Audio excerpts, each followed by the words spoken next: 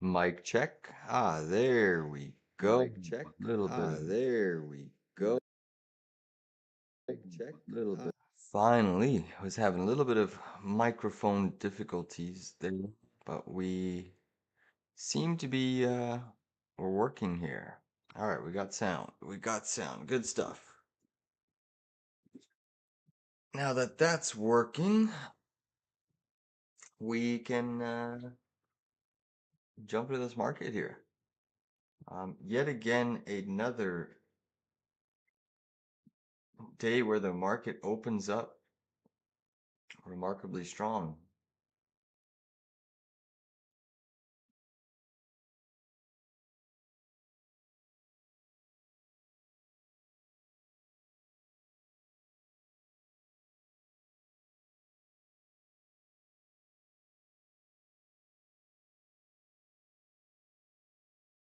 Okay, so let's just quickly scan through the majority of this market, starting with your New York Stock Exchange. Top losers on the session, TGLS. Seeing not too much volume, but down. Novo Nordisk, seeing quite a bit of volume in the pre-market. Down sharply. Cadence Bank down. Western Alliance, okay. Let's see what is happening with NVO, shall we?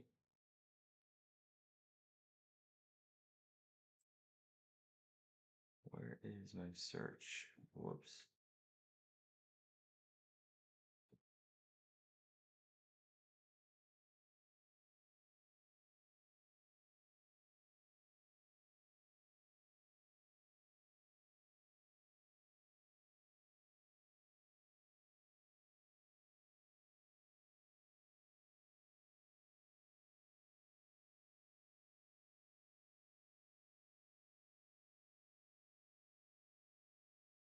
Let's just quit this one. Just give me a sec, guys. I'm just getting situated here.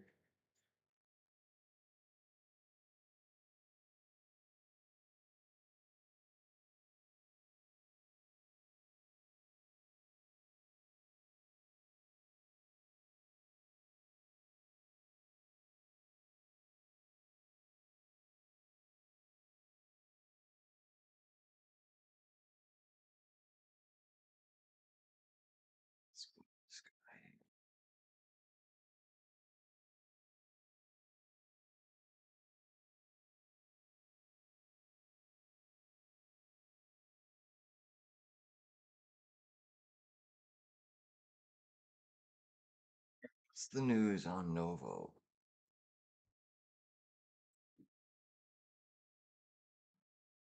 Novo Nordisk gets a downgrade from Morgan Stanley. That's it? No way, there's got to be more than that. Come on. So NVO dropping a few percentage points here.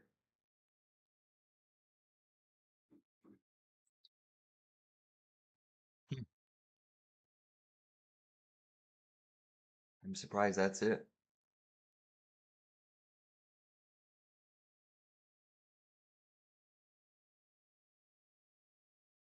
Sony under a little bit of pressure.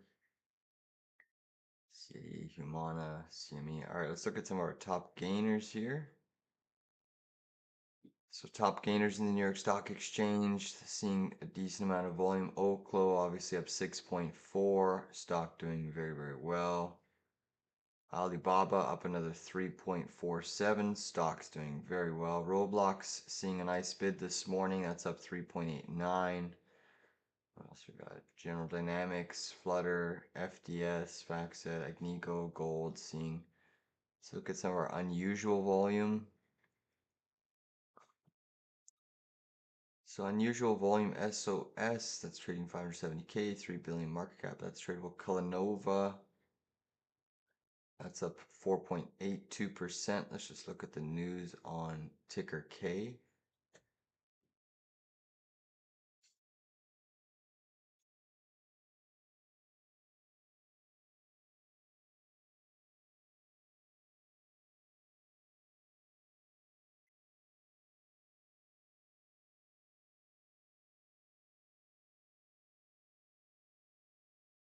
Nothing really there. It's down 15.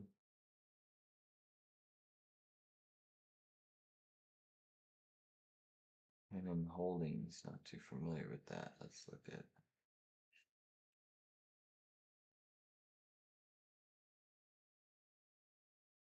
the ticker again. Let me just take a peek here. Ticker KEN. Not too familiar with this name. Yay, it's nothing. You do have some movement in your cannabis stocks this morning, which we'll talk about briefly. Non-energy, okay. LAC continuing to go through some distribution this morning. Let's look at our most active list as usual. The usual suspects are on there. LAC, BBAI, Neo, Novo, Baba, Oklo. CCL is a little bit of a new one that's not typically on the most active list. So Carnival Cruise Line seeing a bit of volume today in the pre-market. Let's look at the move.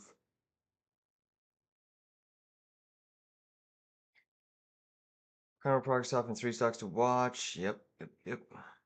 Okay. Wonder what the news is on the CCL. Oh, nothing really there. Not too much in the news there. First Majestic acting well, obviously showing some strength with silver and gold. Barrick Mining, nuclear stocks catching a nice bid. QBTS, Quantum trying to catch a bid. SOS Limited. Let's look at SOS here. What is the news around SOS? So they just reported earnings, GAAP EPS of 1 cent, revenue 89.6 million. Interesting.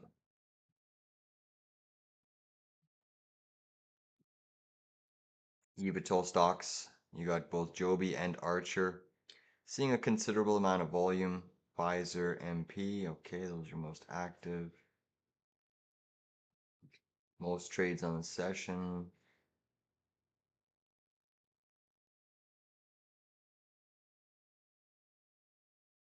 All right, let's just quickly go through some of these headlines, see if there's anything worth trading. Not that I'm seeing so far.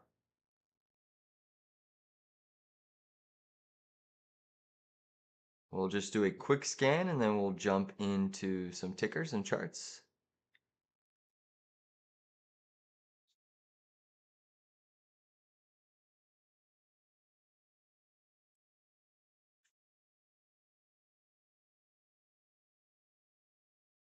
Three D Systems plans to divest its software platforms into Hub Global. How's ticker DDD doing? Yeah, so 3D printing stocks have been doing very, very well. Remarkable strength across the tape. You look at Triple D here. Huge inverse head and shoulders breakout. This has a lot of room to run. Quite a bit of room to run.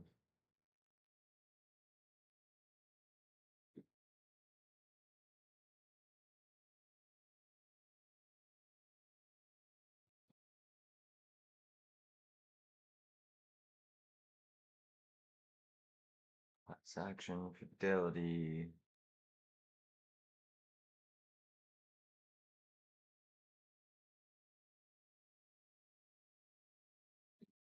Exclusively stream Zuffa Boxing under media rights deal with TKO. Okay. United Natural Foods likely to report Q4 loss. Okay.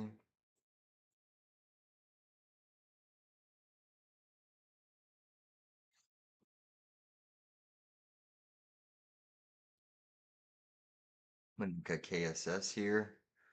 Kohl's is getting a little bit of a headline.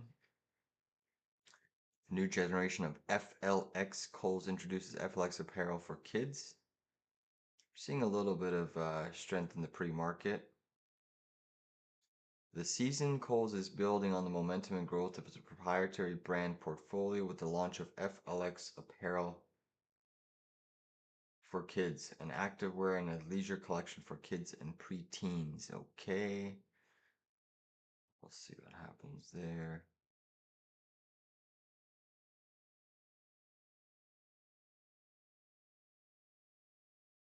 All right, I'm just scanning through quickly to see if there's anything worth trading on the catalyst side, and then we'll go through our individual names. Um,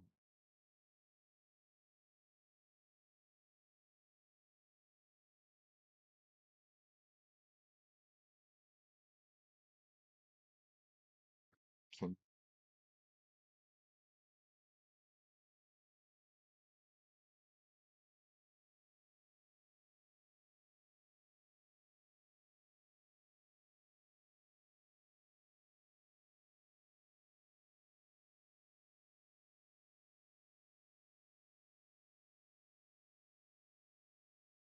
How is VKTX doing this morning? Let's take a peek.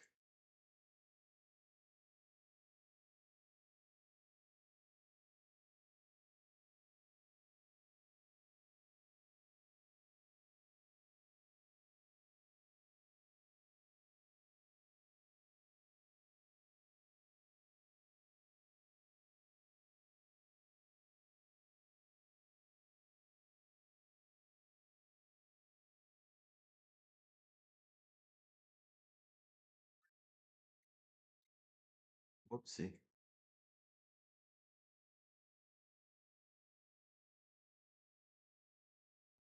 Watch there.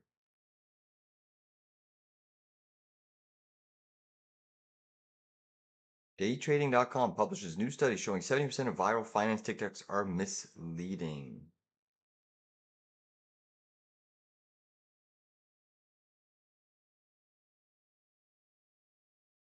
AstraZeneca moves from ADRs to NYSE listing.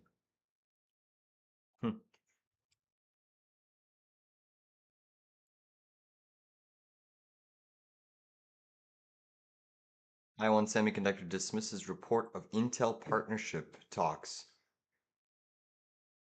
I'm going to take a quick peek at those two. Intel actually coming down a bit in the pre-market. Taiwan Semi moving up. So a little bit of negative press there for Intel.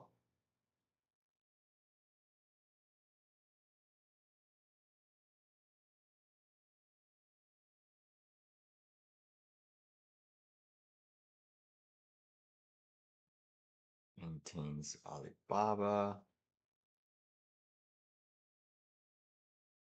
DraftKings and NBC Universal announced exclusive integration and digital sponsorship across NBC Universal Sports properties. Nice for DraftKings. Kratos completes preliminary design review for Space Development Agency Advanced Fire Control Ground Integration System. That is a tongue twister. Try saying that 10 times fast. Space Development Agency Advanced Fire Control Ground Integration System.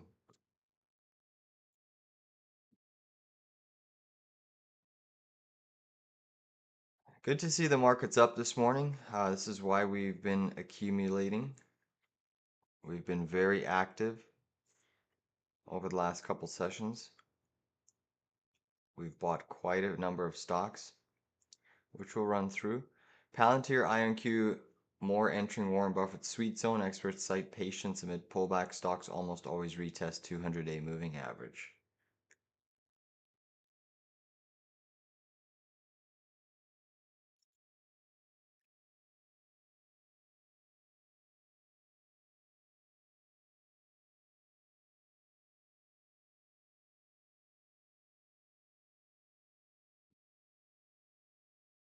US FDA approves Tremfya for the treatment of pediatric plaque.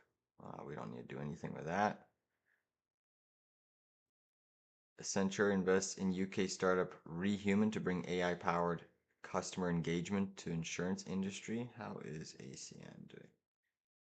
Nice little gap up there for ACN. Uber Eats, Citarella, and more regional favorites to growing grocery marketplace. Uber is making it easier for even customers to get groceries from local stores they love. Today, Uber announced new partnerships with Citarella, Rouse's Market, Town and Country, Wild Fork. Okay, let's look at Uber on the back end here. Uber is slightly positive in the pre-market.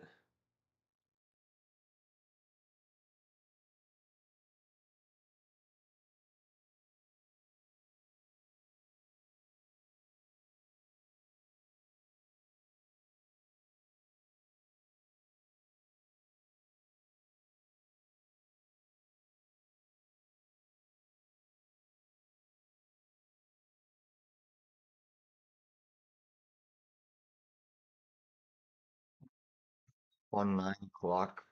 A few more minutes of these headlines, and then we'll jump into some of the individual tickers. Shaking and moving this morning. ADT to announce fiscal year 1 2026 financial results on October 29th. Okay. Thank you. Huawei to double output of top AI chip as Nvidia wavers in China. Okay.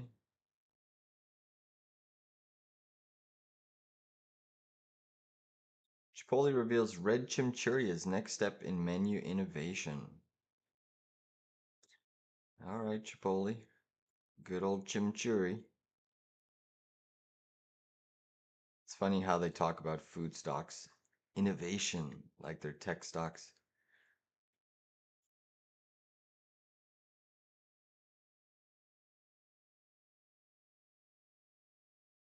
Innova's technology shares are trading higher after Goldman Sachs upgraded the stock from neutral to buy and raised its price target from 150 to 250.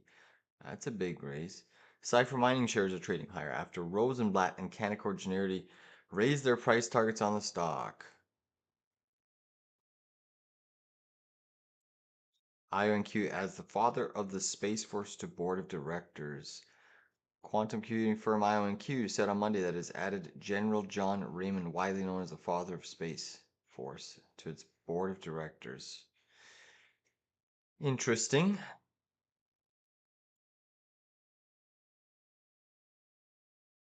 Eightco Holdings, aka ORBS, aka Tom Lee Pump and Dump, announces 16.9 million verified world humans, adding 1.9 million. Let's look at that ticker.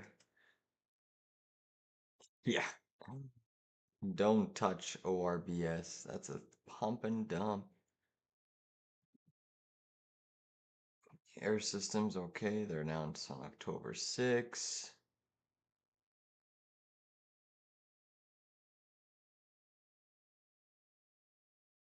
BP just approved a $5 billion oil and gas project in the Gulf of America, reinforcing its commitment to offshore basin as a driver of future growth. Cool. Applied Materials raises as it discloses new $2 billion in credit. AMAT. Yeah, what a beast. AMAT is ripping and roaring this morning.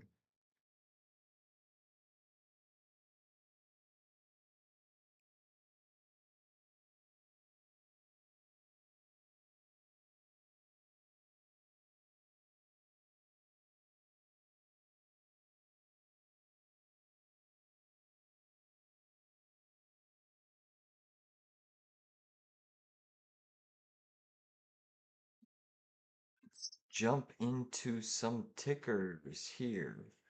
Hope everyone had a restful weekend as we are getting situated for yet again another week. Not too much data this morning that we need to be mindful of.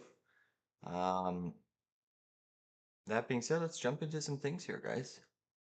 We do have a couple pre-market movers that are trying to catch some bids, liquidity bids. Let's move this here now.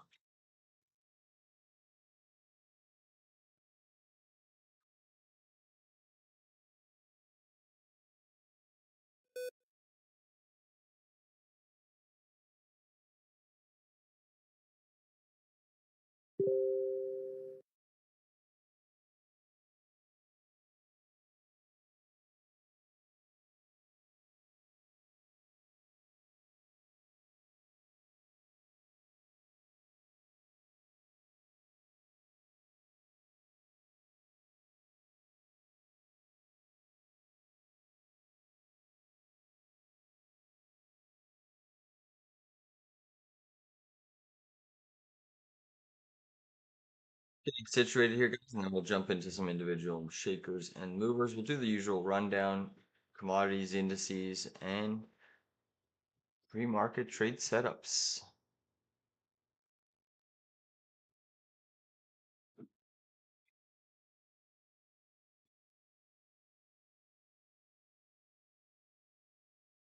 Just pulling up my other chart here.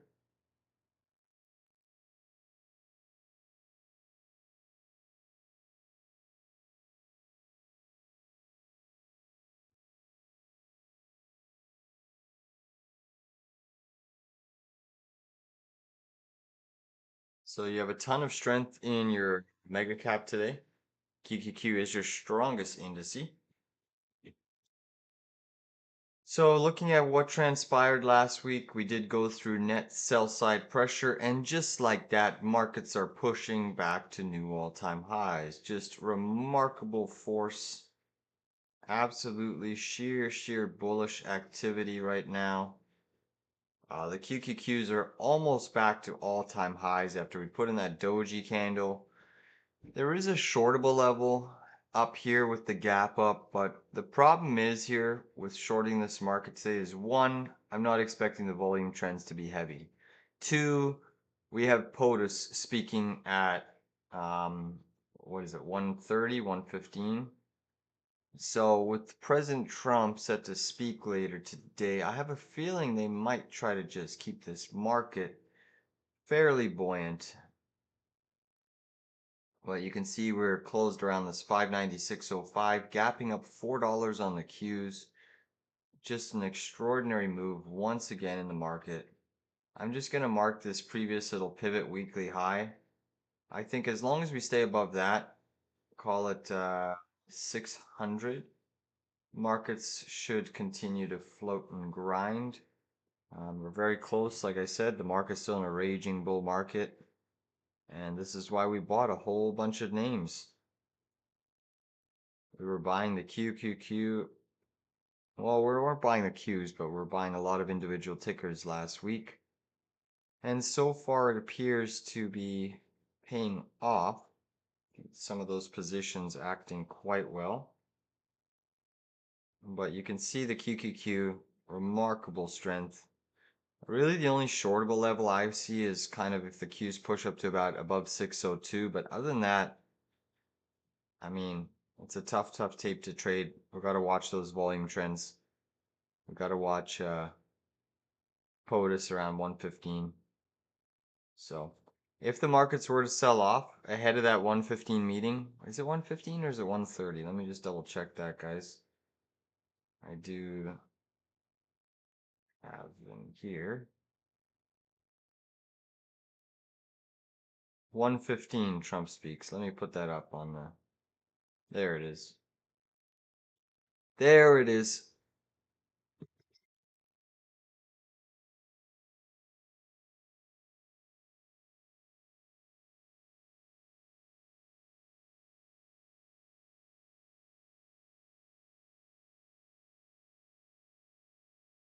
So again, if we sold off into that 115 time frame, I would be a potential buyer of a little bit of a Trump rally and push. Right now, yeah, your QQQ is your strongest indice. Then you have continued strength followed through by the Russell 2000, the IWM gapping up quite nicely. Notice though the IWM weekly high pivot is all the way at 245. You look at the QQQ previous weekly high is we're right above that, and then you look at SPY, which is also gapping up, and SPY's prior weekly high pivot is up here, which we're also slightly above. So clearly seeing relative strength right now back into your QQQ mega cap tech as people are looking to buy some of those names that have been beaten down. Names like Amazon have been beaten down. You've seen continuous bullish flow in Tesla. Nvidia has been consolidating on the daily chart, but markets are looking structurally a-okay. Let's quickly run through your mega cap tech. Amazon pushing to the upside. I was close to buying this on Friday. I did tag and pierce that beautiful EMA 113, but we'll see if we can get a little bit more of a retest and consolidation down. Let's look at Microsoft. Microsoft has been choppy and sloppy in this very tight range. I still don't like Microsoft. I still think it needs to go a little bit lower. But needless to say, it is bouncing this morning. Apple has been very strong. It was strong last week. Still putting in what appears to be a daily chart bull flag. A bull flag like this looks impeccably strong. I mean, you favor Apple to pierce its all-time highs, which you get above 260. So the old saying, so goes Apple, so goes the market. Nvidia trying to backtest its support level, holding a little bit of a breakout zone right now on Nvidia. So Nvidia is still trading inside of this green bar It's a long as long as you don't lose this lower boundary zone here. So if you get a daily chart close below this wide range green bar candle, that is kind of your stop loss in the sand for Nvidia. Google right now, still holding remarkably strong at the highs of the tape. Google's trading at 249, gapping up and trying to push. Meta, META, Mr. Zuckerberg has gone through a nice amount of consolidation. I was tempted to buy Meta as well. I'm still tempted to buy Meta under 750. We'll see if I was hoping that Meta would come down and fill this gap around 700, 695, or at least test a little bit of this double bottom zone here. But if it were to test this double bottom, call it 720 to 700, I think it's smart to start accumulating Meta. Tesla looks remarkably strong. Tesla gapping up. Again, another name that is just off of its all-time highs like Apple. So really it's your Apple and your Tesla that have kind of been lagging the mega cap tech. And they do appear due for uh, a little bit of a, I guess, a sympathy or catch-up trade, I would say. But Tesla does have quite a bit more room. Saw a lot of open interest for the November and December strikes, 500 strikes. So granted, there's a ton of OI there. We'll see if they want to press that up.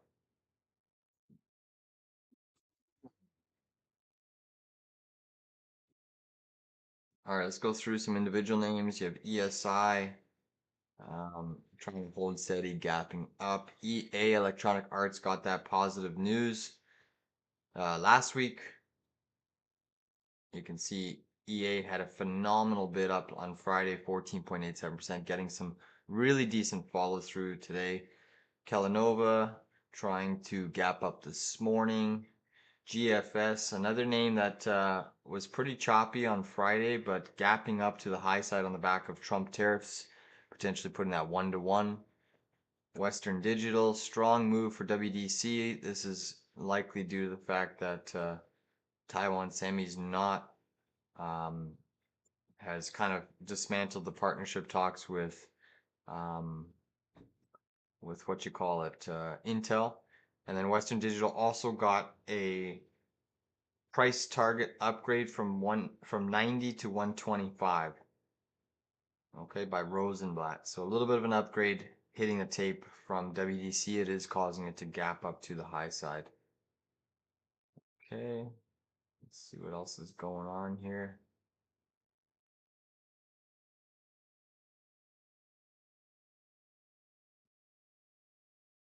Roblox this morning, RBLX. You can see Roblox are also gapping up to the high side, trying to break out of a little bit of a consolidation range. This breakout, if it holds, is likely set to take Roblox to new all-time highs, or at least test this double top zone. I'm just looking at a headline here for Roblox, seeing what I see.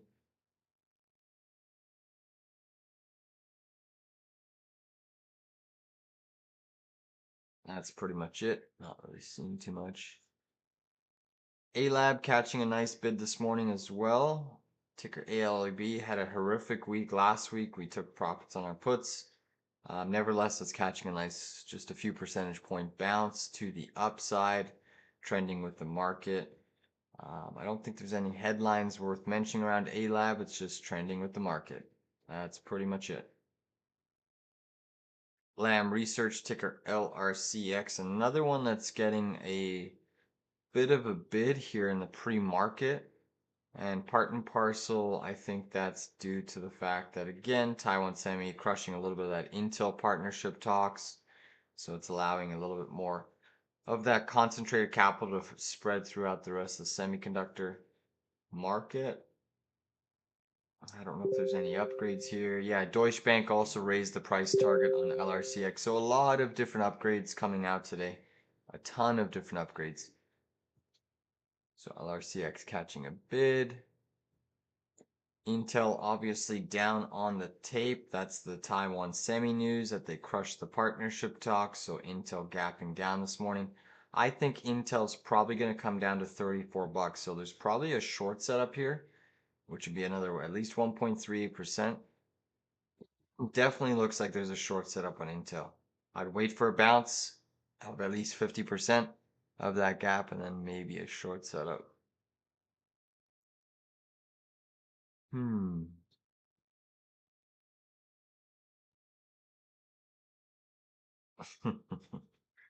Looking at BYND, another filthy gap down for Beyond Meat. Um, anyone that's vegan, vegetarian, hopefully you're not holding shares. Beyond Meat launches exchange offer to exchange any and all of its 0% convertible notes due 2027 for pro rata portion of up to 202.5 million in aggregate principal of its new 7% convertible notes secured lien PIK and up to 326,193,000 shares of its common stock.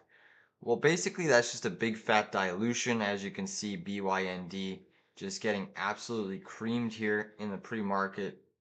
Again, this company is burdened with debt, has a lot of cash troubles, so it's gonna struggle here. BYND does not look like it's turning things around. I mean, if you're wanting to be an aggressive trader and try to buy a little bit of a dead cat bounce, um, probably not a wise decision. Just understand it's risky, but BYND getting absolutely smoked.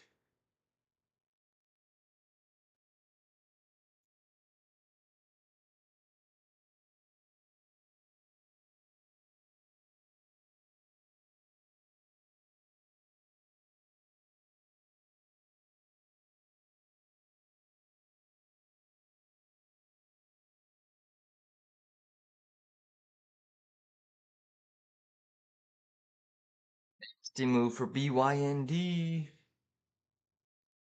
All right, let's see what else we got shaking and moving here.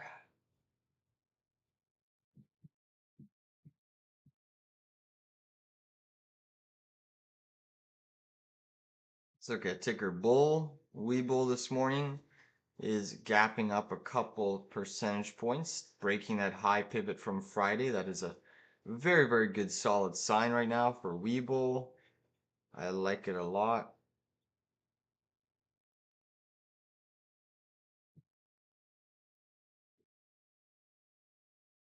Gapping up, Western Union, gapping up, Skyworks, SWKS, gapping up, ACN. ACN had a nice volume reversal yesterday or on Friday, gapping up. Let's look at DocuSign, pushing to the upside. Freeport McMoran catching a little bit of a bid here. SCCO also catching quite a big bid here. Let's look at Boeing. Boeing had an extraordinary day on Friday with news. It is trying to get a little bit of follow through to the upside. VST guys pushing to 210 here. Beautiful to see. Our call options on VST are absolutely printing a remarkable amount of money. Just remarkable. VST strong as ever. I like it. Let's look at JP Morgan. JP Morgan, yet again, another strong session, pushing to the upside. Adobe trying to catch a little bit of a bid here. SoFi catching a little bit of a bid here. IONQ trying to move to the upside. Big bounce in Oklo again this morning. Oklo pushing up $7 on the session. EXEL, still a quality name that I like a lot.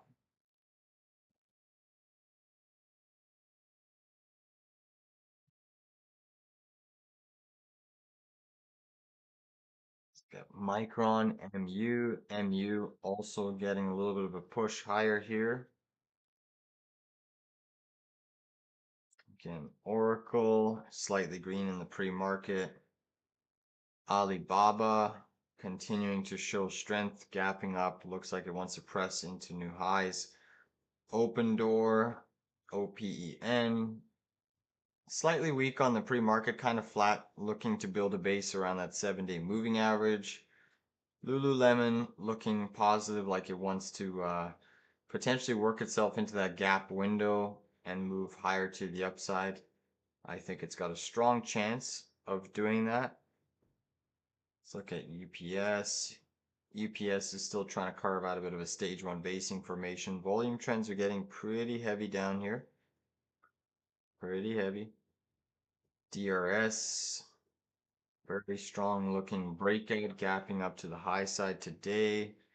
Let's look at Snapchat. Snapchat seeing a little bit of strength and buying pressure continuing off of that 50-day. Marvell Technology, MRVL, still looking pretty positive, like it wants to press higher.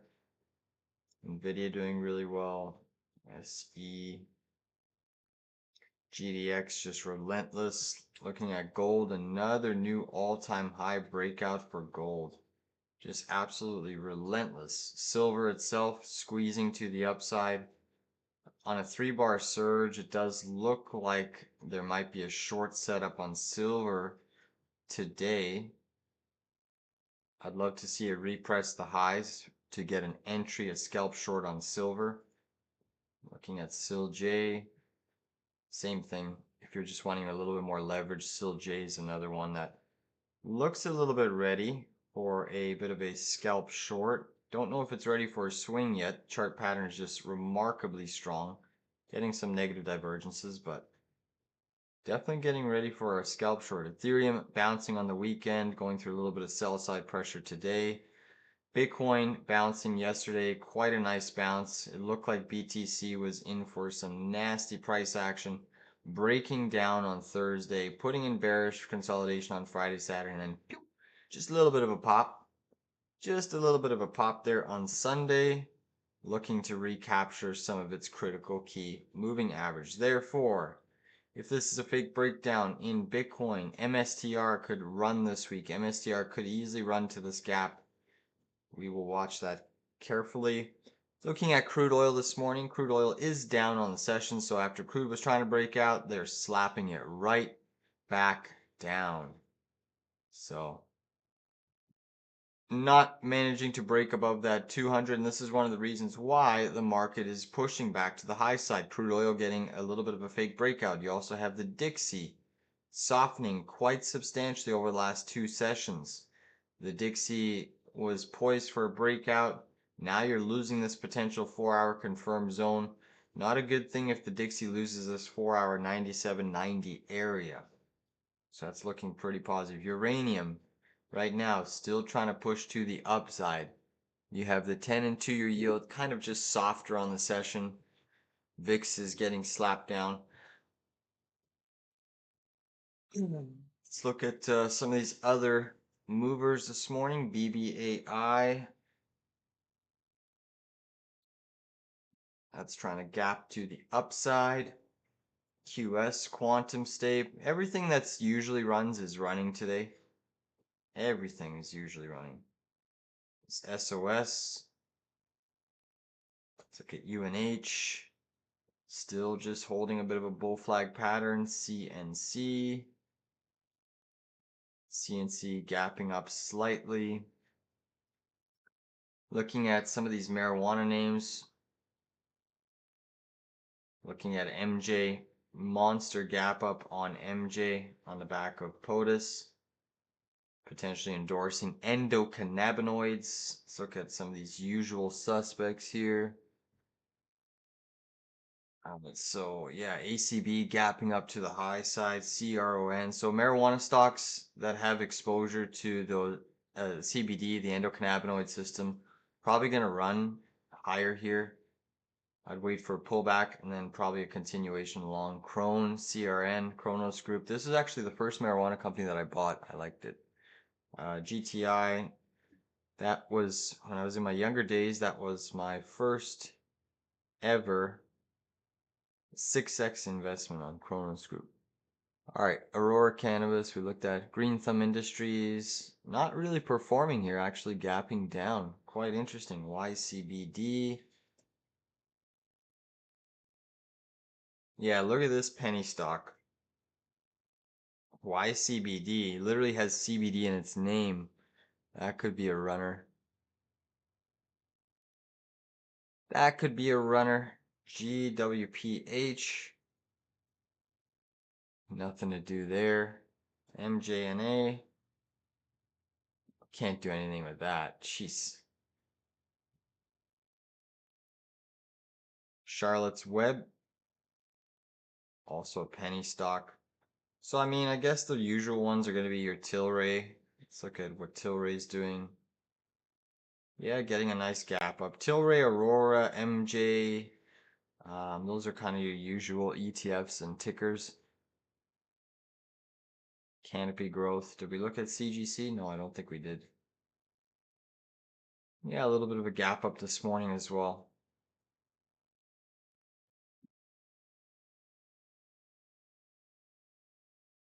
Let's look at these eVTOL stocks again. So Archer Aviation had a little bit of a pullback. Seeing a nice gap up today. Joby One Kenobi. Joby's chart is looking pretty good actually. Much structurally on a technical basis, it's looking better than Archer's. So Joby is looking pretty positive. Let's look at Palantir here. Just gonna grab some more coffee, guys, and then the market will be opening here very shortly. Not really seeing too much that I like in terms of A plus setups. So with that being in mind, we just need to be patient with the market. Let it digest some of these gains. We'll see what stocks are truly going to be holding their gains. We'll see what sectors are set to continue to hold their gains. But I will be right back and just grab some coffee and then we will jump into the trading session.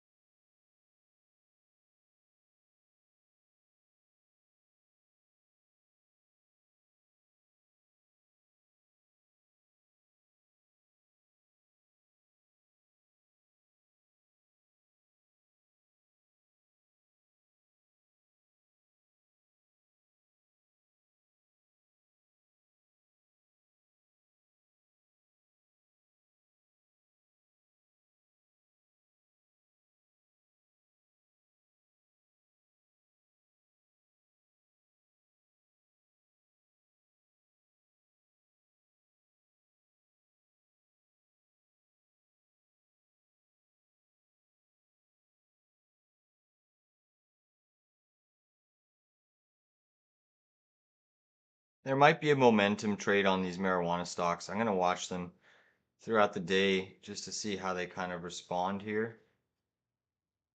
But there might be a little bit of a momentum trade this week on these names, especially with that video that Trump posted. So we will see what happens.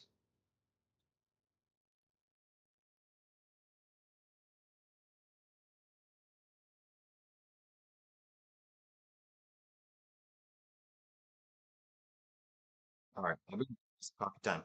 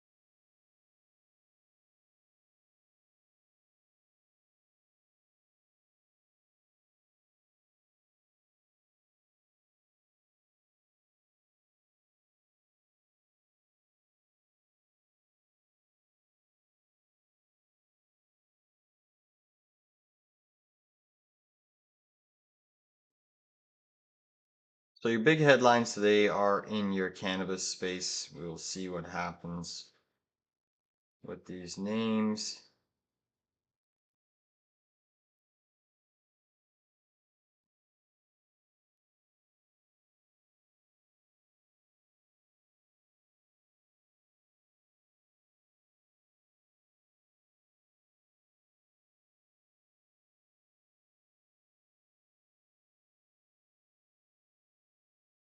UQQ and Megacap Tech again are holding bullish structure this morning.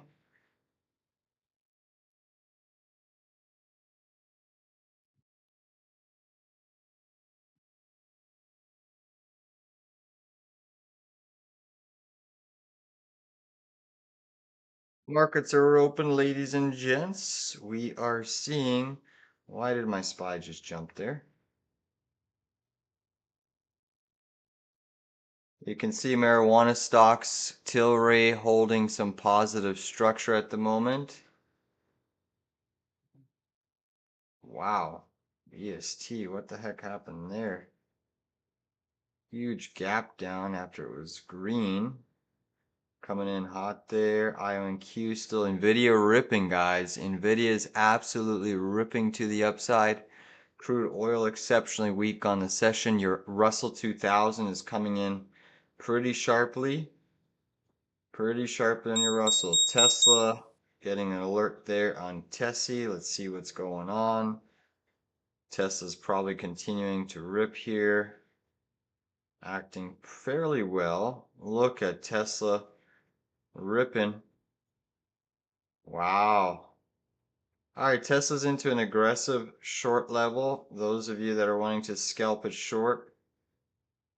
Again, it's a tough market to short today ahead of Trump. Seeing quite a bit of strength across the board. Joby's pushing. Western Digital, huge ripper. Baba's strong. Open down 3%.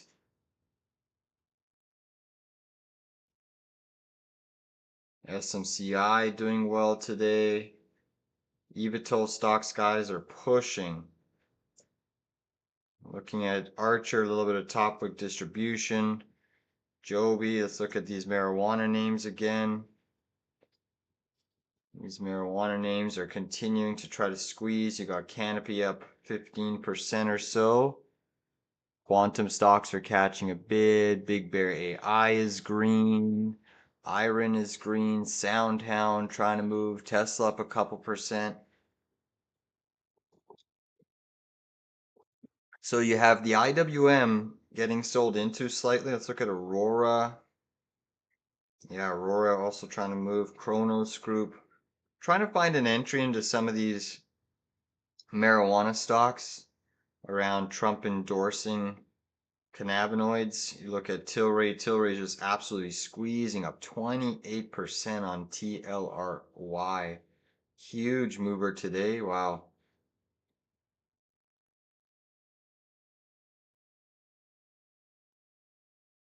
Ticker bull trying to break out to the upside still. Oh, that came in quite a lot. Oklo is ripping. Micron having a stellar day. You are still seeing the market's acting well. Your Russell 2000, that's still trying to push here. Let's look at BBAI. BBAI trying to squeeze to the upside. Semiconductors are showing unrelenting strength.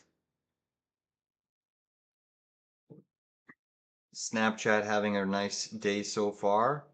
All right, you got some quantum names starting to give up the goods here. IONQ coming in. Let's look at QUBT, that's starting to come in. QBTS, that's starting to come in. So it looks like the markets could be somewhat running into a little bit of pressure here. Just be careful. You could get a little bit of a pullback. Quantum names are certainly showing that there's a little bit of distribution hitting the tape. Your Russell 2000s looking pretty heavy here, guys. I am looking at fading Tesla off of this move. I'm going to use this little bit of a high pivot as my stop loss. I'm looking at Tesla put options right now. SPY is into a bit of an aggressive short at that prior week high. If you were to get a close above that, then you would short.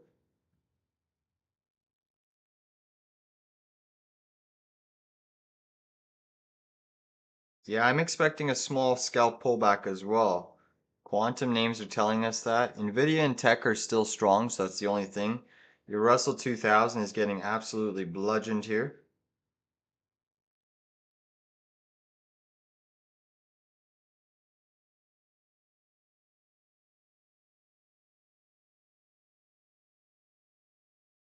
What the hell?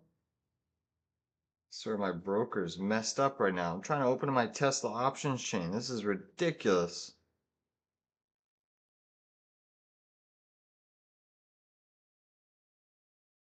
My broker's literally telling me I can't find the Tesla options chain. What BS is that? Alright, that's ridiculous. What the hell's going on here? I'm wanting to get into some Tesla put options. Alright, so quantum stock's under a little bit of distribution. How can you not recognize Tesla? It's literally Tesla.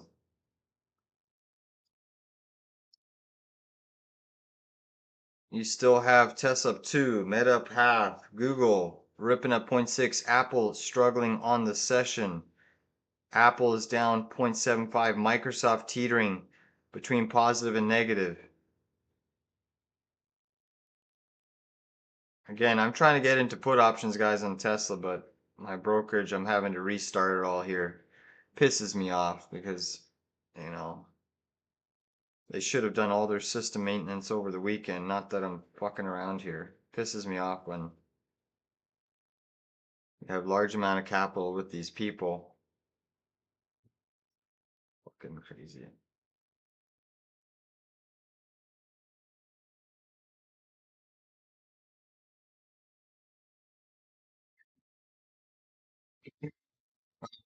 I'm still looking pretty heavy here. Lithium Americas Corp down, Snap's getting faded, Ford's getting faded. A little bit more red starting to appear on the screen. Your quantum stocks have gone completely negative. How is that I can't have that?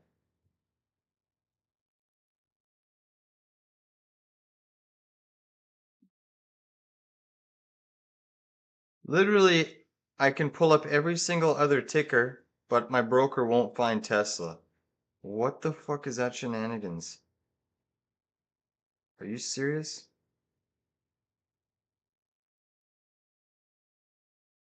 Yeah, won't pull it up. It won't pull it up. All right, look at the Russell. The Russell's done a full round trip, ladies and gents. Look at that. Wow, nasty. O close starting to come in. IONQ, nasty reversal. Quantum stocks have given up. Wow. JP Morgan still green. SoFi's turned negative. Western Digital still a beast. Oracle under pressure. Open Door coming in. Look at Open Door. That's getting slapped pretty hard today. Potentially triggering a 10-minute head and shoulders pattern. You have broken this little neckline zone. Has room to about, so that is what, a dollar, about a dollar move from the neckline, so call it 763 target. IWM coming in.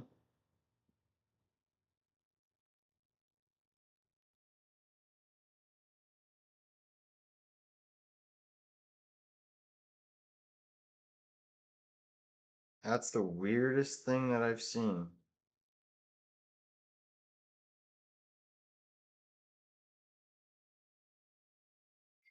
Alright, SPY still holding quite steady. Quantum names getting absolutely bludgeoned here. JP Morgan still holding technical strength. IRIN, that's pushing right back up to the high side.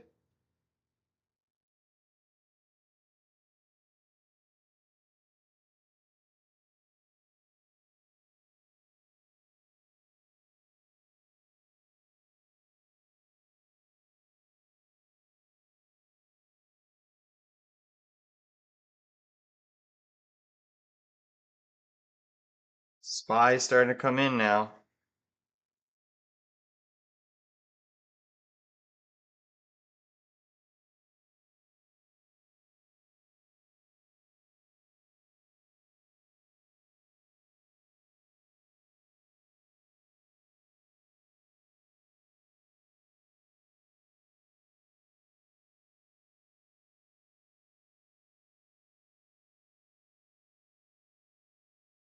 SPY looking a little bit heavier.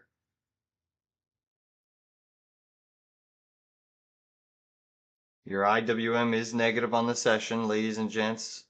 Looking at IONQ.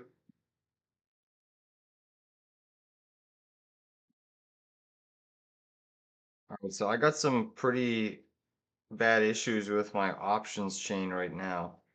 That's disappointing. All right, so we can just focus on positions we have already. Lithium America Corp down. Quantum names getting slapped around, guys. IONQ could be heading down to prior day low. If you look at the Russell taking some tips here, the Russell doing that good old fashioned gap and crack here. Look at that. Russell's about to go negative. Huge divergence right now. QQQ is up 0.6, SPY up 0.3, Russell's flat to negative. Oklo trying to bounce a little bit.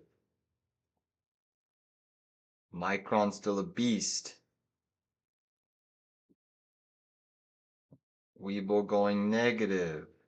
WDC up 9%. Open Door down several percentage points. Tesla, small little pullback, still holding some technical structure. Snapchat still acting well.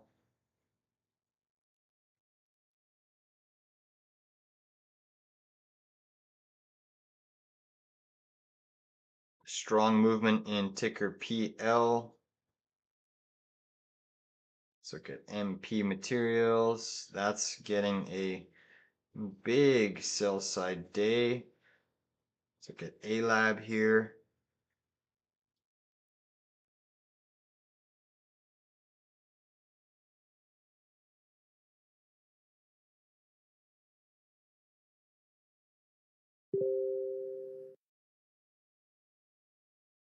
Would I short WDC here? Yeah, it looks like a blow-off move with the semiconductors, but just a freaking insane chart, right?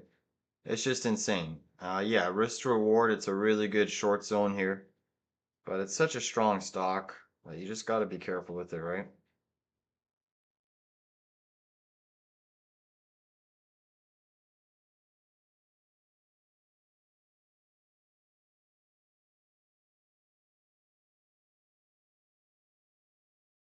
Wow, I can't believe that's doing that. All right, have to day trade in my other portfolio here. That's crazy.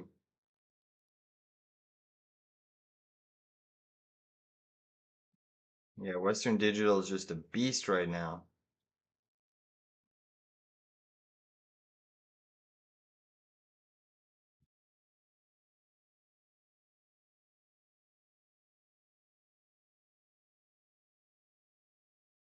Look at Tesla, guys. This is the fading move I was looking for in Tesla.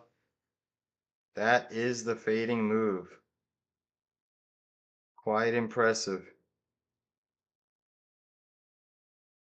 That was definitely it. Quantum names catching a big bounce. Nvidia is still a beast, up 2.77%. Baba's still in beast mode. Oklo still up 5. WDC up 9.5. Micron up 3.9.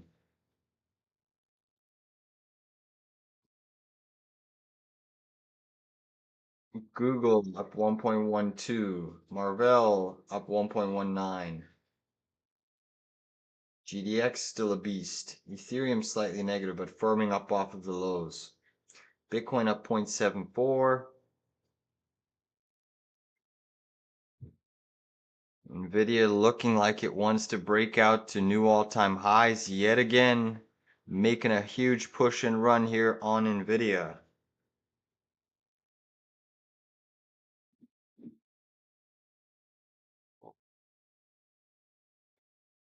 Tesla still positive, but getting faded just a little bit.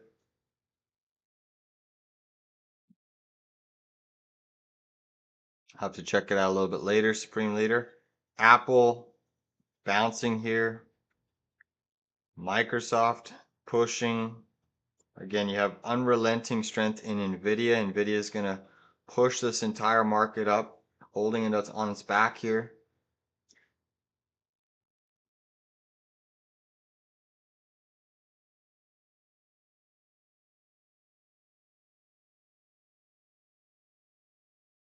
IONQ struggling a little bit. Tesla trying to push right back up.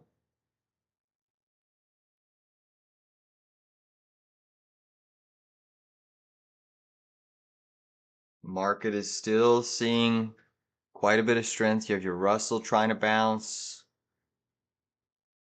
After a nice little pullback, you're trying to get a little bit of liquidity creeping back in. SPY pushing right to the highs. Tesla pushing up again.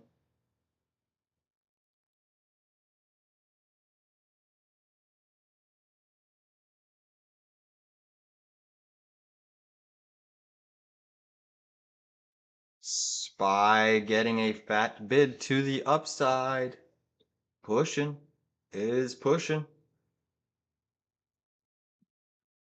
Soundhound still green. Nucor, Kenview, Mara, Iron, Vale all showing strength. QBTS still lagging a little bit. Lithium America Corp taking a breather. Snapchat green. Ford negative. Tesla up 1.3. Dixie at the lows. IWM catching a nice push.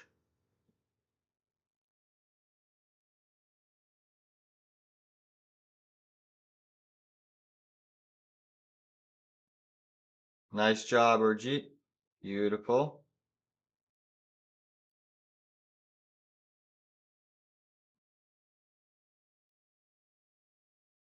Yeah, Tesla could go negative here. It's kind of diverging a little bit now.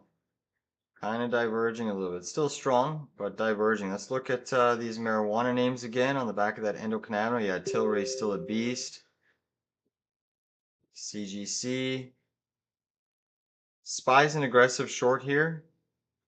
Using your stop loss, your high of day as your stop loss. I'm waiting personally for a liquidity sweep to short SPY. But it looks like it can be faded here. Tesla's still under a lot of pressure. IONQ looks like it can be faded here as well. Your IWM still seeing a little bit of top wick distribution. Oaklow still up 5. JP Morgan still slightly green.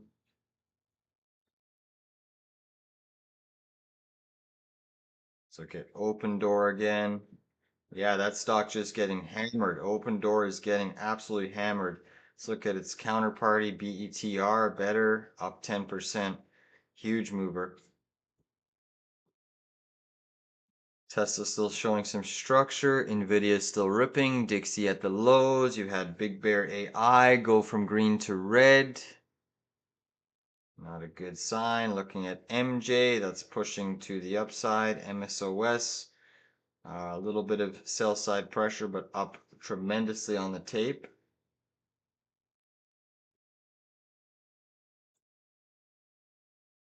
SoFi under a little bit of distribution today, even though the market is holding steady.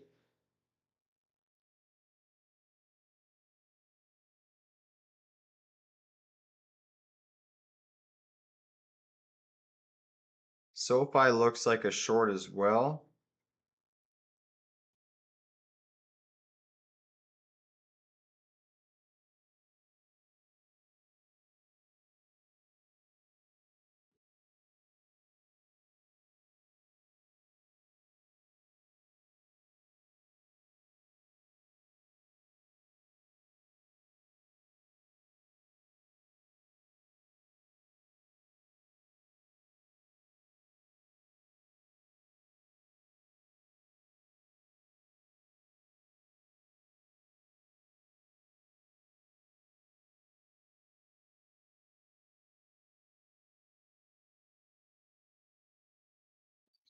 Looking at SoFi puts here. I'm looking at SoFi puts.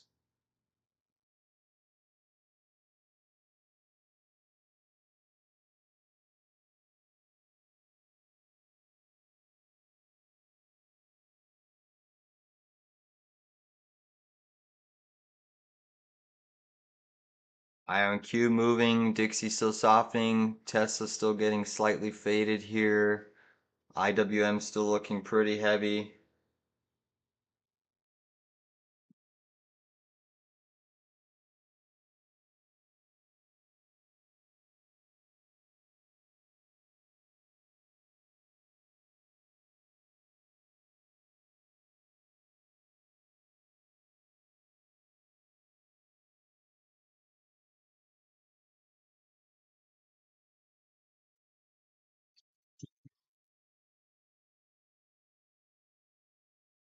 Your Russell 2000 still getting slightly faded, which is telling us three things. Likely there's weakness in regionals, biotech, and retail. IWM getting absolutely faded here. SPY still holding remarkably well. SPY coming in now, just a touch here.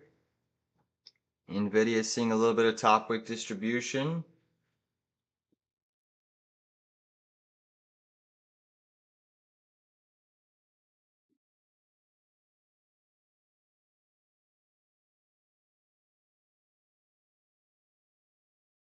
Snapchat still doing well. NVIDIA is still holding steady. Microsoft up 0.76. Amazon up 0.6. Russell back to flat. Tesla 1.3. Google doing really well. Apple still struggling a little bit. JP Morgan just slightly green. Quantum names are still seeing some net distribution today. Still have unrelenting strength in semiconductors. WDC, Micron, ripping. Boeing under a little bit of pressure today. DraftKings on a little bit of pressure. Webull doing quite well. Oakland curling slightly down. Ford is still negative.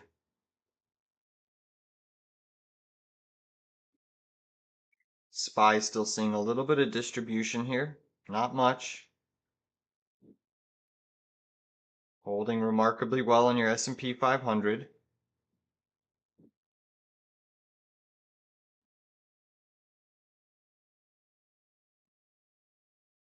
Morgan Stanley upgrades app 11. Thank you, Kevin. Yeah, it's just a beast, right? APP is a beast. Insane how much an upgrade can move it, right? After the stock was so extended, they just blew shorts out of the water. It's the same thing with WDC. You know, they absolutely blew shorts out of the water. You know, crazy. Crazy. A lot of upgrades today. A lot of upgrades. Bull's still doing well. Again, your S&P 500 is starting to see a little bit of distribution. Your Russell's still looking a little bit heavier here.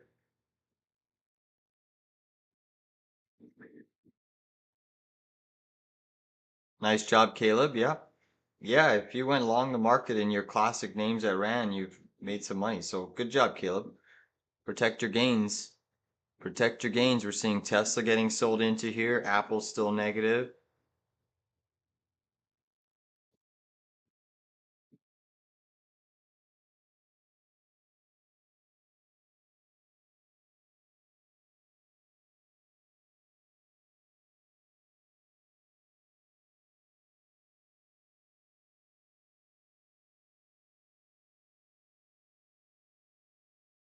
SPY still seeing a little bit of top wick distribution. NVIDIA still seeing unrelenting and unwavering strength. You can see that small caps are going through a bit of distribution here, and that distribution, that money that's flowing out of small caps is likely pressing back into your mega caps and your semiconductors.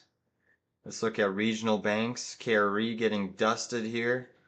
XLF under quite a bit of pressure here, guys. Looking at JP Morgan, that's cracking to the downside here. So financials are a pretty big sector of the S&P 500, and they're under quite a bit of pressure this morning. It looks like financials want to maybe even test that gap fill. So just be very protective if you're long your S&P 500 because typically financials showing net distribution usually takes the market down here.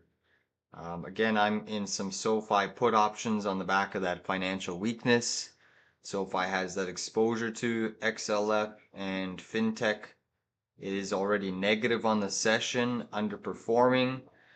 It's a tough name to short, but that's my day trade right now that I'm writing. And I'm looking for 2750s. Come on. You can see SPY still holding steady, and that's your semiconductors, just keeping this market propped up. I am seeing the US dollar at a bit of a double bottom, so your Dixie is trying to push up just a touch here. Nat gas still up 1.64%, acting quite well. VIX has gone green, so your UVXY, go figure with the strength in the Qs and the VIX has not been acting right. It's been very weird, very weird. JP Morgan negative on the tape. You have Oklo curling back down. Micron still a beast right now.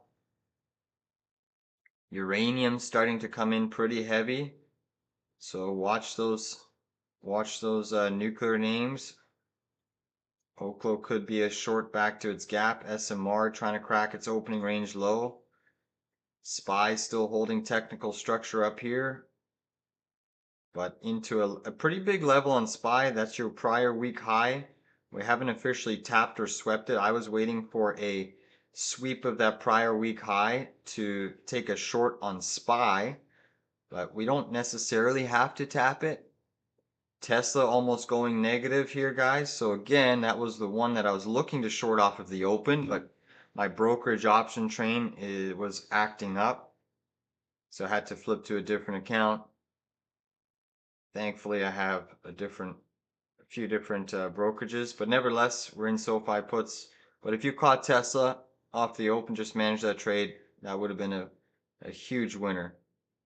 But literally, that's what I was trying to short at the highs here until my brokerage threw a monkey wrench into my Monday trading session, but that's okay. We just keep rolling, roll with the punches. Let's see if we can get paid on SoFi. I'm looking for 27.50s to get in the money. I think that there's a strong chance that we can see a nice little pierce of this. Let me just show you.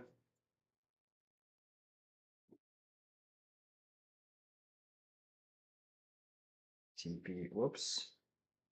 SPY's still actually holding up technically okay, but seeing quite a few names getting slightly faded here.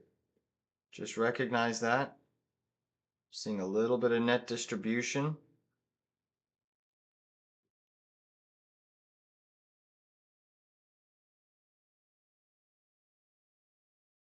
Come on, what do we got? What do we got?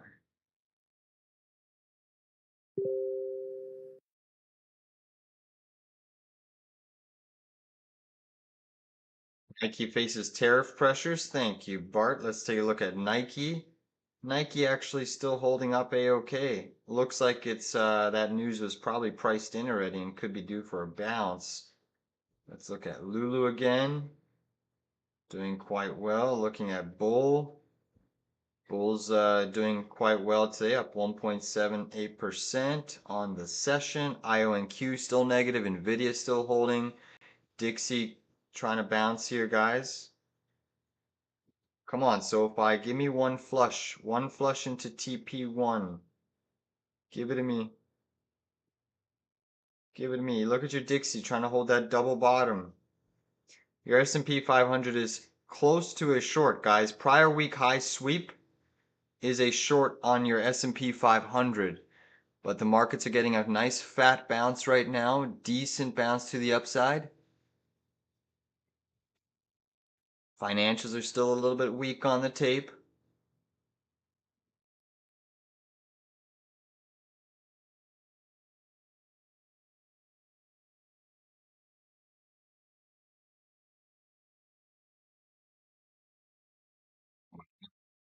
It's crazy. That is crazy. Some stocks are just absolute machines. Machines. Tesla catching a nice bid back higher. Apple still struggling. Nvidia, Microsoft, Amazon, Google still acting exceptionally well in the tape. Oklo catching a nice bid. WDC still up 9.16. Come on, SoFi, pay us. SoFi breaking new lows, guys. SoFi is breaking new lows. We are coming up into TP1 here. We are coming up into TP1. Come on, pay me SoFi. Pay me.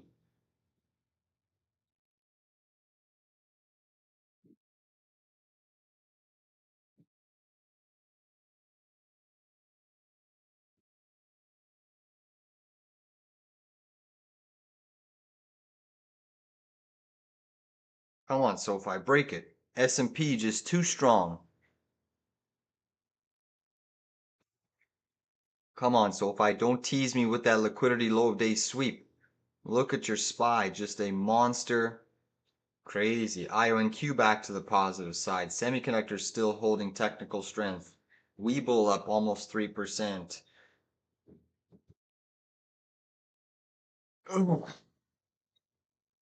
Crude oil getting smoked today. MSS up 184%. Wow. CCL down 3% now. 2.5%, sorry. BMNR shaking and moving this morning. Seeing Tom Lee. What's Tom Lee saying today? Tom Lee trying to make a little bit of a move off the lows here.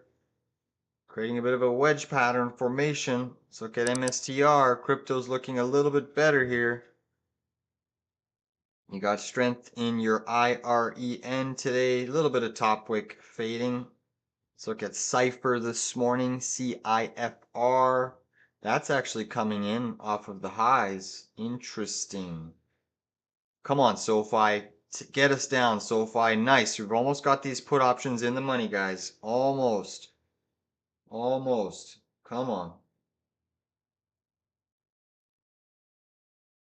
All right, guys. There's SoFi hitting TP1, guys. Beautiful move. 2750 puts just went in the money.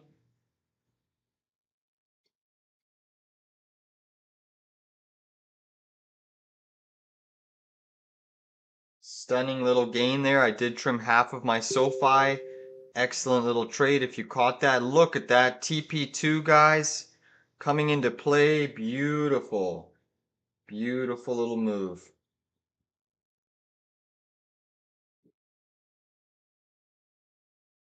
All right, guys, I just took majority of my profits off of the table on SoFi.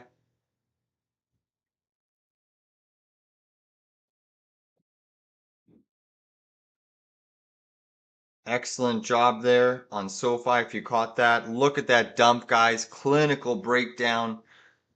Beautiful job if you caught that, guys. Excellent. I got the majority of my contracts are off the table. The trade is risk-free.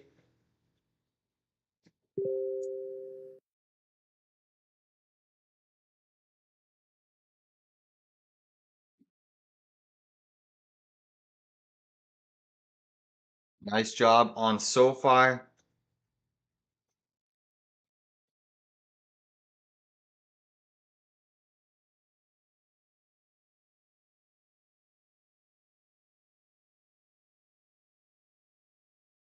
Huge gains, guys. Huge gains there. That's what I'm talking about.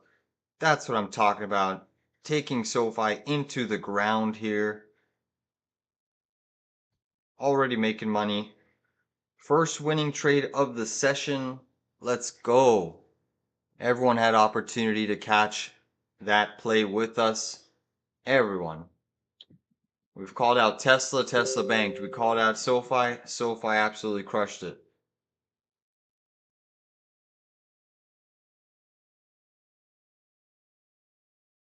Excellent, excellent. You're getting your dollar pushing to the upside, guys. Your Dixie is catching a nice bid on the back of pending home sales, which was your 10 a.m. data. Pending home sales coming out and initially spiking your US dollar a little bit, causing the markets to sell off a touch here.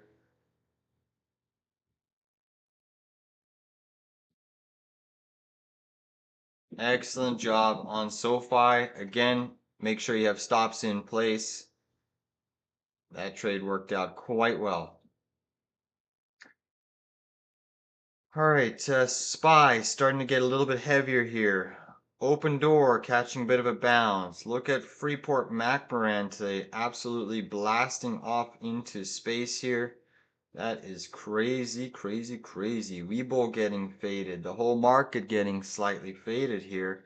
Your S&P looking heavy. Quantum stocks looking a little bit heavier here. Tesla almost going negative on Tessie, guys. Tesla's almost negative on the session. Wow, can we get these puts to go even lower on SoFi? Are they going to do a liquidity sweep? Right now you're testing this major head and shoulders pattern on SoFi, guys. This is an hourly chart bearish potential breakdown trying to occur today on ticker SoFi. And we are seeing mass weakness in your semis, but this could be the bear TP on SoFi. Not today, but maybe this week or over the next 2 weeks. But SoFi puts, we crushed that. I'm expecting maybe SoFi to even do a liquidity sweep here. Sweep low. That's where it could be heading on SoFi. Look at that decline. Huge move and gain. Our puts are printing right now. We're up over 42% right now on SoFi. Ripping. BBAI getting slapped. Rigetti negative. CCL struggling. Tesla is trying to bounce just a little bit. Nvidia still holding remarkably well. Again, where are you observing weakness? You're looking at financials getting slapped around right now. In terms of your sector performance, you have retail struggling, down 0.8%, healthcare negative, utilities negative, staples negative, energy negative, and financials negative. You're observing strength in XLK tech, XLI industrials, XLC communications, materials are slightly green, real estate slightly green, and consumer discretionary slightly green on the session. We'll put that in the chat here.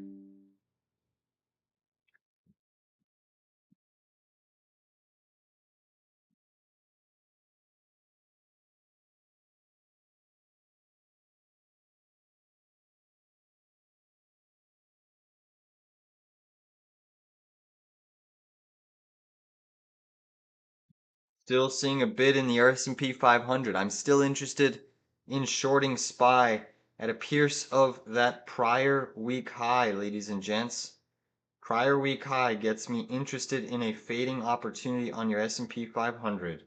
It's still holding remarkably well here. You're running into this previous red bar breakdown zone. SoFi catching a little bit of a bid here. Just a little bit of a bid, but 2750 puts, guys, printed. Again, please hit that like button. We called out Tesla shorts. We called out SoFi puts.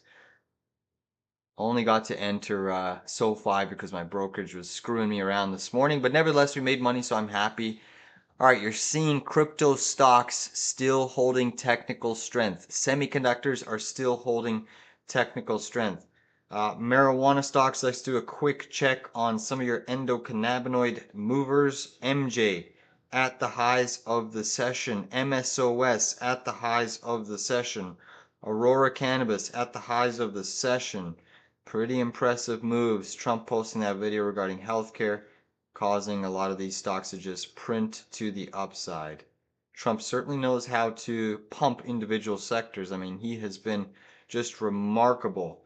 Looking at Snapchat, guys, boom. Look at that mover on Snapchat. Stunning breakout to the upside. Huge push here.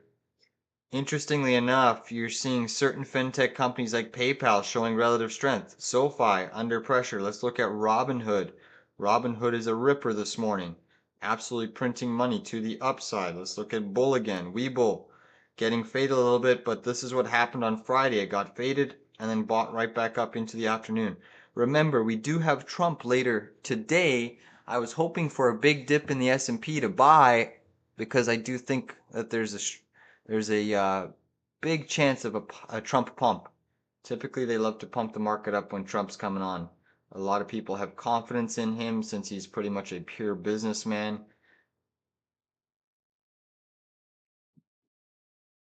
Boeing struggling today, JP Morgan catching a bounce, SoFi catching a bounce. The whole market's still trying to push to the upside here. S&P 500 still shaking and moving. Again, you're looking like you're going to do a high of day sweep running into. You did make a new high of day there on SPY. Again, there is an aggressive short level there on your S&P 500.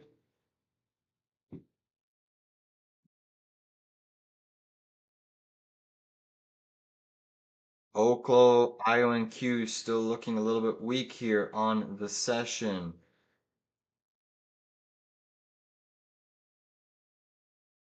Micron WDC still ripping to the upside. All right, guys, SPY is into a shortable level here. It's aggressive.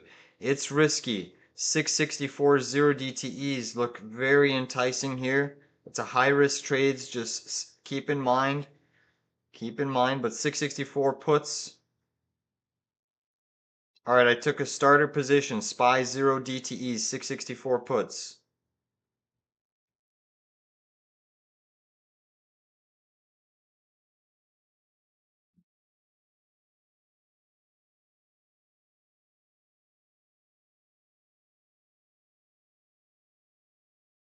This is a high risk trade, guys. High risk trade.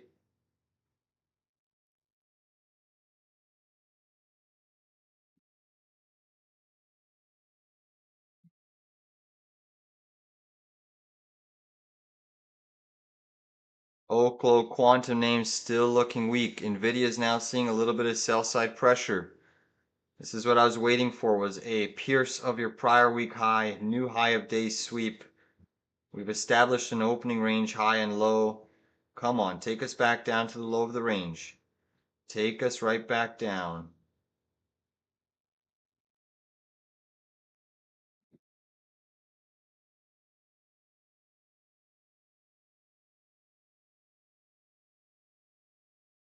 SoFi still looking weak. Oklo coming in hot and heavy. Nvidia chopping slightly lower. Intel getting smoked today, guys. INTC down sharply on the session. Tesla's made a nice recovery bounce. Again, you still have strength in your crypto stocks. Names like BMNR holding steady. NVTS today doing very, very well. I am in SPY put options. This was a telegraph trade as well, guys. We've been talking about shorting SPY at a sweep of this prior day high, and look at that. Look at that. Beautiful decline. We're already coming up into TP1 here.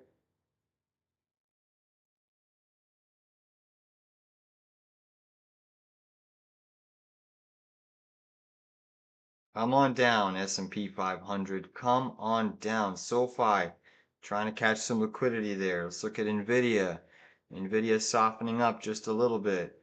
Apple still struggling on the tape. Apple's looking like it's pretty bearish. All right, SPY, they're trying to defend the opening range high here. Come on down, SPY. Come on down. Good morning, JP. Welcome to the stream. You have Apple putting in a little bit of a bearish consolidation, but trying to be defended here. Quantum names are still showing a little bit of net distribution across the board, while your semiconductors and your QQQ are just raging here. So you're seeing a nice divergence forming between RSP, S&P, Mega Cap Tech. XLF could be shaping a little bit of an M formation here. We'll see if financials want to break down a little bit more. Oracle struggling on the session. That's down 1.1. You have Alibaba starting to trickle to the downside here. That's getting pretty heavy on the tape. Come on down, SPY. SPY puts are absolutely printing here. Come on. TP1 you can see is a retest of this 10-minute wick here. Alibaba getting smoked. SoFi still looking a little bit heavier here. Nvidia curling down.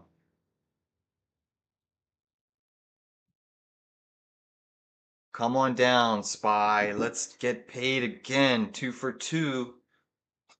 And then my day trade money has been made today. Come on, SPY. Take us down to TP1. Take us down. I love it when we make our money early because that allows me to do a little bit of research in the market. I want to go through the new insider buying and selling that starts the week off here. See what trends we can spot. Come on down. It's on my screen there, JP. TP1 on SPY is right back testing this 10-minute pivot around 664.08. 664.08. Come on, SPY. Come on.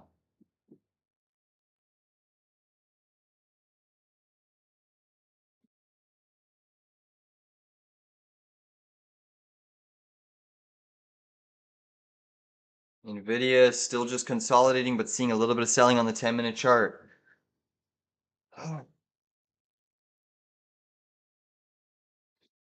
Western Digital, remarkable. Still up 10% on the session. That is freaking insane, Western Digital. Tesla still up 1.1. Apple still struggling. SPY still trying to hold steady. Your Russell 2000 curling slightly lower. IWM is holding steady above its prior day high. Come on, a little bit lower, SPY. I want you to dip before Trump, and then we can rip on Trump. A dip and rip, guys. A dip and rip. That's what I'm expecting today for the market. A nice sell into the 115 time period would allow us to enter much, much more confident longs. Come on, SPY. Get heavy. Get heavy. Come on down. SoFi still under a little bit of pressure. You still have financials struggling. JP Morgan under some pressure today.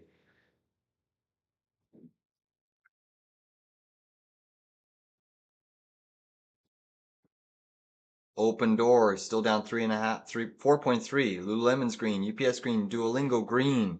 Duolingo made a nice little red to green reversal. Good to see Duolingo ripping to the upside here. Constellation Brands trying to break out to the high side, ticker STZ. So you're seeing a little bit more of those beaten down names catching a little bit of bids here. Little bit of bids. Look at this WDC chart though. I mean, what a freaking mover. Insane. Just absolutely. This is one of the most insane charts in the market.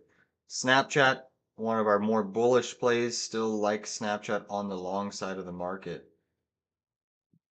Marvell today still holding technically strong. Micron still pushing. Another name that we've been bullish on is EXCL. This one's trying to make a little bit of a push back through your key daily chart moving averages. Not looking too bad there. GDX getting faded just a little bit. As your dollar, your Dixie is trying to push here, guys. Your US dollar trying to be defended off of that double bottom. 10-minute W formation. Look at SPY getting heavy here, guys. We're up 40% on our puts, pushing for more. Come on. Come on. Starbucks doing well today. So Starbucks has so much negative headlines regarding store closures, layoffs, blah, blah, blah, blah. Trying to find a little bit of a base here. Bitcoin still doing exceptionally well on the session. Ethereum doing well. Come on, SPY. A little bit more, guys. A little bit more on our puts here. Come on. I'll look to trim half of my puts at TP1. Beautiful, beautiful, beautiful, beautiful. Come on. Here we go. Here we go. Puts are absolutely printing here. Puts are ripping. Don't let the trade go against you. SoFi still looking heavy like it wants to take out that sweep low, guys. Financial stocks are struggling today. This is why we picked puts on SoFi. We waited for that liquidity breakout fake sweep. And SPY is dripping here. Come on, give us some lower price, SPY. Give us some lower price here. Still have a raging bull market on your larger time frame. You can see the little upsloping trend line that they're defending SPY on the 1 minute chart. But we should break it. Come on. Break it. Get heavy, SPY. Come on. Don't bounce it here. SoFi going for new lows, guys. I would look to exit the rest of my SoFi puts at a sweep of this low. If we pierce this low, I will exit the rest of my SoFi day trade puts. All right, just as a heads up, I'm giving you that level now. Don't wait for me to call it out, but SoFi sweeps this low, pierces it. I'm looking to take the rest of my profits, okay? Still have TP1 coming up on SPY. Still looking for SPY puts first trim. Come on, come on, come on. Should make us between 70 to 80% off of this TP level on our SPY puts first trim. Dixie catching a nice bid here, trying to firm up to the upside. Still have Tesla up 1.3, Meta up half, Google up 1.3, Apple up 0.56 here. Nvidia still consolidating bullishly. Oklo still up 6% on the tape. They are defending your S&P so far. Tough name to break down. Come on, S&P, get these 664s briefly in the money. Your dollar's still trying to firm up, ladies and gents. Tesla's still up 1.18. Open Door getting sold into after a nice bounce. Interesting. Come on, SPY. Come on, SoFi. Pay us, SPY. Pay us, SoFi. We're getting heavy here, guys. We're getting ready. Get ready for first TP zone to be tagged on your S&P 500. I'm going to look to trim half of my SPY puts.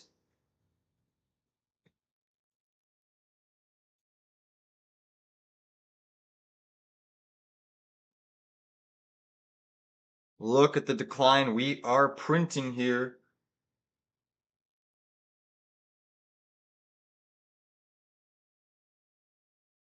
All right, guys, we are absolutely crushing. There is a tap of TP1, guys. There is a tap of TP1.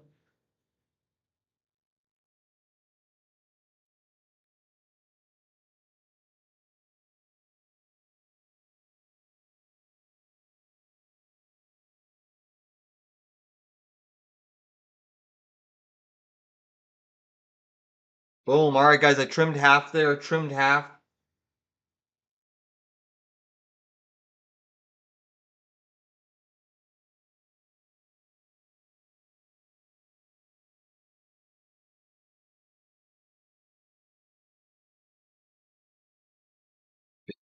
Trade again, guys. Another fire trade. That's 2 for 2 in the live day trading room here, guys. 2 for 2.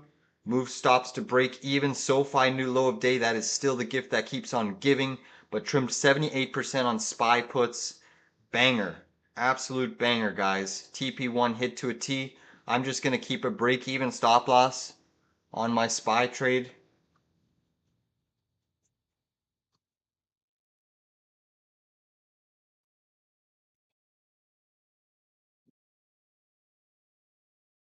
Stunning move. TP2 is a sweep of this low here, guys. Excellent job if you caught that with us. That was stunning. We telegraphed that, waited for prior week high. Look at SoFi, guys. Look at SoFi drilling here. Amazing. Come on, SoFi.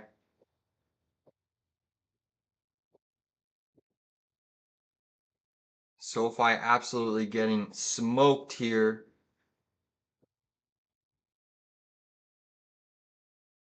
Absolutely bludgeoned. SPY, big bounce. Big bounce on SPY. Alright guys, so I've made my money day trading today, 2 for 2 here. SoFi puts printed, SPY puts absolutely printed, hitting TP1. 78% on first trim. Amazing trading this morning. And Tesla, we called that one out early. That would have been 3 for 3, but 2 for 2 here for me. Nice profits in the pockets to start the week. And that's all I can ask for.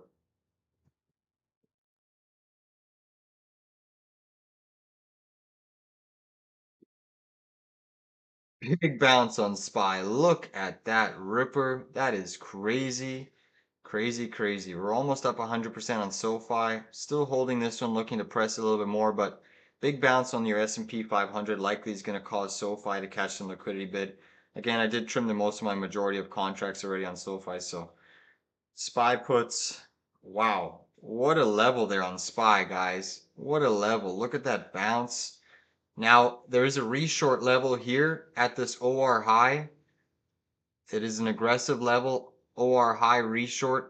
If you didn't catch that trade, I'm going to personally wait and see if we get a pierce through this prior week high again for a reshort.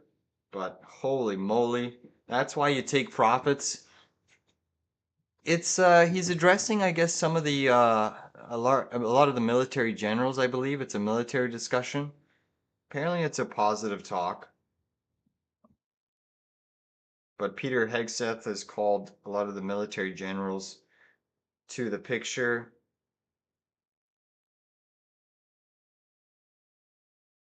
All right, guys, again, if you're in SPY puts, this just shows you I have a break even at 48 cents. Very close to getting stopped out here. Very close for break even on the other half.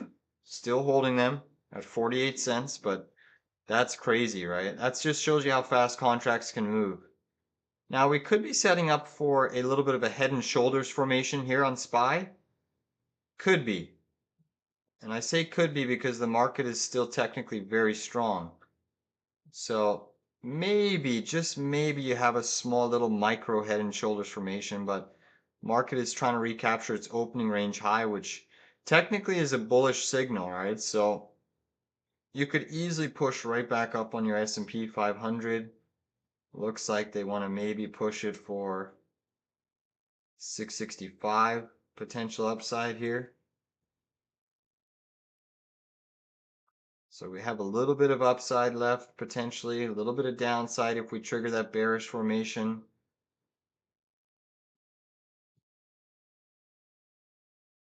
Again, just managing my other half of my contracts, break even. That's a hard stop at 48 cents on my 664 puts.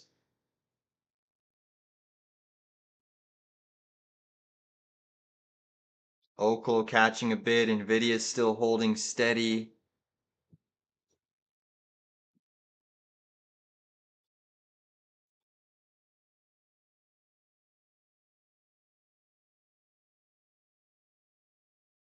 Boeing struggling today. JP Morgan still negative. SoFi down 2.5%. Oklo catching a nice bid back up. WDC coming in now.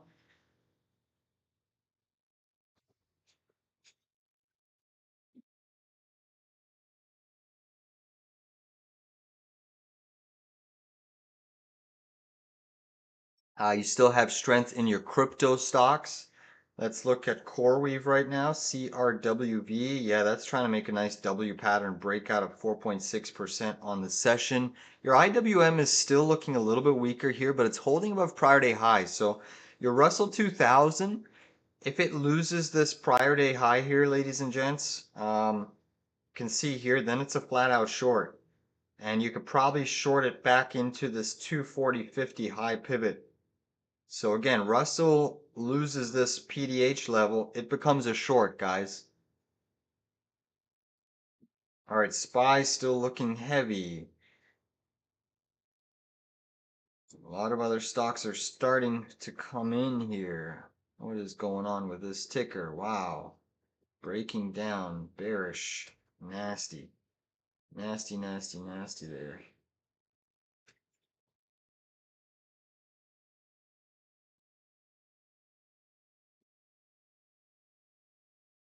Dixie's still trying to make a move to the upside. Rigetti's green, IONQ green. Let's look at some of these crypto plays again. SBET absolutely ripping to the high side here. Intraday up 4.6, looking like it wants to squeeze into that gap. HSDT, this Ethereum treasury play trying to make a little bit of a move. BMNR still trying to shake and move to the upside here.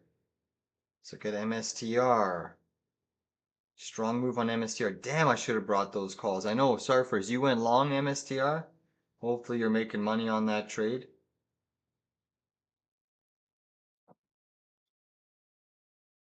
SPY still seeing some relentless strength, guys.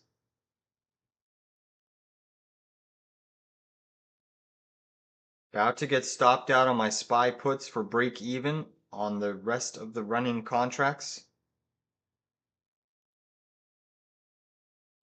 Quantum names are still seeing net distribution, guys. IONQ looks like IONQ wants to retest prior day low, guys. I am seeing that. Your Russell still being defended slightly.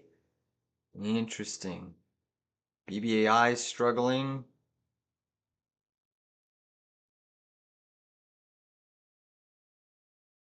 Snapchat still up 3. Crazy.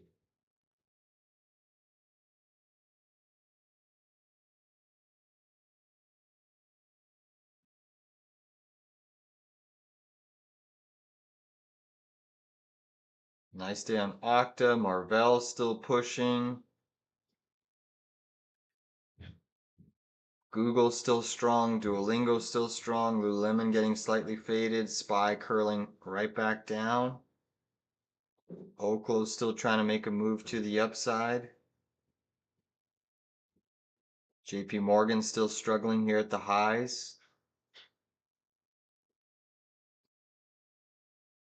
Utilities are under pressure today. Alibaba still seeing some strength. SPY curling right back down. So came close to stopping us out there, and SPY seeing a little bit more sell side pressure.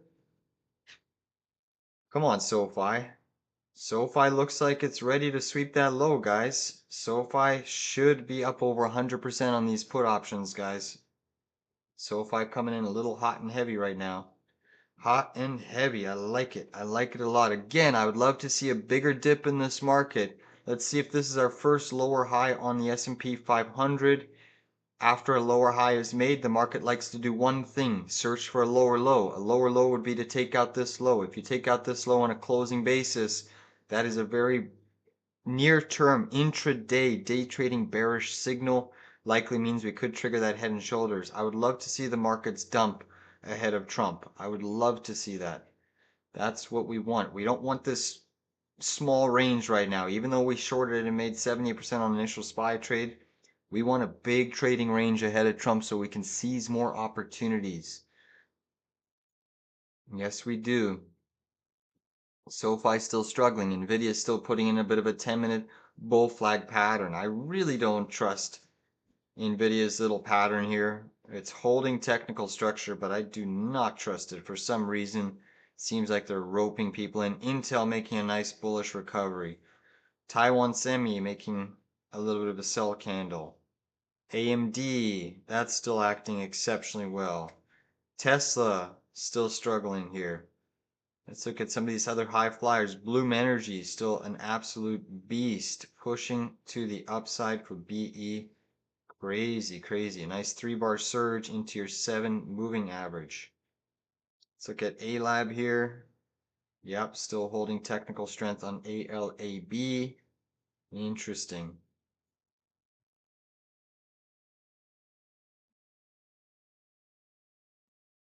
Oklo now up 9% and ripping. Uranium strong on the tape.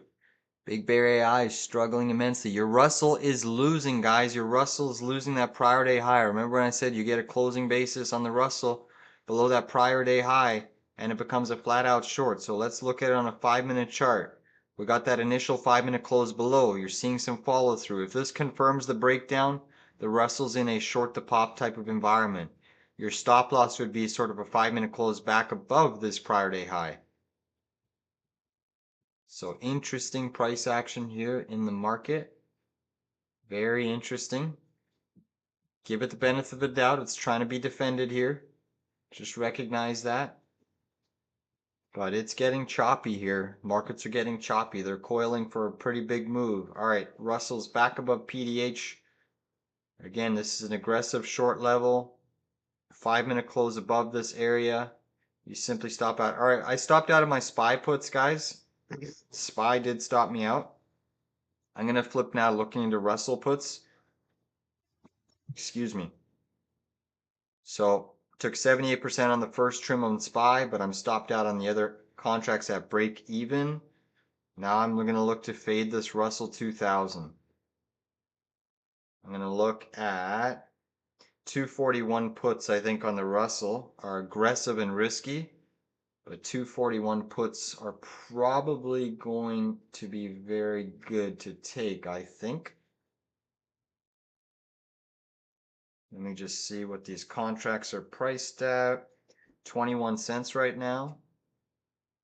What about 242s? 59 cents. We'll be aggressive. I'm going to roll in some profits here because we've already made a nice move. Obviously, saying CLSK is moving up to the high side. Look at that move down on the Russell. All right, guys, I'm going to take 241 puts on the Russell. 0 DTEs. I'm waiting for one more little move higher here. Come on. I want contracts between 20 cents and 21 cents. Come on. Ooh, risky business. Risky business here.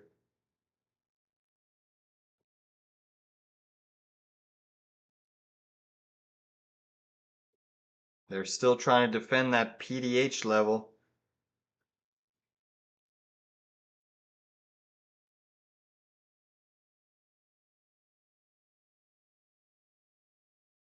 Your Dixie softening just a little bit.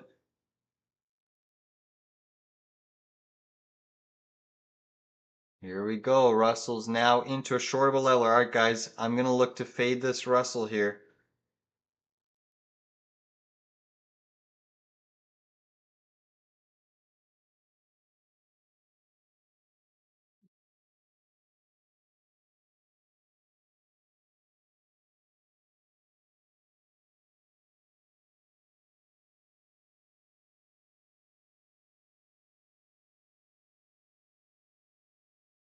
Let's go.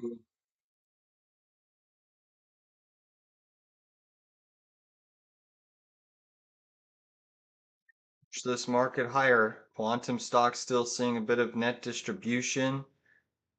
You got SoFi still looking heavy here, catching a little bit of a bounce though. SPY seeing a little bit of selling. Still being defended on your 10-minute chart of the Russell here. SPY coming in. We are short IWM. Come on, Russell.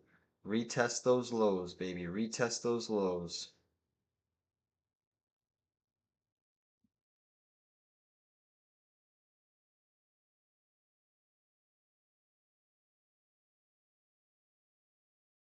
My target price one where I'll trim half of my contracts is right at this opening range low on the IWM.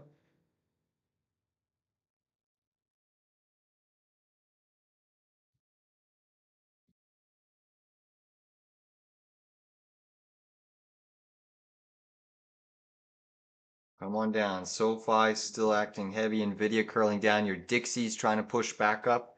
Tesla's still at 0.89. Netflix up 1.1. JP Morgan catching a bit of a bid, but still negative. Apple still down 0.5%. Google getting faded slightly, but still at 0.8%. Nvidia still remarkably strong, up 2.69%. Trying to push the Russell up just a little bit here.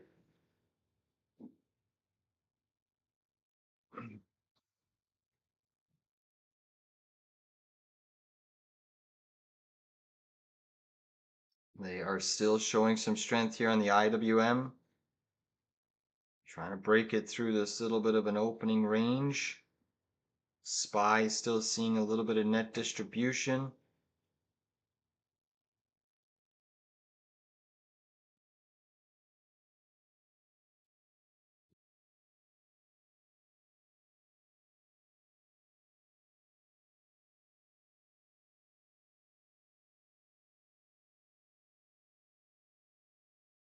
Come on, Russell. Come on. SPY getting heavy here. Look at SoFi. SoFi also starting to drip right back down to the lows, guys. We are still holding short. Come on down, SoFi. Come on down to that sweep zone. I'd love to see you. Your S&P 500 getting a little bit heavier here. Come on down, markets. Come on down.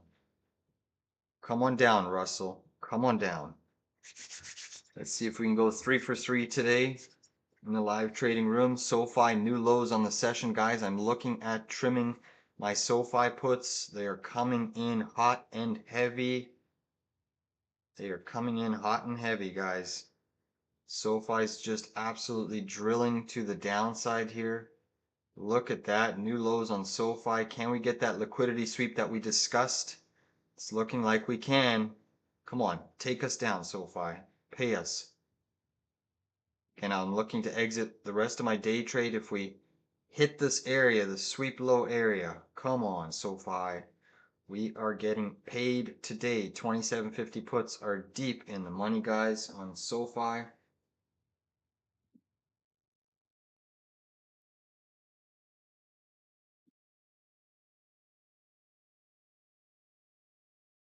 Look at SoFi drilling here. Quantum stocks getting smoked right now too. Your S&P 500 starting to get a little bit heavier. They're still keeping it fairly elevated. Wow. Come on, SoFi. Give me that area. Give me it.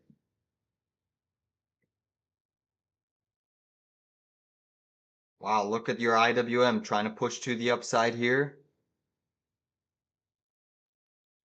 They are trying to bounce this market. Quantum stock still struggling. Dixie taking a breather. Russell 2000 catching a fat bid here. SoFi still heavy, but looking like it wants to catch a bid with the Russell as well. SPY trying to hold that opening range high. The markets are pushing up as a whole here. IWM tapping 242. Close to potentially stopping me out here on the Russell, but looking for a 5-minute close above this area. You could flip it to a 10-minute close, give yourself a little bit more time, but SPY still holding OR high. Freeport MacBrand ripping, WDC still strong. Duolingo up a couple percentage points. Okta doing well. VKTX seeing some positive price. Ethereum still doing wonderfully well. PayPal ripping today. That's up 3.6%. GDX still strong. Snapchat still ripping on the session for Snap. Almost up 4% on Snap. Imagine we can get our $9 calls back in the money today. The way Snapchat is moving, we could see $9 this week. Wow. Wow.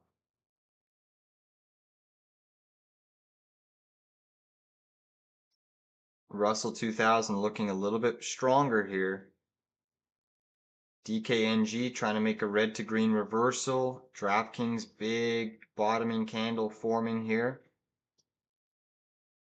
SPY starting to trickle just a little bit lower.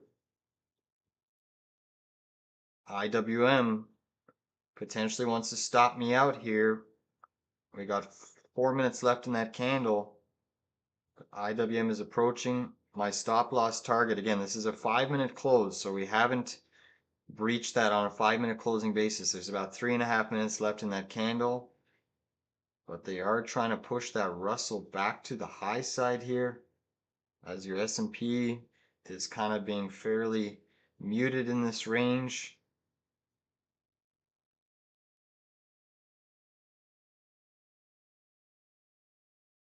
Uh-oh. All right, in 3 minutes, I will have to stop out for a small loss on this Russell if it closes above this high pivot. We still have a little bit time left in the trade. Yep, I saw the upgrade on app. Someone mentioned it this morning. Yeah, so I did see that. SoFi trying to catch a bit of a bid here. Still fighting through this SoFi put option, guys. It hasn't stopped me out yet. 2 minutes and 40 seconds left in the trade for IWM. Seeing a nice reversal off that stop loss zone. Good stuff. Good stuff. Come on, take us back down. SoFi catching a decent bid here. What else do we got going on? How's crude doing? Crude was struggling, trying to bounce a little bit here off of support for crude. Crude is into an aggressive buy zone if you don't have long exposure into the energy sector. Crude oil is into a bit of an aggressive buying zone. Constellation Brands doing well. Snapchat still moving. Okta doing. Nvidia still up 2.8%. PayPal ripping. SMCI ripping. Gold still strong. IONQ really struggling here. Quantum stocks are still under quite a bit of pressure. IWM trying to make another push to the high side. ACN doing really well today. Bulls choppy, getting faded and then positive, faded and positive. Adobe slightly green. SoFi still struggling. Your S&P 500 still trying to make a move. All right, 1 minute and 30 seconds. I might have to take my first loss here on the Russell. 1 minute and 30 seconds left. Come on, Russell. Don't do it to me. Don't do it to me, IWM. Why are you being so mean? Let's look at SPY. SPY still holding steady here. Crypto stocks still trying to squeeze. Marijuana names still acting quite well. Let's look at Tilray here. TLRY, yeah, Tilray's still a beast. Freeport McMoran, just a filthy beast as well. Craziness. Your dollar getting slightly faded here. Your Russell 2000 is starting to catch a nice squeeze here. 50 seconds left in the trade for me. Come on, send it back down. Send it back down, Russell. Tesla still at 0.86, but off of the highs. Carnival Cruise Line CCL has really seen a considerable amount of sell side pressure after it was positive. Open Door still down 4.3%. Come on, push it back down. Push it back down, Russell. Push it back down. 20 seconds. Come on, push it back down.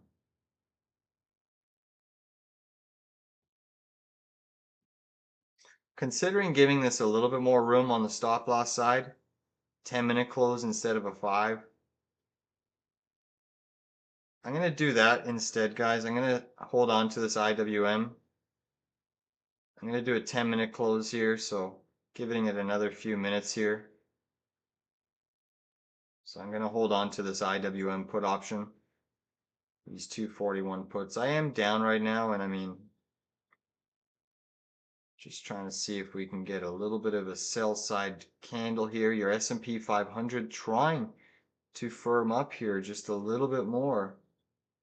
Marijuana still acting extremely well. Come on, Russell, come back down. All indices are still green. QQQ still outperforming. SPY still just off of the highs but above its OR high. Your Russell 2000 still trying to consolidate here.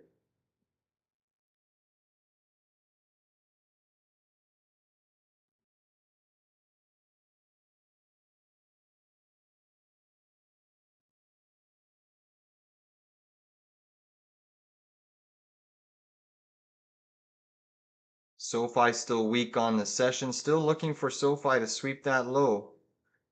I want to see that sweep that low to exit the remaining contracts. Still holding on to my IWM here.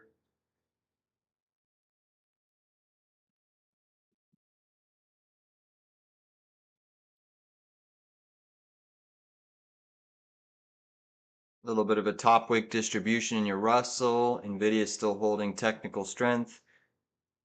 BMNR up 7.86. BBAI trying to firm up and find a little bit of a bottom here. Plug power down 3.8. Intel trying to firm up, but still down 2.5. Nice little top wick trying to form on the Russell 10-minute chart here. Come on down, IWM. Come on down. Sell off just a little bit.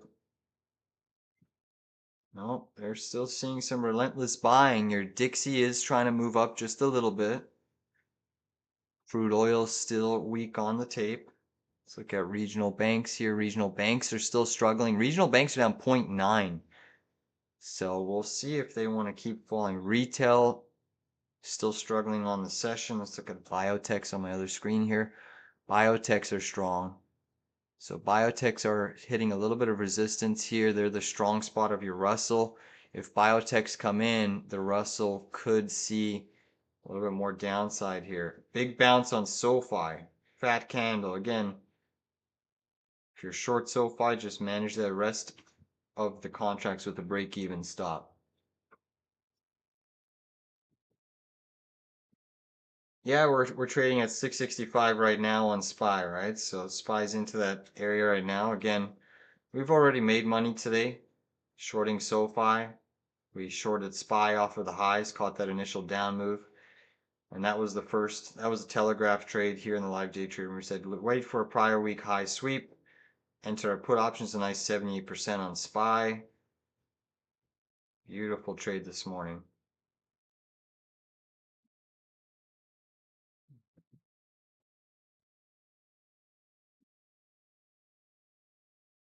SoFi, big ripper. I've made just under 900 this morning off of the 2 trades that we've called out. Looking for this third one to pay. And again, I have 20 contracts. I'm down right now a little bit. What happened to Wolf? Let's take a peek at Wolf. Yeah, wow. What happened to Wolf? Is this real? This can't be real. No way that's real. What the heck happened to Wolf? No way. Is that just a I don't have any long exposure, but is it actually up 1300%? There's no way. Does anyone have news on Wolf? Good observation there, sir. There's no way that's up that much today. Let me check my news feed here. There's no way.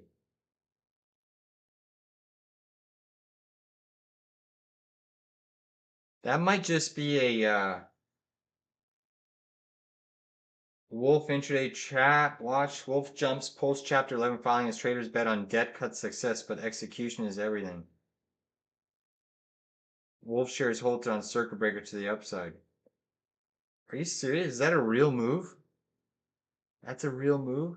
That is crazy. No way. Is that an actual real move? Does anyone hold shares of Wolf? All right, good job holding through this IWM, guys. Great job holding so far. Looking like they want to try to take it right back down. Come on. Come on down, Russell.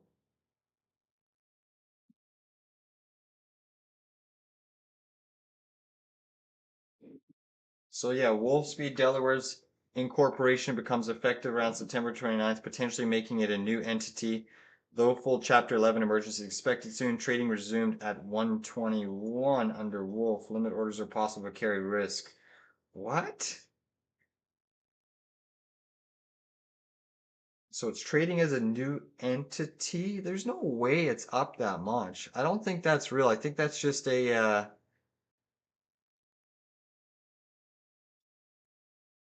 think that's just yeah, look, it's only 189 million market cap. Those aren't real gains. It's something to do with, I think, just different share structure, reshelving. I don't think it's actually, if you were long off of this area, I don't think that's an actual gain. It's weird. I don't know. I don't have any shares, so um, if anyone actually has Wolf shares and that's a real gain, amazing, but I don't think it is. I think it's just some weird new ticker. That's where it's priced at.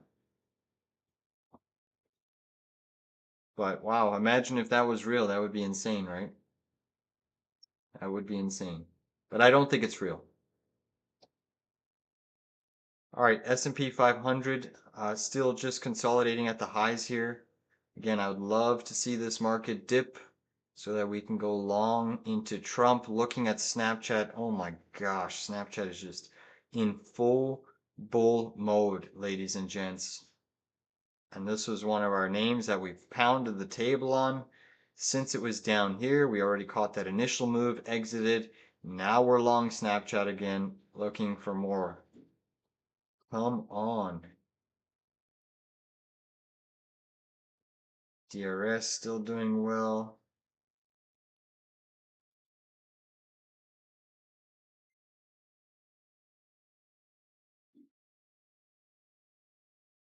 Nvidia pushing through to the highs.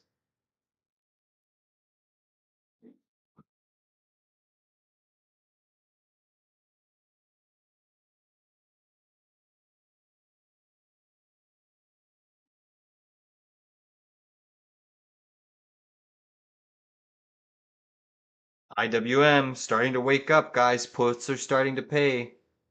I don't think it's real gains. Honestly, I don't think it's real gains. I think it's some sort of a split, reverse split. I don't know. I'm not too sure.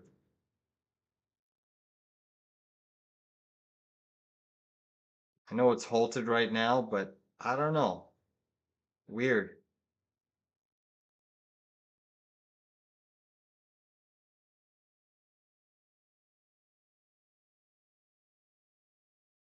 All right, guys, we're seeing the market starting to come in just a little bit here. IWM looking like it wants to go back to the dark side. SPY starting to come in, potential lower high in place for SPY.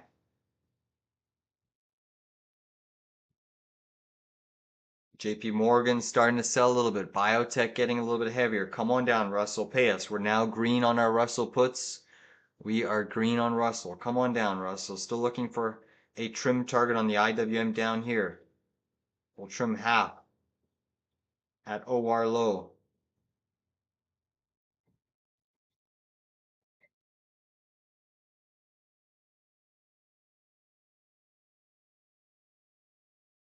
Yeah, so those aren't real gains in Wolf Speed, guys. Those are not real gains. That's just some sort of a manipulation, reverse split kind of thing going on, I think. Unless someone tells me otherwise. Does anyone have any Wolf Speed ticker or shares? I don't, but I don't think it's real gains. It's just a restructuring reverse split kind of thing. All right, IWM puts are starting to wake up here, guys. SPY coming in hot and heavy. Quantum names are at the lows. IONQ, which we still remain short common shares, as well as put options with members. Again, we've been patient with this IONQ since we were day trading it down here. My level still remains intact. I would look to take my common shares off of the table at this low retest zone, which is around a pierce of 64 bucks. Okay, that would put me up roughly on the trade from the common shares about just under 11% up. So that's still what I'm looking for IONQ. Remember last week we took a nice amount of profits on QUBT. We shorted that one at the highs, hit both of our downside levels. IWM's getting heavy here, guys. We're up about 6 cents a contract here. Come on. Come on. Come on down, IWM. Get these puts in the money.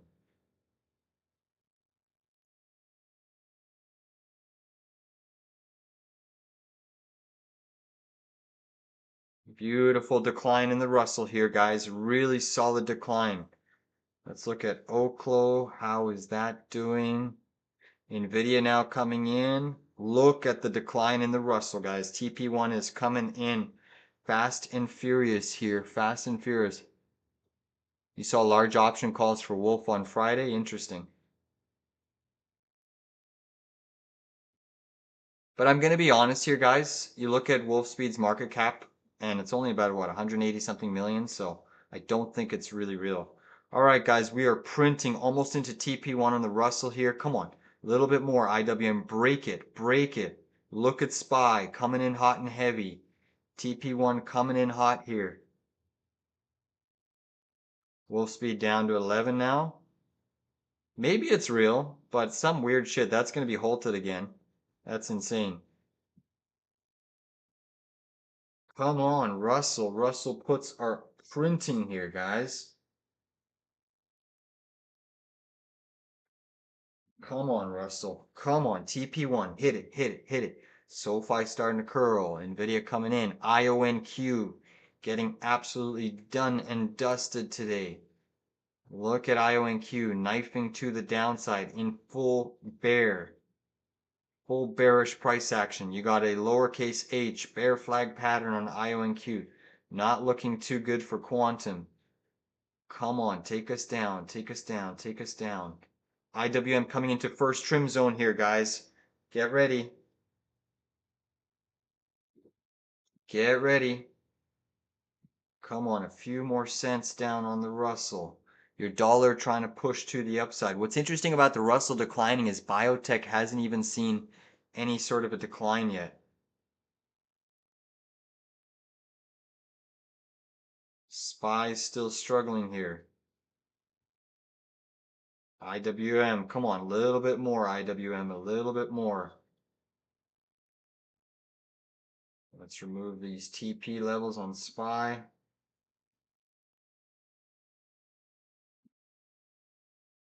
Nvidia is still holding technical strength.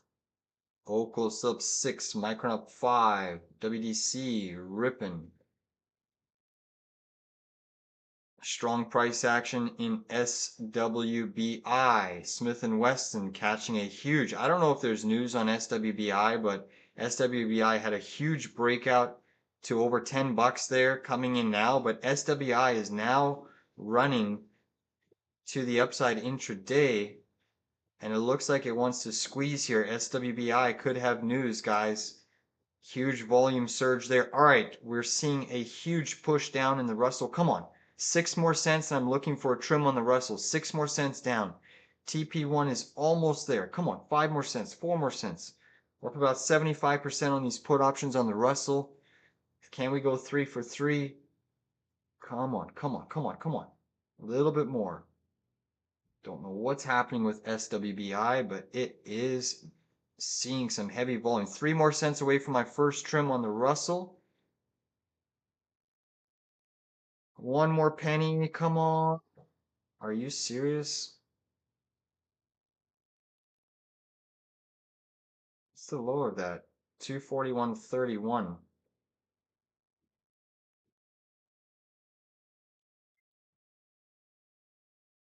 Come on, a little bit more, IWM, a little bit more down. A little bit more down. We are trying to find some support. 241.30. Come on, we missed our level by 1 penny here.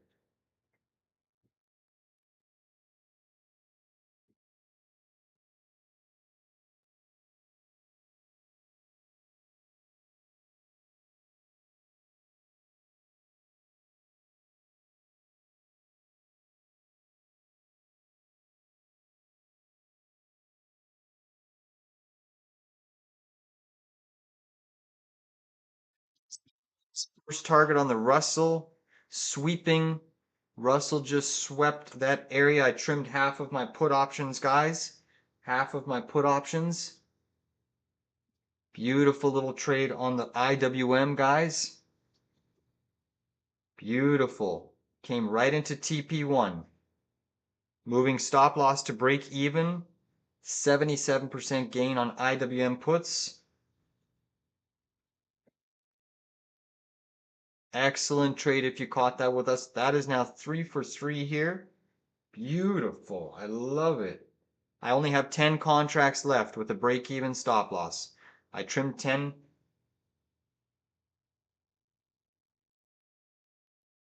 Beautiful. 10 contracts left on the 241s. Next trim is around that 241 level. Excellent stuff. Let's look at this ticker Wolf. I don't know what the hell's happening. Anyone in this group have Wolf shares? Does anyone have Wolf shares?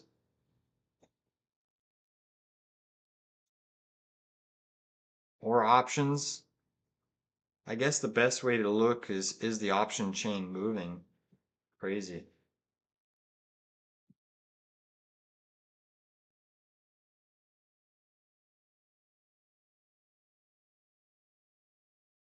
All right, guys, 3 for 3 here in the live day trading room. Again, money has been made today. Money has been made. I just got to take a quick phone call here. Just give me a sec.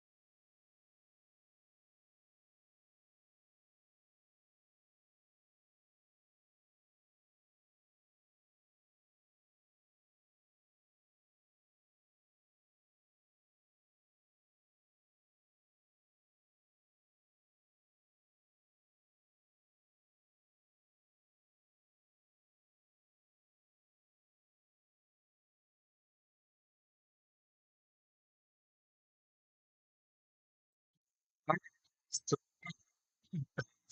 on the Russell, after securing profits, just manage the trade with a break-even stop loss.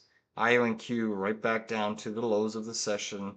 It does look like this wolf speed maybe is real, this gap up, but wow, getting absolutely faded. Faded, faded, faded. I doubt there were even any short shares to short, but crazy. Crazy move, but it's been a nice, successful morning for myself. I've now made with that little bit of a last trim on the Russell there, I've made up over 1,000 $90 today just with the 3-day trades. So it has been very successful. Very, very successful. And honestly, I mean, unless we get some sort of a big sell and unless we get any sort of a move, this is just with a break-even stop loss now on the Russell. Next trim target is around 241. So we've taken profits on SPY. We've taken profits on SoFi. We still have a little bit of running contracts on SoFi, 2750 puts, and then we have a little bit of contracts, 10 contracts left on IWM with break even. So trades are risk-free on the day trade side. Again, please hit that like button. 3 for 3 here. Tesla would have been the fourth. Doesn't always work out that way, but today has been very successful. And now I can look for my swing trading research. So I'm pretty much done day trading unless there's a mega opportunity that falls in my lap. I would still hope that the markets decline into Trump because that would be what I look to trade. I would look to go long the market into a Trump. If we were to decline, I would look to go long Trump. Trump pump. Look at IONQ, guys. We are absolutely printing here to the downside. I like it. I like it a lot. I like it a lot, guys. Come on down. Again, I want this low retest down here as my trim target. Huge bid back up on the Russell. Huge bid. Again, manage that with a break-even stop loss. Do not let that go against you because that is one fat candle to the upside. Fat. With the PH. Look at CCL getting absolutely smoked. Wow. Done and dusted on CCL. Breakout buyers got absolutely hammered. Hammered. Oh, that is filthy. Filthy, filthy, filthy. STZ doing a little bit well. Go figure it's on a day where Canopy Growth is shaking and moving. So STZ, Constellation Brands, has quite a bit of exposure to Canopy Growth. So you're seeing a little bit of a strength bid there, sympathy bid. What else do we have? Shaking and moving. Webull under a little bit of pressure. Oklo still ripping. WDC still ripping. Smith & Wesson getting faded a little bit. You have Open Doors still getting absolutely crushed here on the daily chart as well as the hourly intraday chart. Looks like a very nasty bear flag lowercase h pattern. Looking at its sympathy trade here, BETR basically sucking Open Door dry. Look at Snapchat ripping today. Snapchat new highs of the session going for $9. Can we squeeze Snapchat? My oh my, Snap is just a filthy, filthy beast. That is crazy. Look at PayPal today. Oh my goodness gracious me. PayPal squeezing. Is this going to be where PayPal starts to break out of a multi-year stage 1 basing formation? PayPal has been trapped. PayPal has been dead liquidity for over 2 years now. At some point, it is going to make a run to the upside. At some point. Your US dollar is trying to firm up just a touch here, ladies and gents. Just be careful. Dixie trying to catch a little bit of a bid. Back testing a key zone. Pushing off of that OR low. Maybe a red to green reversal on your dollar, which could mean we have a bit more downside. You do have Nvidia starting to sell off just a touch here. Be very, very careful. That Dixie is trying to firm up here.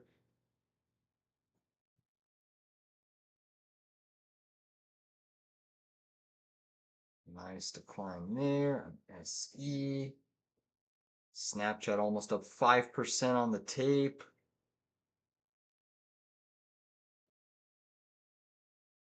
Big bounce on IONQ.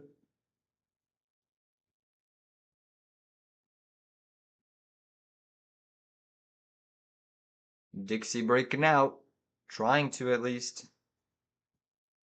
Your S&P 500 looking pretty weak here, guys. SPY is starting to break down just a little bit. When I move, you move just like that.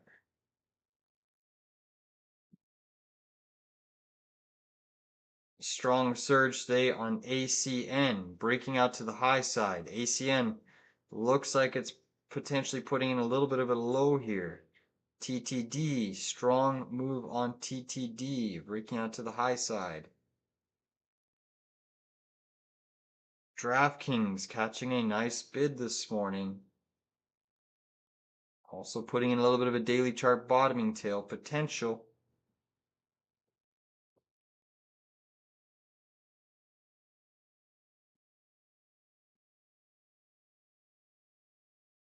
Oklo is still a monster. Let's look at some of these other names. Let's look at these space stocks. ASTS, a little bit of top bridge. RKLB, still just consolidating.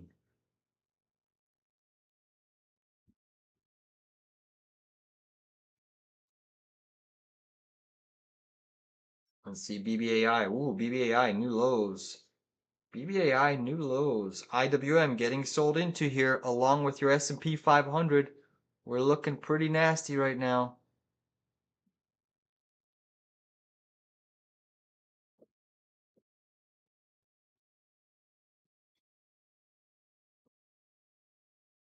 IWM getting slaughtered again, guys. We could be coming into target price too. They are knifing the S&P 500 lower here. Look at that. A pierce of your 7-day moving average. Imagine this is one big liquidity sweep on your, let's look at the SPX here since I have less trend lines on, intraday trend lines, but imagine the SPX loses its 7-day moving average, guys. We could easily push the SPX back down. That's just what we're seeing here. SoFi coming in, Nvidia coming in, SPY getting ridiculously heavy here. Uh-oh, look at SPX coming in hot and heavy, testing 664. What's going on with RR? RR? Not sure, but up 8.2%. It's bouncing with the market. Still inside of a bearish area here below your 7-day moving average. IWM is starting to fall a little bit more. But there's probably some biotech, not a name that I trade often. Has enough volume there, but very small market cap.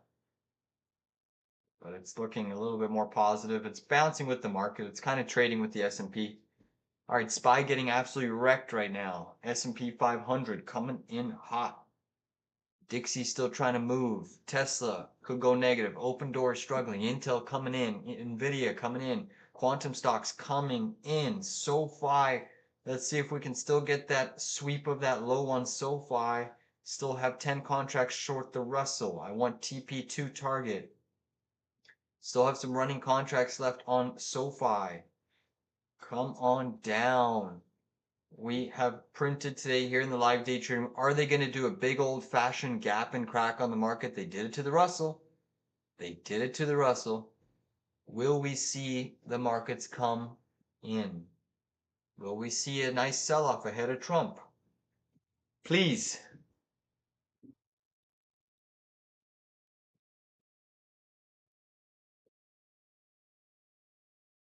Well, we are 3 for 3 in the live day trading room today.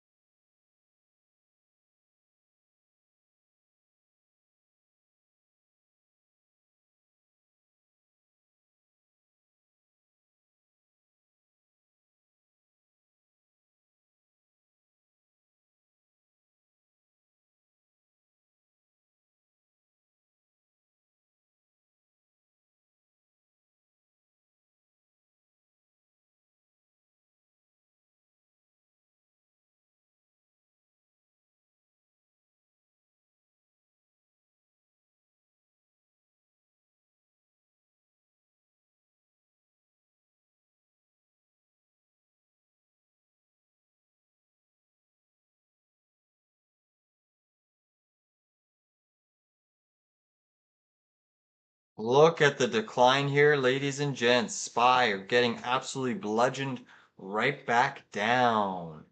Huge decline in the markets today. Off of the highs, I should say. It's not a big decline, but it's pretty nice.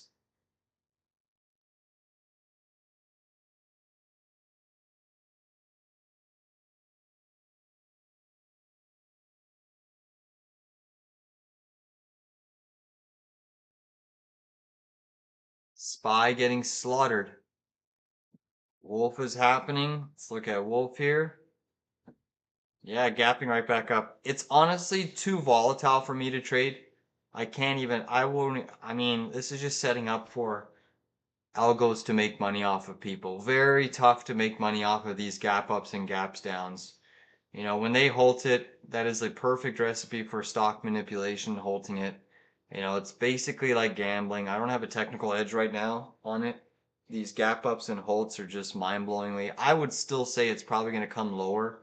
You know, up 1,000%. It's tempting to chase the momentum, but just understand this is really nothing has changed other than the restructuring of the company. So it's tough for me to really do anything right now. I'm not going to ruin a perfect trading session here for myself just to speculate on this, but I would have to think, you know, with the markets coming off the highs, it's probably going to come in and fill some lower boundary gaps here. You know, don't be surprised. You can see you've already pulled off substantially from the highs here. I mean, maybe you come back up to this area here, but it's a tough one to trade. No real technical edge with these huge moves, gap up, gap down. You know, the only way that you're probably going to make money on this is if you're by the extreme levels. But to me, it looks like a bit of a short if I were to trade it, but no position. All right, IWM still getting paid on the runners, guys. Still have 10 contracts short at 19 cents. We are up 100% on those runners, guys. We are up 100%. SoFi getting slapped. TP2, I will look to exit the rest of my contracts on the Russell, guys. I will look to exit the rest of my contracts on the Russell. Come on. TP2 is sitting around 241.05, so just before. Miss.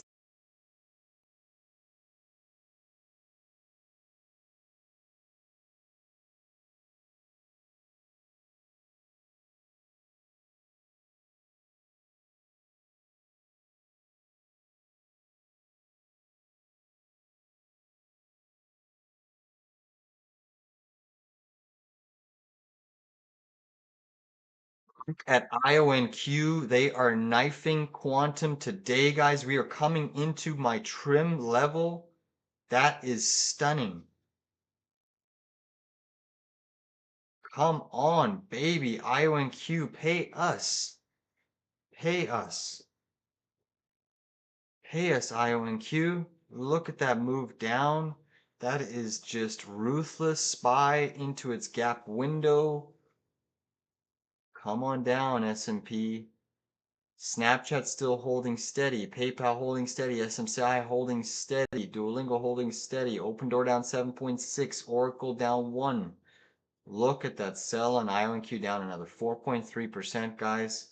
We are very close to hitting our profit target.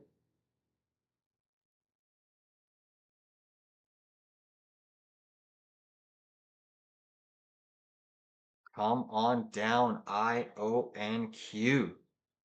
I like it a lot. I like it.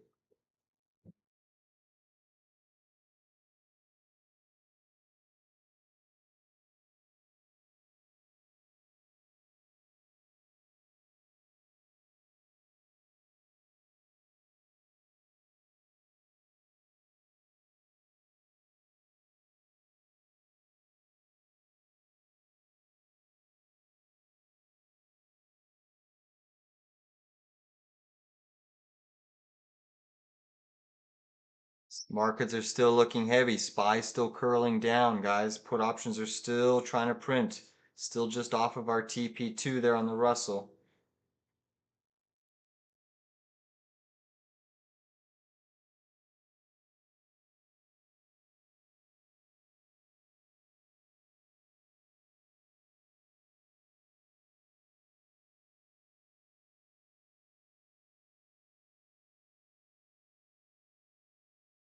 IWM getting heavy.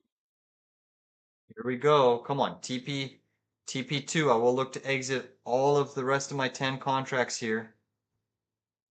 Up about 100% on our runners. SPY still trying to find a little bit of support. Still looking heavy though. Come on, Russell, knife it.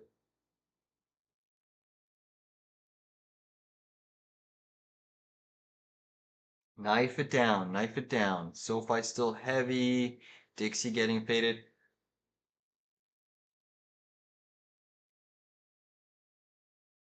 S&P catching up. All right, guys, I'm going to trim my IWM here. I'm going to sell them, all of them, at 39 cents here. 39 cents. I'm all out of my IWM put options.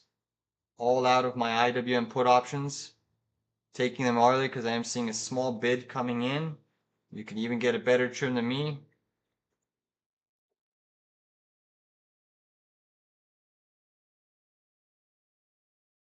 Beautiful. From 19 cents to 39 cents. Look at that. So 105% gain.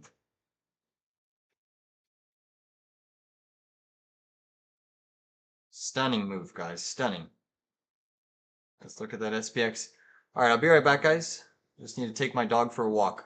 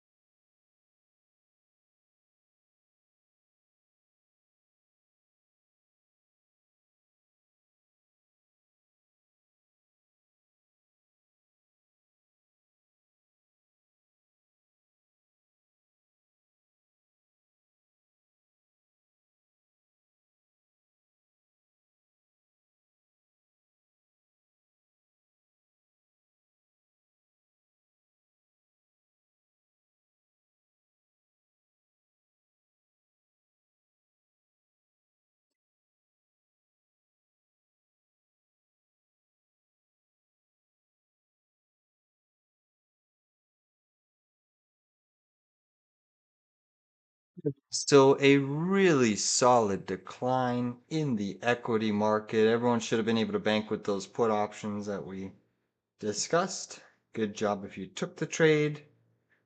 Nice little decline though in the equity market. From the highs, I should say. You still have the Qs and SPY holding relative strength. Russell's just barely positive. Quantum stocks under pressure. Tesla's looking a little bit bearish. SoFi still looking bearish. Western Digital still strong. Micron still strong. Baba still holding steady. PayPal. Wow, look at PYPL. So you're seeing quite a bit of rotation out of certain fintech companies. VKTX catching some decent volume. Interesting. Snapchat still shaking and moving to the upside here. VKTX still trying to push. Catching some volume intraday. Very cool, very cool.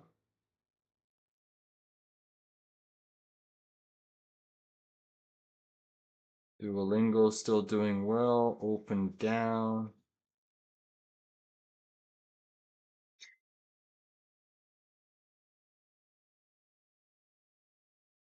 So it's a great session here for us, guys. Great session in the live trading room. Excellent profits all around. IWM did end up hitting TP2 there.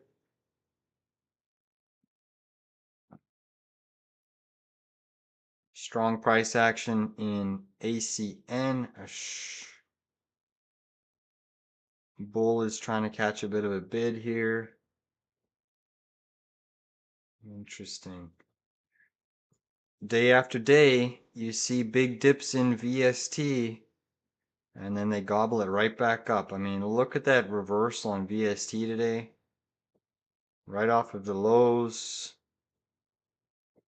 198, it's already had a stunning move back to the high side. 3% intraday rally. Craziness. Crazy, crazy. JP Morgan still struggling on the session. Wow, look at biotechs, guys. You can see how weak the Russell is, but biotechs are just pumping. It's crazy to think that the Russell IWM is this weak when biotechs are this strong. I mean, that is crazy. Is that a gap fill? What do we have that there for? I don't know what I have that there for.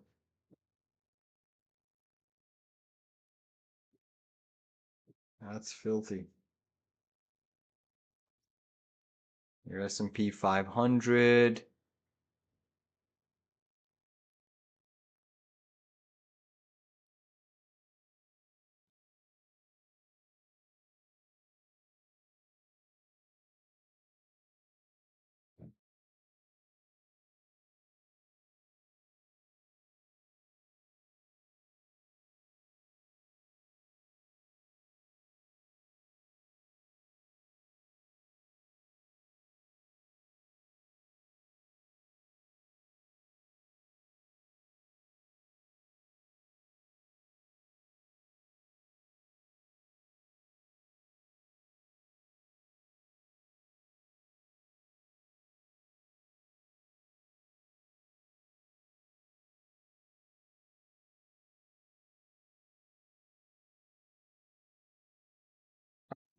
Some quick lunch. And then I'm going to start some more of my intraday market scans. But stunning trading session.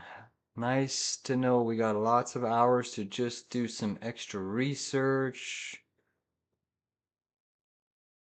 We got President Trump still at 115, so there can be some extra market volatility around that time frame.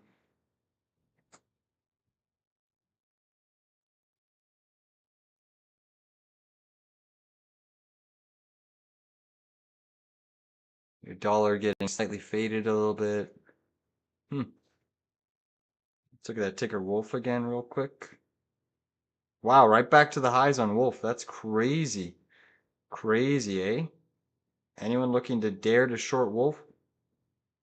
Weekly EMA resistance here. That's crazy.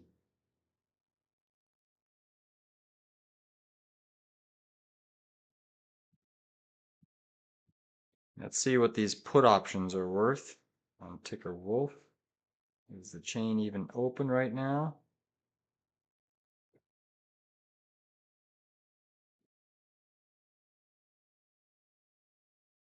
No contracts on Wolf. That's unfortunate.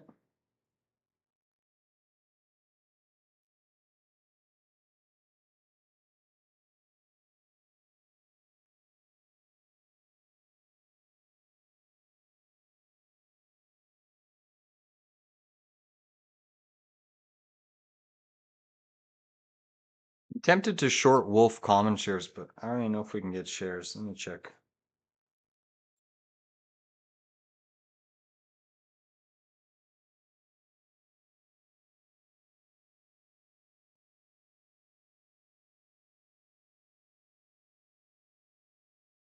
Let's look at this DPRO.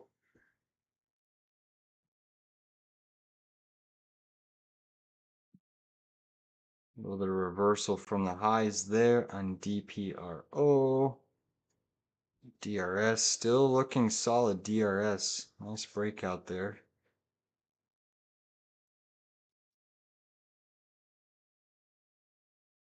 Quite a bit of volume there on CGC running into your daily 200 moving average.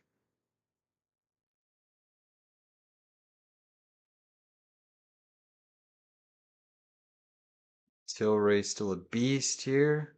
Aurora. Trying to find an entry into some of these marijuana names. Really the only one that's getting a nice pullback is CGC. It's looking like it could be ready for a bounce intraday. Not a bad area of pullback. Let's see if we take some upside call options on CGC. 10-minute reversal.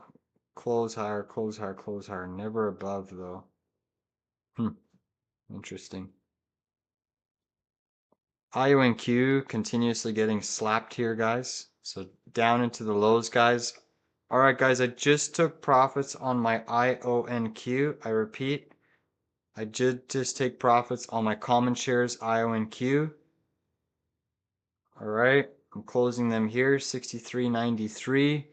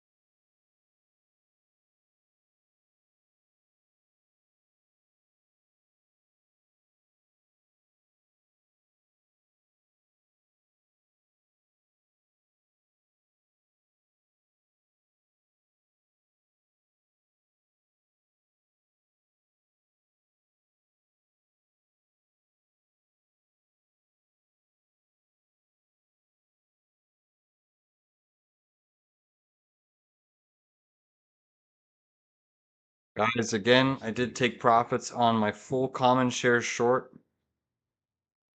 IONQ, still holding some options, but full profits secured on IONQ short.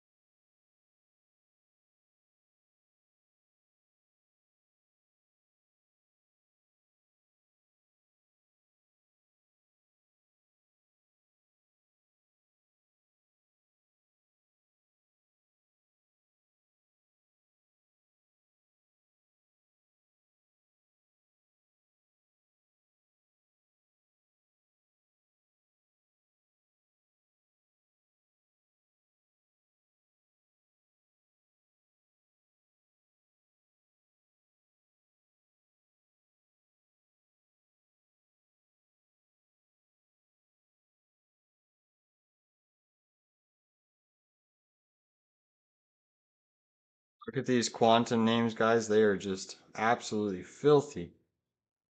Filthy.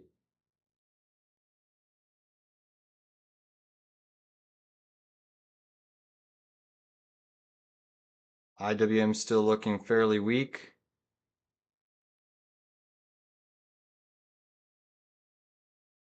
Snapchat still grinding.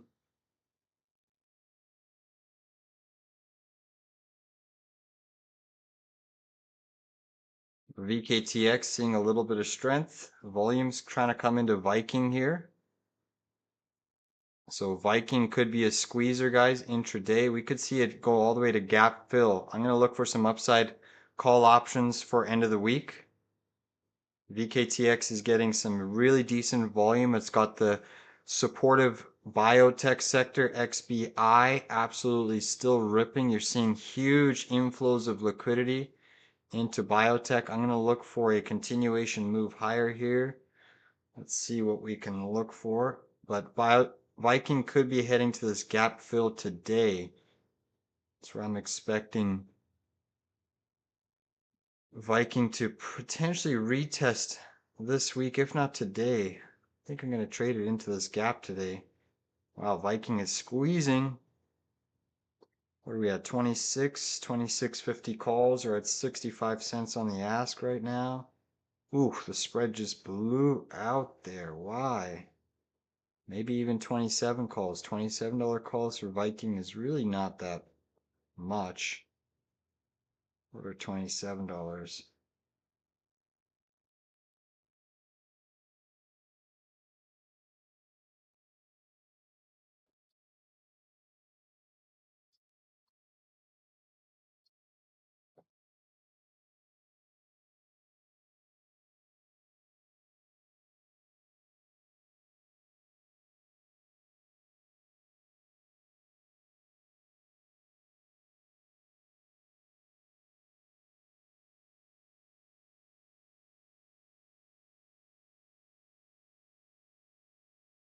SPY still coming in, getting a little bit heavier here.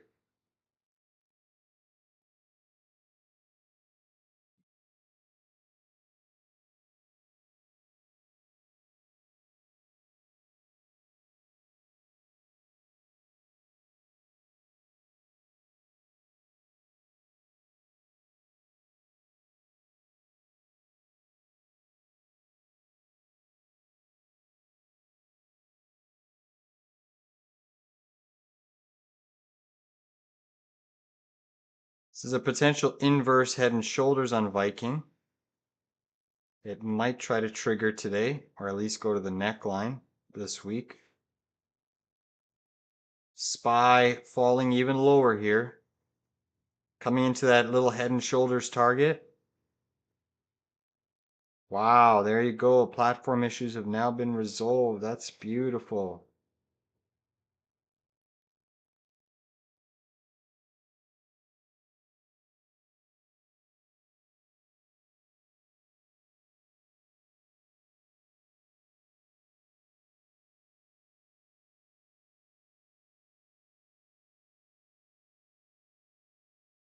Viking starting to squeeze. Come on, Viking. Yes, those 27 call spreads are blowing out.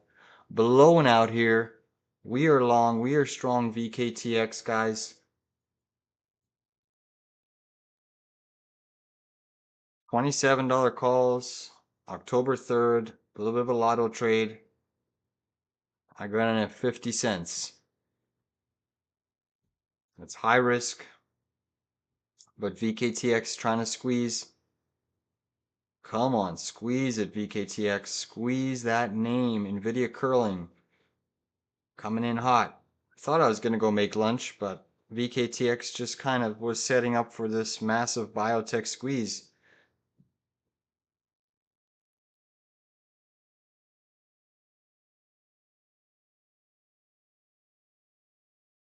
NVIDIA still softening just a touch. Tesla went negative. Open still down 7. Rigetti, IONQ struggling. JP Morgan still negative.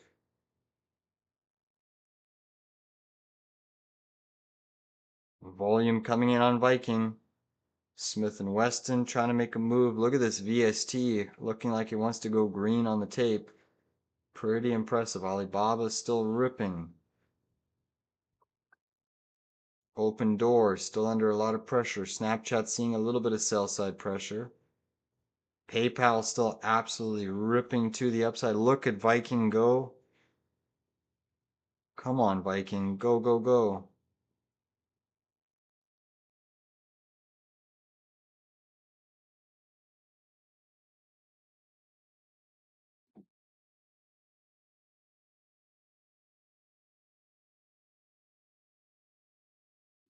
Viking. Go, Viking, go. Snapchat getting a little bit heavier. Nvidia starting to come in.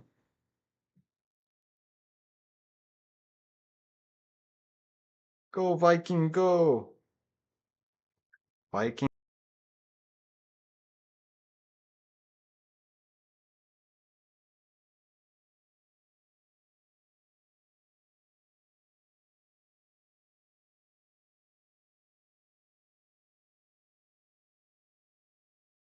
Look at ACN going, guys. ACN starting to rip.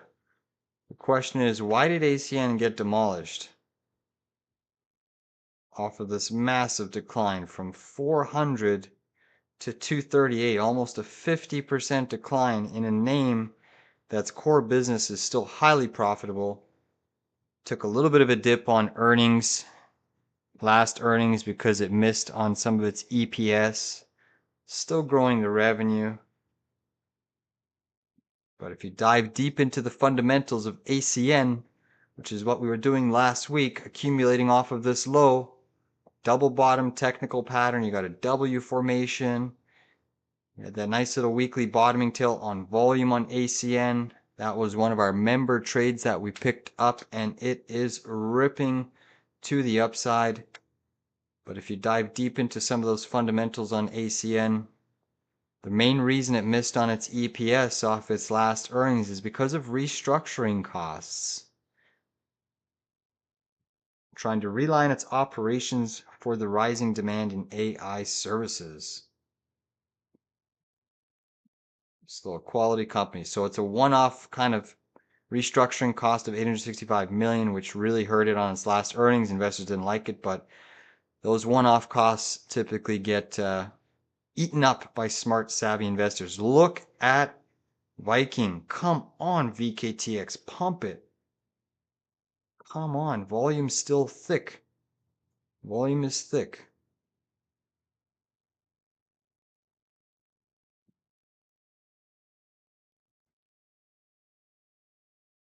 We will see you.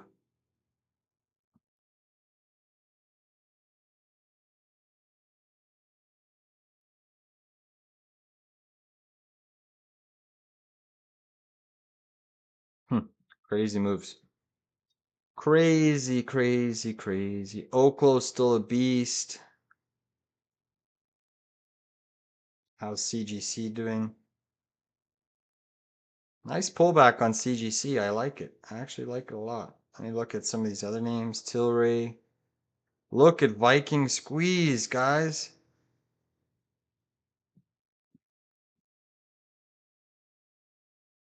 Come on, squeeze it, Viking, squeeze it. Aurora coming in. Okay. We'll watch those.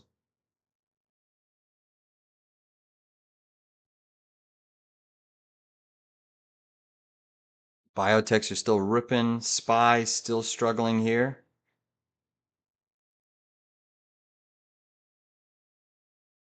New high of day for Viking. Can we get our $27 calls in the money today? Let's go, Viking. Squeeze it.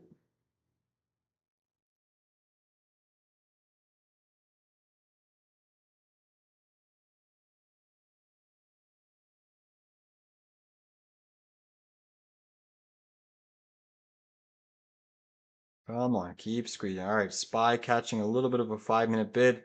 Does look like SPY wants that gap fill, but we'll see if they want to give it a little bit of a facelift. Trump is set to speak in about an hour and 15 minutes. But heavy volume off that 5-minute reversal. SPY can be bought off of a long retrace here. If you get a retrace down, you can buy SPY with a tight stop loss. But off of a retrace SPY, now long can be bought for a day trade scalp. IWM catching a bit of a bid. What else we got going on?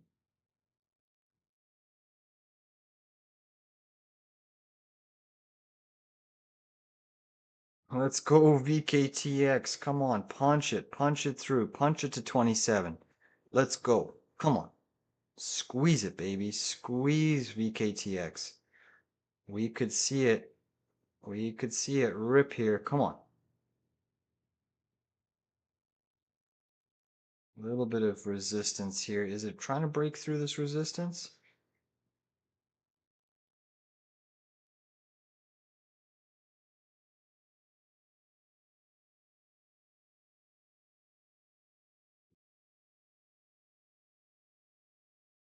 Biotechs are so strong right now.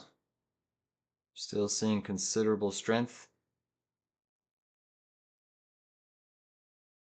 All right, so let's see if SPY gets a meaningful retrace down.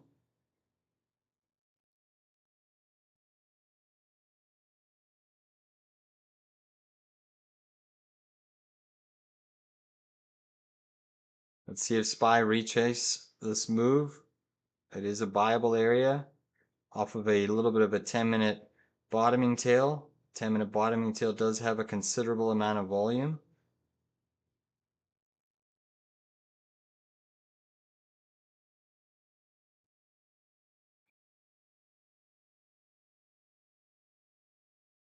Man, there's some glitchy stuff happening today. Even my trading view is glitching out here.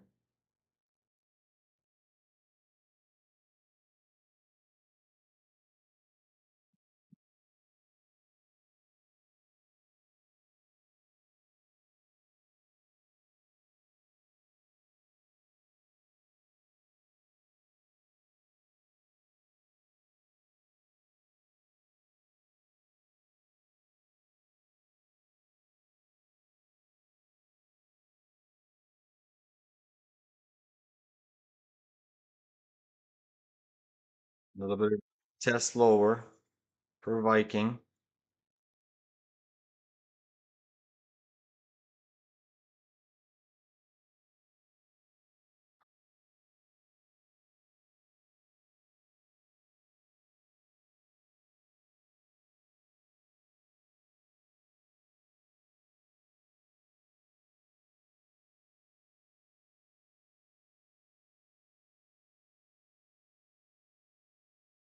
Nvidia is still softening up here.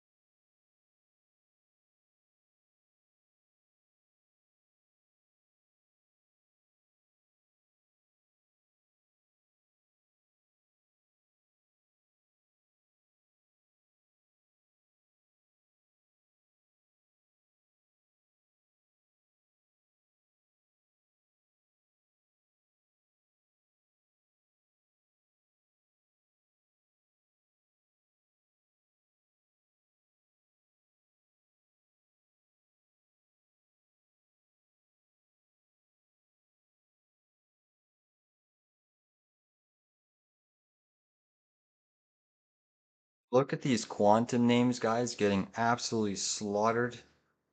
Getting absolutely slaughtered. Crazy move. Crazy. Let's look at QUBT. Done and dusted. QBTS. Getting clobbered. How are our 3D printing stocks doing here? Yeah, nasty reversal down there. Nasty. Nasty, nasty, nasty. Filthy.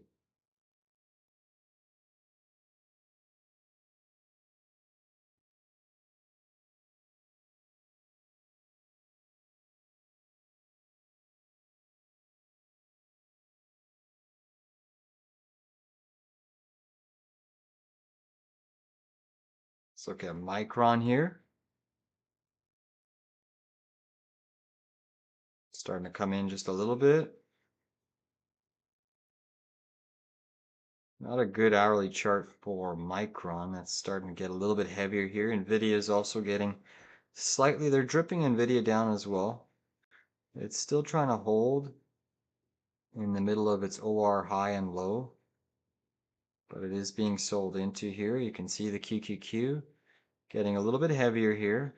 SPY still trying to maintain some technical structure. Again, that's your technical retrace.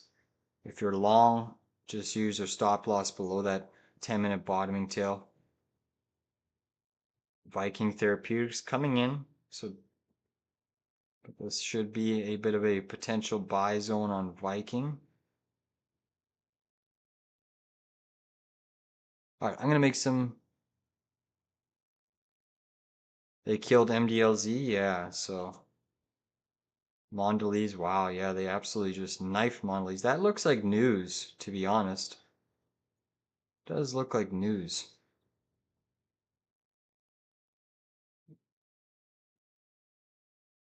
Yeah, they did. I wonder if that's coming on the back of, wow, BYND. Nice bounce on BYND. That's crazy. That's a strong bounce there. Wow. BYND, so they probably hit GIS as well.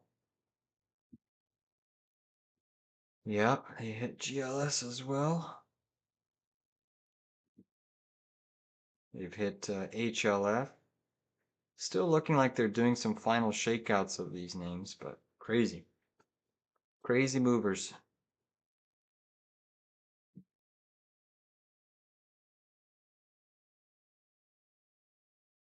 You're getting some distribution hitting your semis right now, ladies and gents, so just be aware of that. Your semis are starting to go through a bit of distribution.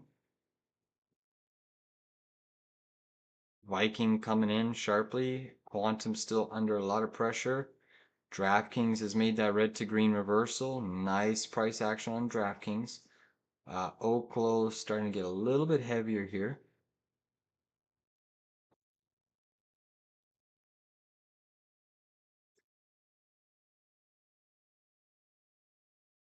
Hey, look at DocuSign. Ever since you said it was a short, they've been keeping it off of this level. DocuSign looks poised here, guys. This is one that's a gimme.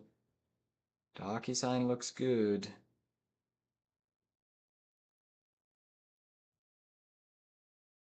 EXL still looking very strong. Snapchat.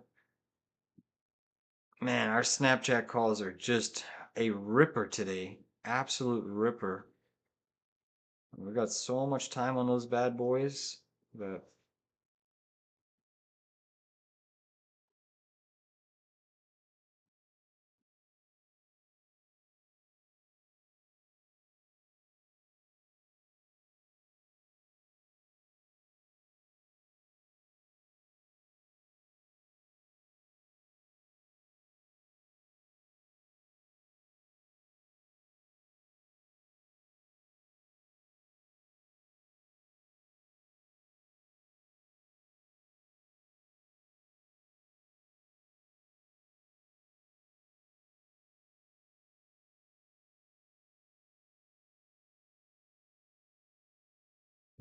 at the strength in VST.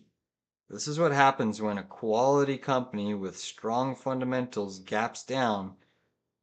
it just gets eaten up. Yum, yum, yum, yum. All right, speaking about eating, I am going to make some lunch and then I'm going to be back and we will see if we can find any day trades ahead of Trump. Remember, Trump is set to speak at 1:15, so about just over an hour. But there should be some volatility.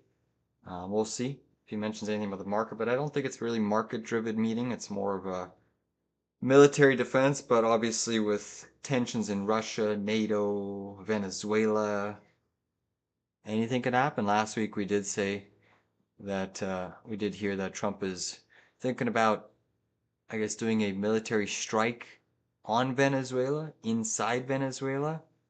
For those of you that don't know, Venezuela holds the most amount of oil reserves in the world. They have a large share of gold as well, very commodity backed market, even though there's extreme poverty and corruption. They are rich in key resources and they hold strategic partnerships with China and Russia.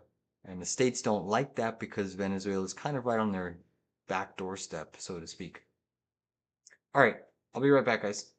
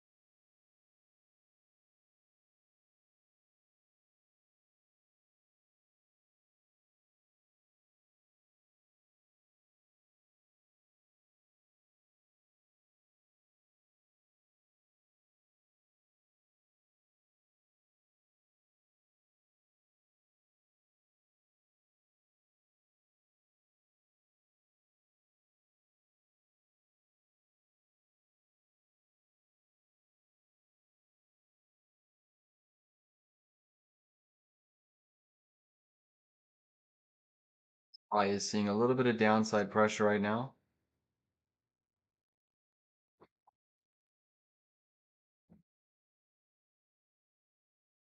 Seeing SoFi falling a little bit. Nvidia getting sold into, your US dollar trying to catch a minor little bid. Intel looks like a short again, back down to the lows. IWM getting slapped around. Looking like a nasty little potential head and shoulders on the Russell 2000.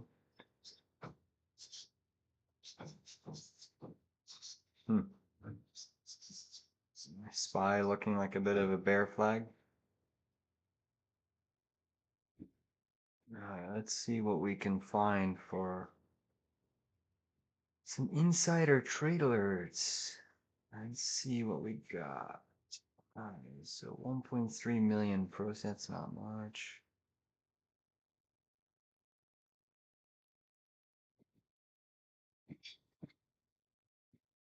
SPY is under pressure.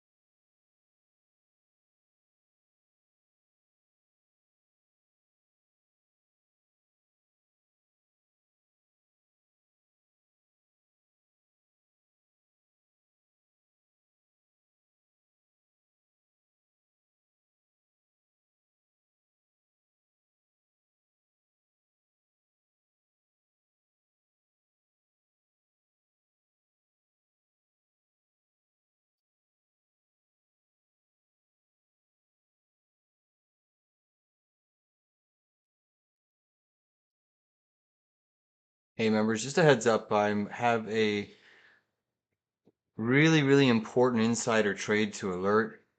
Um, the options trade that I sent out just recently in the last few minutes, that put option is based on a couple things, but a major owner of a company has liquidated. I'm just calculating how many of their shares they've liquidated, but they've pretty much liquidated almost their whole entire holdings of this specific stock. So after the bell, I will have a little bit of a video to discuss. I'm just calculating all the shares that they have liquidated in the month of September, but basically pretty much dispersing of their entire holdings. So that's pretty crazy.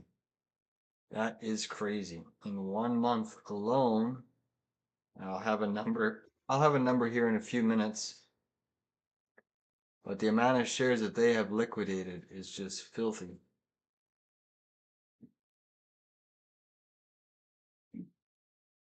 Something is brewing. Something is a brewing.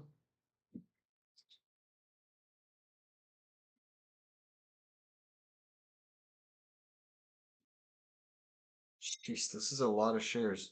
I'm already over one. How many is that? 10 million? Yeah, liquidated a lot. Wow, that's a lot of shares. Got a lot of shares. Plus 20,733 plus.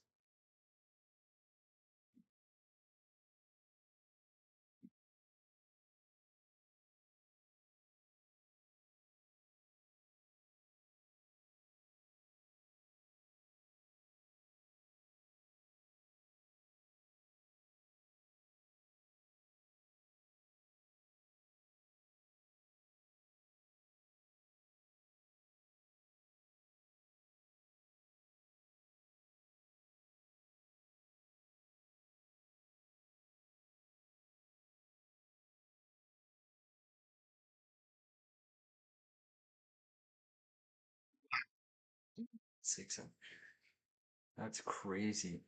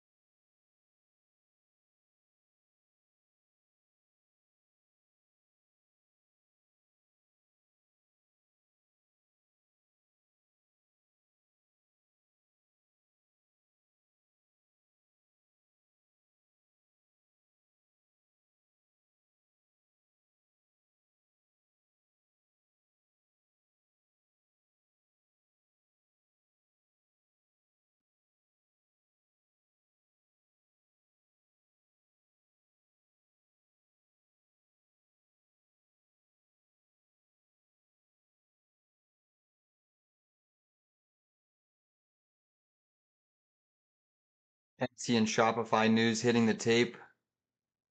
Etsy and Shopify news hitting the tape.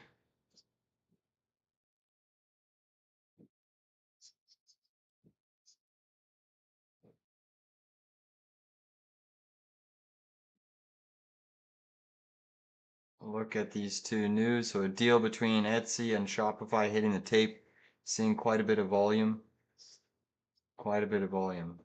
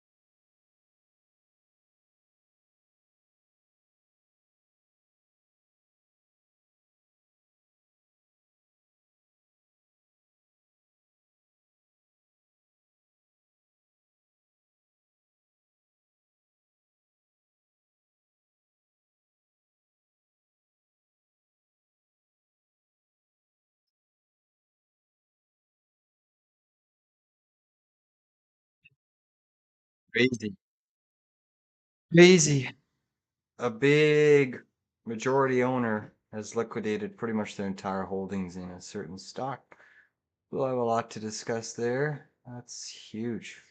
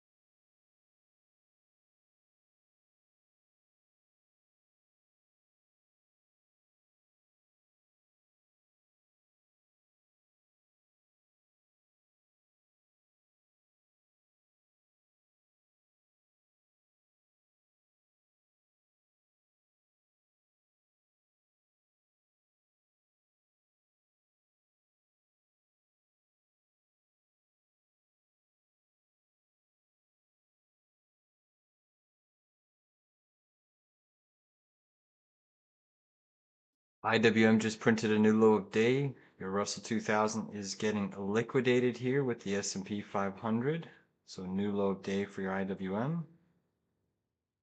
Triggering a bit of a head and shoulders. Trump is set to speak here.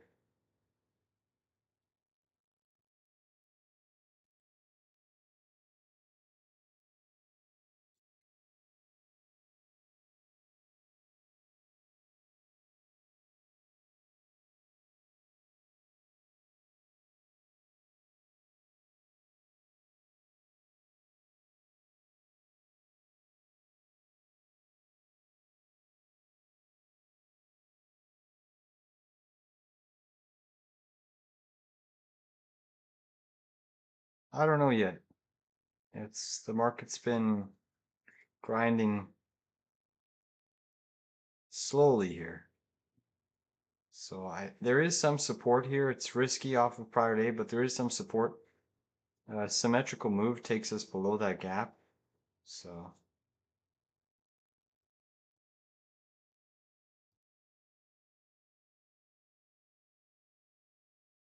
Trump yet isn't out yet. I'm trying to watch for it. I'm trying to get the broadcast up as well. But we could still maybe go a little bit lower.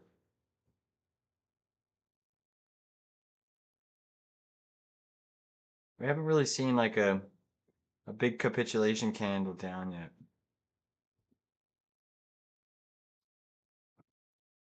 So I'm just being patient. Your dollar is starting to firm up.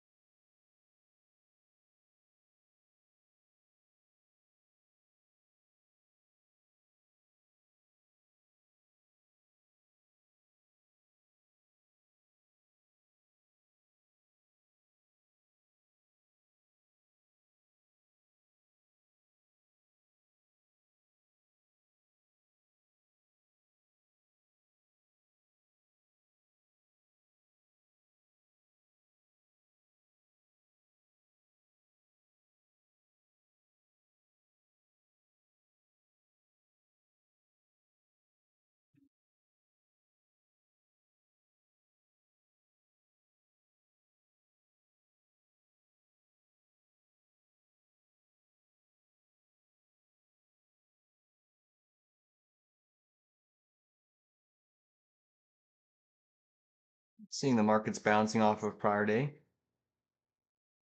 Prior day high.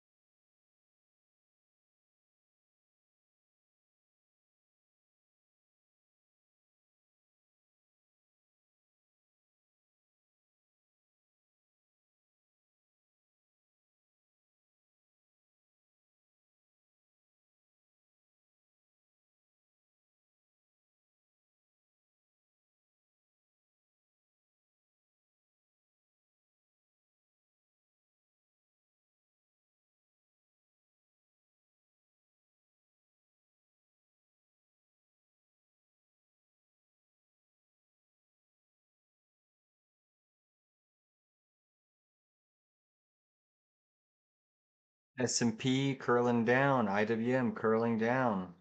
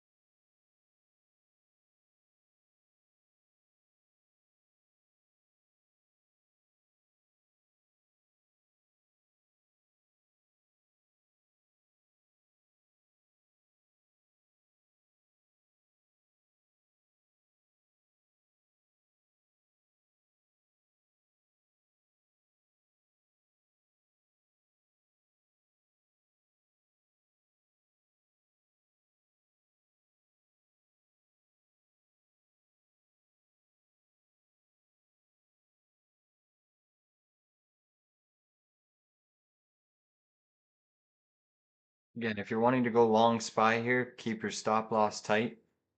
Because if we knife through this prior day high level, then we're going down to gap fill, 10-minute EMA, symmetrical move zone. I'm personally waiting a little bit more. I could see us, if things got nasty, going down to 661.13 here. Trump is set to speak. He's delayed right now, I guess. Not really seeing anything. Let's make sure.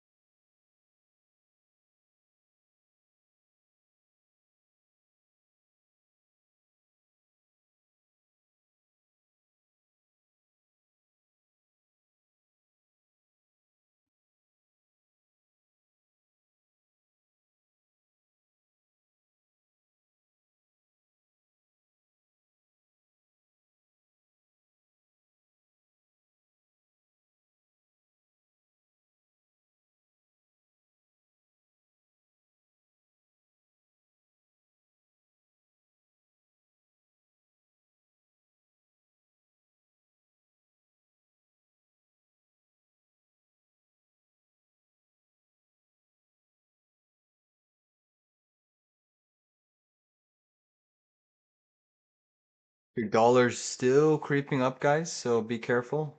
Dixie strong, acting well, like it could keep pushing here.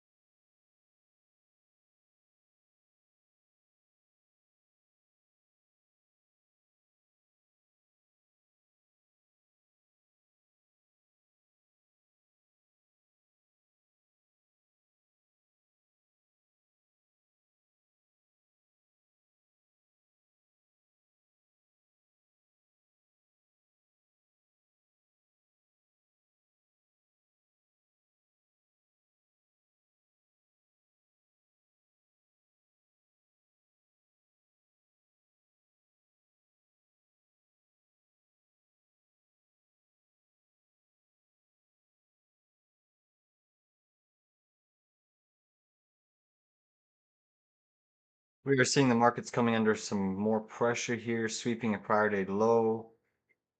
Dixie's still quietly trying to creep to the upside.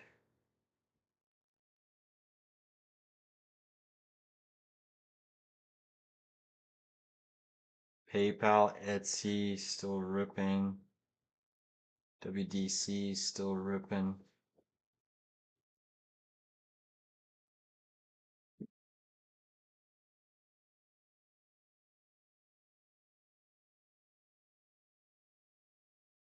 Natural gas having a stellar day today. Nat gas is moving.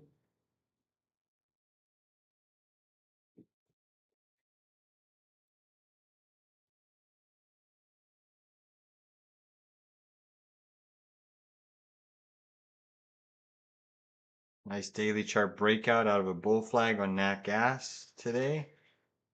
Nat gas resource stocks are acting fairly well, but you would have thought they would be performing much better here.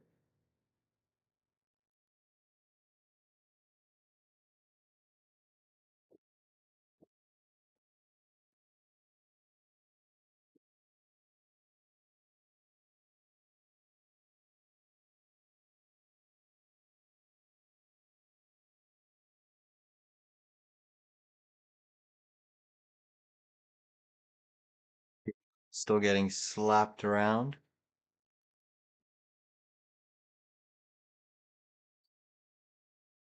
Google absolutely looking so bearish right now.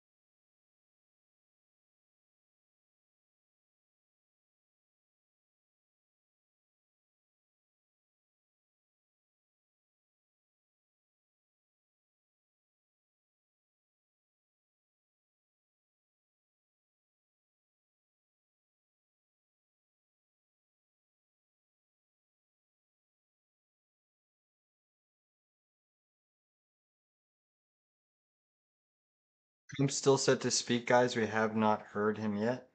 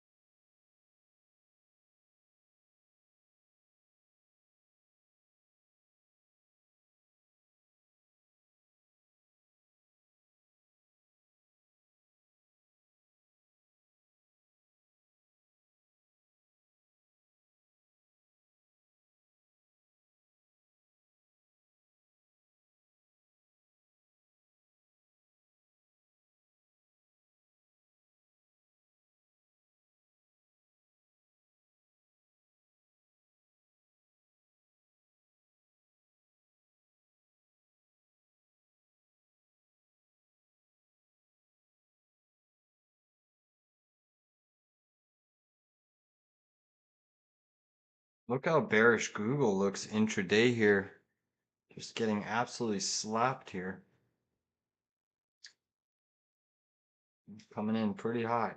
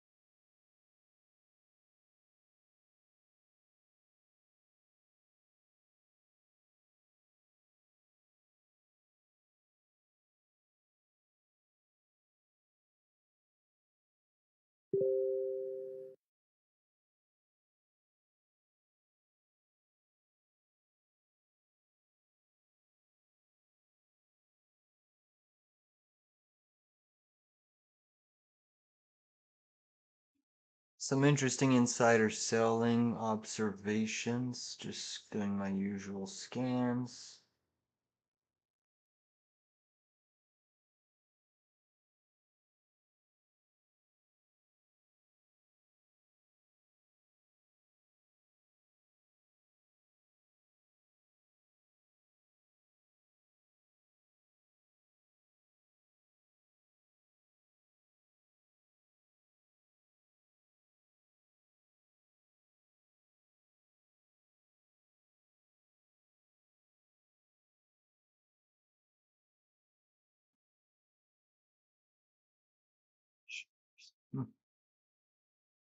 Interesting.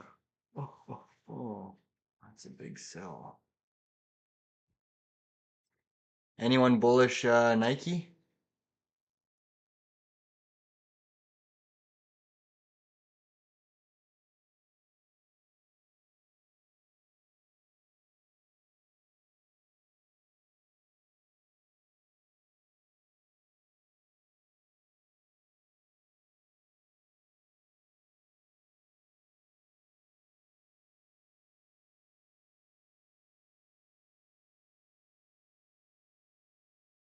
Still waiting on Trump.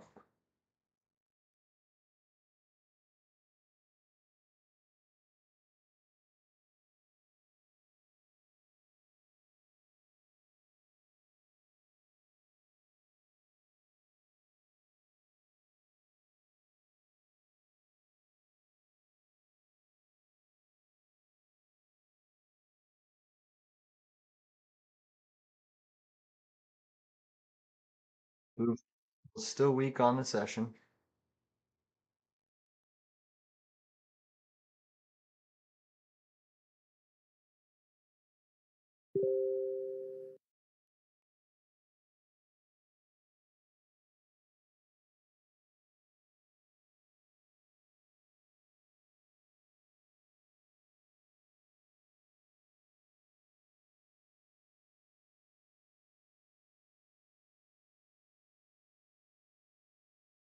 Ooh.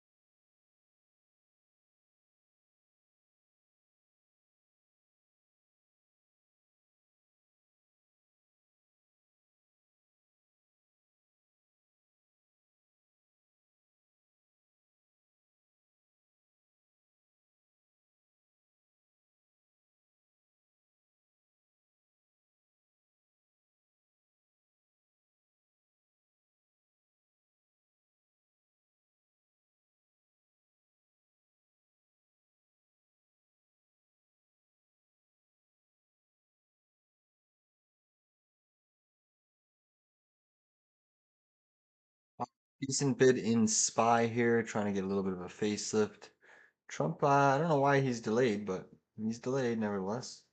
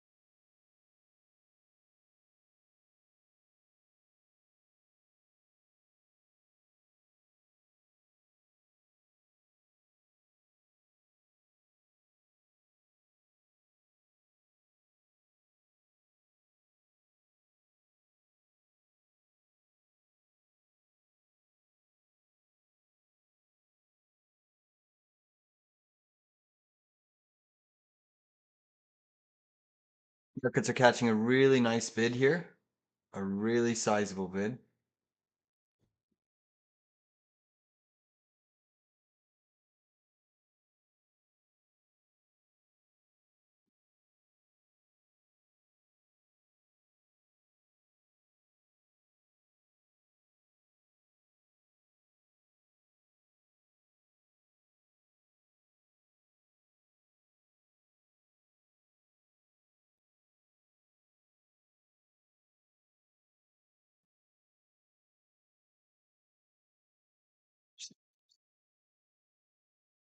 Be back in 2 minutes, guys.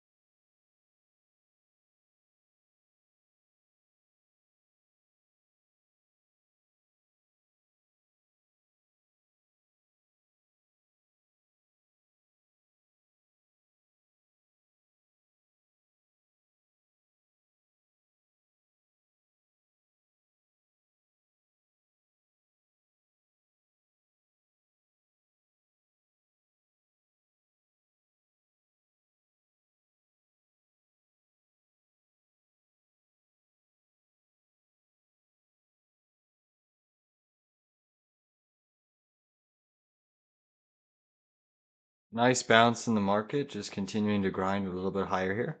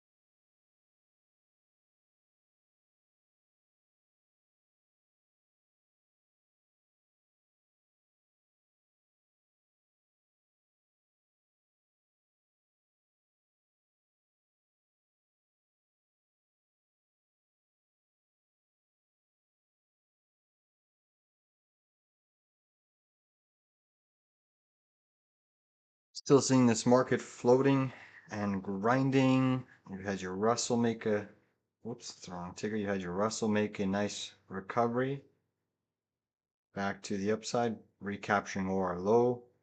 There's an aggressive shortable range at that prior day high. The only thing I don't like is that SPY is above its open prior day high, so there's a little bit of relative strength in your S&P 500, so it makes the market a tough short. You had a little bit of a fake head and shoulders pattern that has now been negated on the Russell, so a failed bear pattern likely dictates potentially more upside. So we'll see if they want to keep grinding the market up into the rest of the afternoon. The fact that SPY managed to hold and not fill its downside gap is technically bullish in the very near term.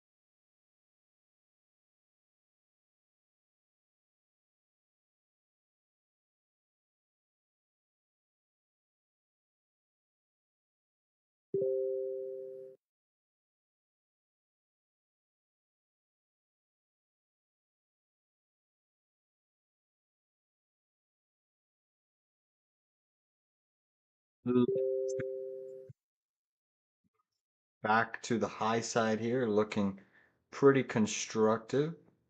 Snapchat got faded a little bit. Same with Smith and Wesson. Nice move on Octave. Octave can clear this range, guys. OKTA has quite a bit of room side, probably up to $100. So OKTA breaking out of a little bit of a bearish range. Already long OKTA, but nice little potential breakout there for OKTA. Looking a little bit decent.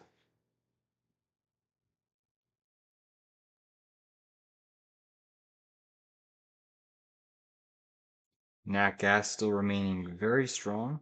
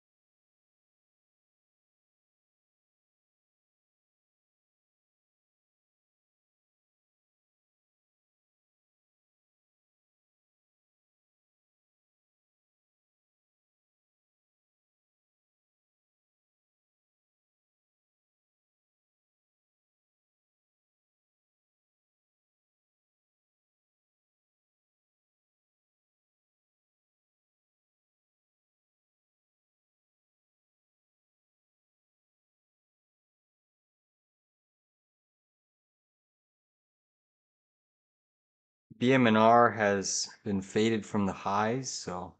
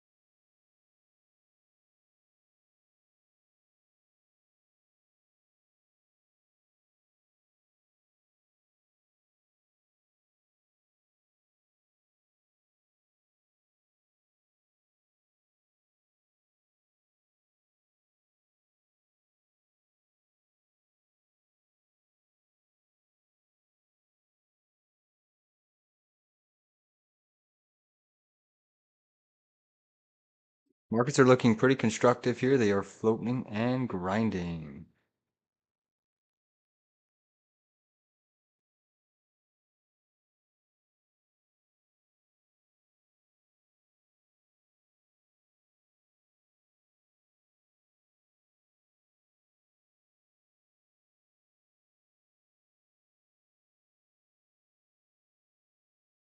Webull making a nice move here, trying to break above its prior day high yet again.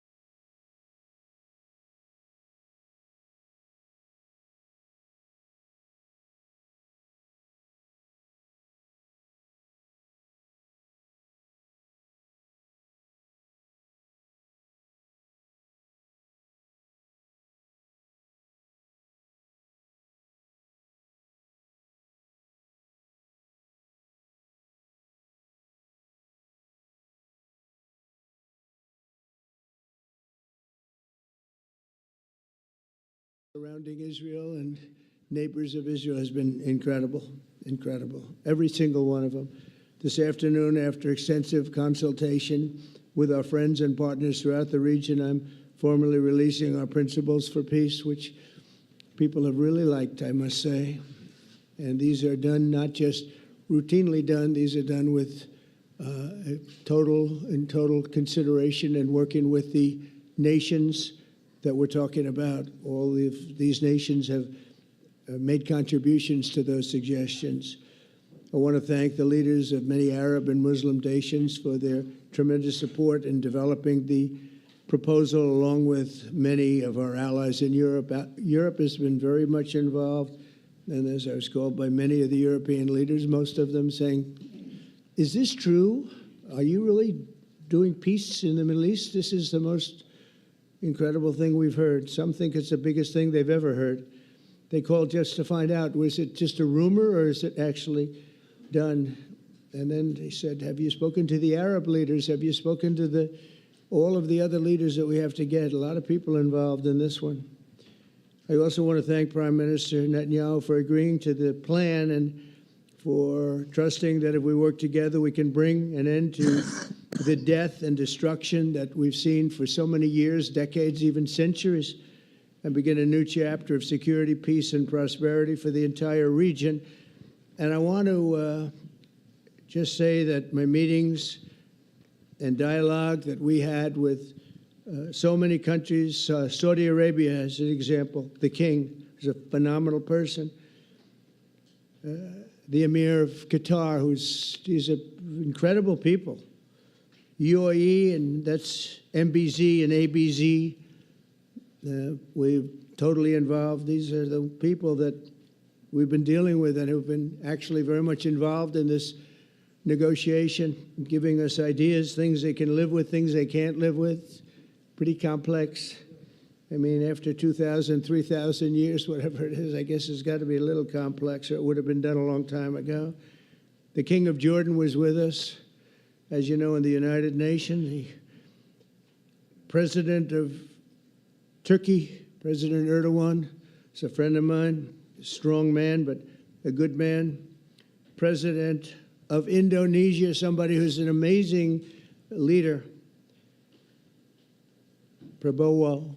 He is an amazing leader and respected by everybody. He was in the room with us. We were together with most of these people that I'm mentioning. Others were by phone or the next day. The Prime Minister and the Field Marshal of Pakistan, they were with us right from the beginning. Incredible. In fact, they just put out a statement that they fully believe in this pact. It just came out just as I was walking around. They said, sir, you have a big notice from the Prime Minister of Pakistan and from the Field Marshal that they back this 100%. President El-Sisi of Egypt, who's terrific. And these are people I've gotten to know over the years. I mean, I would say it started around 2015 and then went into 2016 when the presidency officially began. But I've known him actually for a long time, and there are many cases really great men. I can't say in all cases, but I will tell you, in many cases, they're great men, and some great women, too. They tend to be mostly men, however, I will say that. But if accepted by Hamas, this proposal calls for the release of all remaining hostages immediately, but in no case more than 72 hours. So the hostages are coming back, and I hate even saying this from the standpoint, doesn't sound right, but it is so important to the parents. The bodies of the young men, I believe in almost all cases, the young men are coming back immediately. I met with parents. The parents felt as strongly about getting the body of their dead boy back as they did as though the boy were alive and well.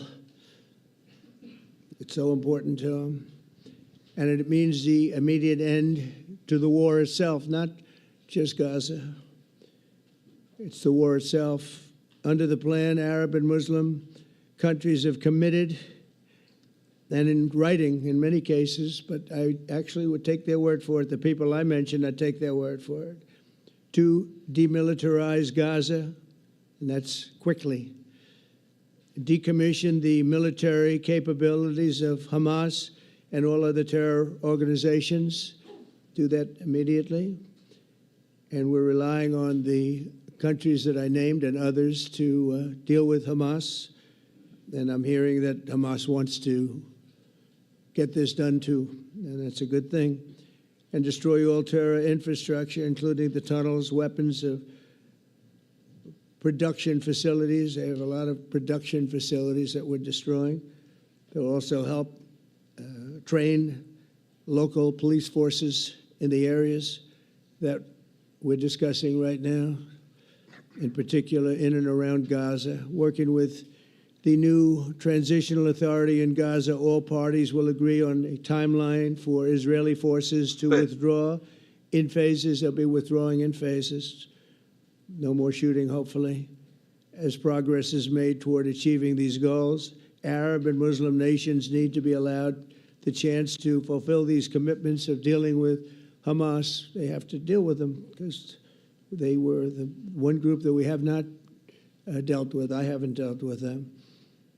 But the Arab countries are going to, and Muslim countries are going to be dealing with Hamas, and I believe they've already been there. I think they probably have an understanding, and they haven't maybe mentioned that, but I would imagine they do. Otherwise, they wouldn't have gone as far as they've gone. If they're unable to do so, then Israel would have the absolute right and actually our full backing, the U.S. full backing. Marco's here, and a lot of our leaders are here, our great Vice President, Susie Wiles, Steve Witkoff, Jared Kushner. They've been so involved in this process. I don't think anybody else could have done it or even come close. But it's we're right there. We're right there. First time in thousands of years, I think you can probably say, if you really look into it, if you study back, if you're a scholar, you would say thousands of years. Israel would have my full backing to finish the job of destroying the threat of Hamas. But I hope that we're going to have a deal for peace. And if Hamas rejects the deal, which is always possible, they're the only one left. Everyone else has accepted it. But I have a feeling that we're going to have a positive answer. But if not, as you know, Bibi, you'd have our full backing to do what you would have to do.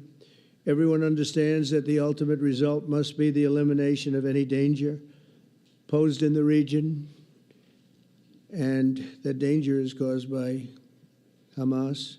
The tyranny of terror has to end, and this is, again, something that we're looking for. This is eternity. This is for forever. To ensure the success of this effort, my plan calls for the creation of a new international oversight body, the Board of Peace, we call it, the Board of Peace, sort of a beautiful name, the Board of Peace, which will be headed, not at my request, believe me, I'm very busy, but we have to make sure this works. The leaders of the Arab world and Israel and everybody involved asked me to do this, so it would be headed by a gentleman known as President Donald J. Trump of the United States. That's what I want, is some extra work to do, but it's so important that I'm willing to do it, and we'll do it right, and we're going to put leaders from other countries on, and leaders that are very distinguished leaders, and we'll have a board, and one of the people that wants to be on the board is the UK former Prime Minister, Tony Blair, good man, very good man, and some others. And they'll be named over the next few days. And it'll be quite the board. Working, everybody wants to be on it now. I don't know if that had anything to do. They named me and everybody else wanted to be on it. I guess they figure, well, he's a soft touch. He'll be easy to deal with. Working with the World Bank and others, it will be responsible for recruiting and training a new government that will be made up of Palestinians along with highly qualified experts from all around the world. Hamas and other terrorist factions will play no role in the board, but they'll play Oh. no role in the governance of Gaza at all, directly or indirectly. As you know, thousands of Hamas leaders have been killed and soldiers have been killed. And we can never forget October 7th, but thousands have paid the price for that. And now it's time to get our hostages back and get back to trying to build something that's really great and very important. In our meeting today, Prime Minister Netanyahu was very clear about his opposition to a Palestinian state. And he continuously mentions October 7th, and I understand that. Most people do. And I understand and respect his position on many things, but what he's doing today is so good for Israel. I noticed that they have large crowds gathering in Israel all the time, and they have my name up. They like me for whatever reason, Bibi, I don't know, but they do like me. But they say two things. Please get the hostages back and please end the war. They've had it. It's had it. So I think it's a very popular thing you do because he's a warrior. He doesn't know about getting back to a normal way of life, but he is a warrior, and Israel's lucky to have him. But now the people want to get back to peace. They want to get back to normalization in a true sense. Several countries have foolishly recognized the Palestinian state. As you know, some of our European friends, allies, good people, but they're really, I think, doing that because they're very tired of what's going on for so many decades. They've been presidents and prime ministers for years, and during this time, having to do with the Middle East, all they're doing is talking about the same thing over and over. They want to see it get back. And nobody wants that more than me, or I believe Bibi too. But the people of Israel want it. They really want it. They want the hostages back. That includes the probably 32 bodies that we're talking about, 20 people that are living, 32 or so people that are dead, and they want to have peace. So let us not forget how we got here. Hamas was elected by the Palestinian people. Israel withdrew from Gaza thinking they would live in peace. Remember that a long time ago, they withdrew. They said, you take it. This is our contribution to peace. But that didn't work out. That didn't work out. It was the opposite of peace. They pulled away. They let them have it. And I never forgot that because I said, that doesn't sound like a good deal to me. As a real estate person, I mean, they gave up the ocean, right? Ron, they gave up the ocean. They said, who would do this deal? And it still didn't work out. They were very generous, actually. And they gave up the most magnificent piece of land in many ways in the Middle East. And they said, all we want to do now is have peace. And that request was not honored. Instead of building a better life for the Palestinians, Hamas diverted resources to build over 400 miles of tunnels and terror infrastructure, rocket production facilities, and hid their military command posts and launch sites in hospitals, schools, and mosques. So if you went after them, you'd be after them, and you wouldn't even realize you ended up knocking out a hospital or school or a mosque. A terrible thing, terrible, terrible way to have to fight. No fight is good, but that's a real bad one. So there are many Palestinians who wish to live in peace. Many, many, many. I've seen so many of them. And they have support.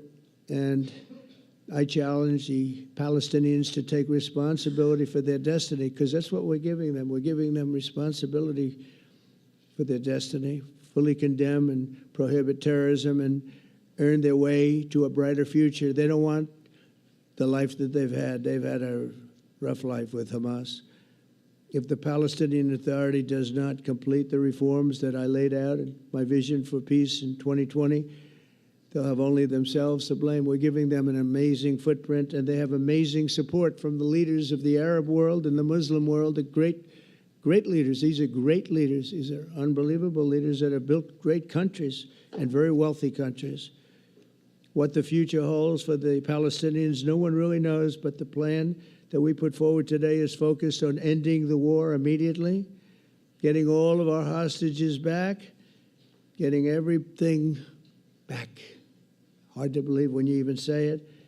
and creating conditions for durable Israeli security and Palestinian success. Israeli security is going to be involved. We're going to help you. We'll be there with you in terms of helping with security. We want to make sure it works. We just want to make sure it works. There shouldn't be a shot fired. Now, there will be, I guess, because that's the way it seems to be, but there shouldn't have to be within a few days. There shouldn't have to be a shot fired. And maybe for eternity. Wouldn't that be nice? I hope it's true. I can tell you the leadership of that region feels that there's a good chance of it being true. So this will lead to this agreement that we're talking about will lead to a sustainable long-term peace. No president in history has been a greater friend of the state of Israel than I have, in addition to negotiating the Abraham Accords. I like to say it that way because the real people, that's what they call Abraham. I would say Abraham, but it's so much nicer when you say Abraham. So much more elegant. But the Abraham Accords are amazing. Jared, you did that along with your group of geniuses, and nobody thought that could be done. We have 4 countries, and Sleepy Joe Biden didn't do a thing. He didn't even know what the hell they were. He should have had them fold up. But I think this will also lead to packing them. And who knows, maybe even Iran can get in there. I hope, we hope we're going to be able to get along with Iran. I think they're going to be open to it. I really believe that. But they could be a member. I long ago said, I'll bet you at some point Iran will be a member of the Accords. And little did I realize it was going to take this turn. That was some turn we did with the B-2s. But I think they might very well be there because it's a great thing for them economically. I recognize the eternal capital of Israel. I opened the American embassy in Jerusalem. That was something that everyone said would never be done, could never be done. Virtually every president for many, many years, for decades, would campaign on making Jerusalem the capital of Israel. They campaigned on it over and over. Is that right, Steve? Is that right? Everyone, and when they got to it, and I understand why now, because it was so, when I got to office, I campaigned on it too. I said, we're going to make it, and then I'd get calls from the leaders of various countries saying, please don't do it, please don't do it, it'll end the whole world, please don't do it. And finally, I just didn't say anything, and I did it. People were calling me before I did it because I heard I was going to do it, and leaders of countries were calling me, and I think it was on a Thursday that I did it, and they'd call me Monday, Tuesday, Wednesday, 3-4 times a day, and I said, tell them I'll call them back on Friday. And I announced it on Thursday, and I called them back, the biggest people in the world, and they said, you've done it. I said, done what? You've made the capital of Israel, Jerusalem, and we wanted to talk yet. I wish you called me a little sooner. Maybe I could have done something about it. So that was a lot easier than getting into an argument because I knew what they were calling about. And you know what? It turned out to be amazing. Everybody thought it was going to lead to the end of the world, right? The end of the world, Ron, that's what they said. It didn't lead to anything. It just led to something that I promised and something that was very, very popular for Jewish people and a lot of other people, too. I recognize Israeli sovereignty over the Golan Heights, and I cut taxpayer funding to the corrupt United Nations Relief and Works Agency. And United Nations was interesting because, as you know, a few days ago, they introduced me. Ladies and gentlemen, the President of the United States, I'm looking at my teleprompter, and the thing was dead, stone cold, dead. The thing's up here. I have a long, beautiful speech to make. I'm back 30 feet back, and I'm saying, they're introducing me. There's nothing on my teleprompter. So, but I made a speech. I actually got good marks. You think Biden could have done that? I don't think so. I don't think he could have done that. I don't think too many people could have done it. But actually, it was actually more of a speech from my heart, if you want to know the truth. I think it was maybe better in certain ways because it was from the heart. It has to be from the heart. Otherwise, you're in big trouble. But I cut taxpayer funding for that very corrupt United Nations Relief and Works Agency, and nobody thought that would be done, and withdrew from the horrible Iran nuclear deal that was imposed upon Israel by Barack Hussein Obama and Biden. And I don't think Biden knew anything about it, though. I don't think he knows anything about it now, actually, if you ask him. He'd say, what is that? And we obliterated Iran's nuclear enrichment capacity, making it impossible for them to have a nuclear weapon, which they would have had probably in about 2 months from that. But I've never asked Israel to compromise its security, but we had big, strong talk. Nobody's been better to Israel. No president's been better to Israel than Donald Trump. But we had a long, strong talk, Bibi and I, and he understands it's time. It's time. History has shown. And the people of Israel want it. And the people of the Middle East want it. The people of enemies of Israel want it. But they don't have really too many enemies right now. And you know what? Many countries have gained great respect for Israel, for the way they fight, for the job they do, including me. I had respect anyway, but they gained respect. History has shown us that those who have relations with Israel have thrived, while those who have devoted resources and attention toward the destruction and even annihilation of Israel have languished. They haven't done well. Israel is not going anywhere. They're going to coexist with other people and countries in the region, from Syria to Lebanon to Saudi Arabia. The promise of a new Middle East is so clearly within our reach. This is the closest we've ever come to real peace, not fake peace, not political fool's peace. If we can get this difficult problem solved, the opportunities for all within that vast region of this world, it's a vast region. It's unlimited. The Abraham Accords show that all countries are better off when they communicate and work together and embrace new opportunities. I hope Jared and Steve and Susie and Marco and JD, we have great people. I hope you guys are going to work very hard to get these other countries in, because now they have no excuse. There's no longer an excuse.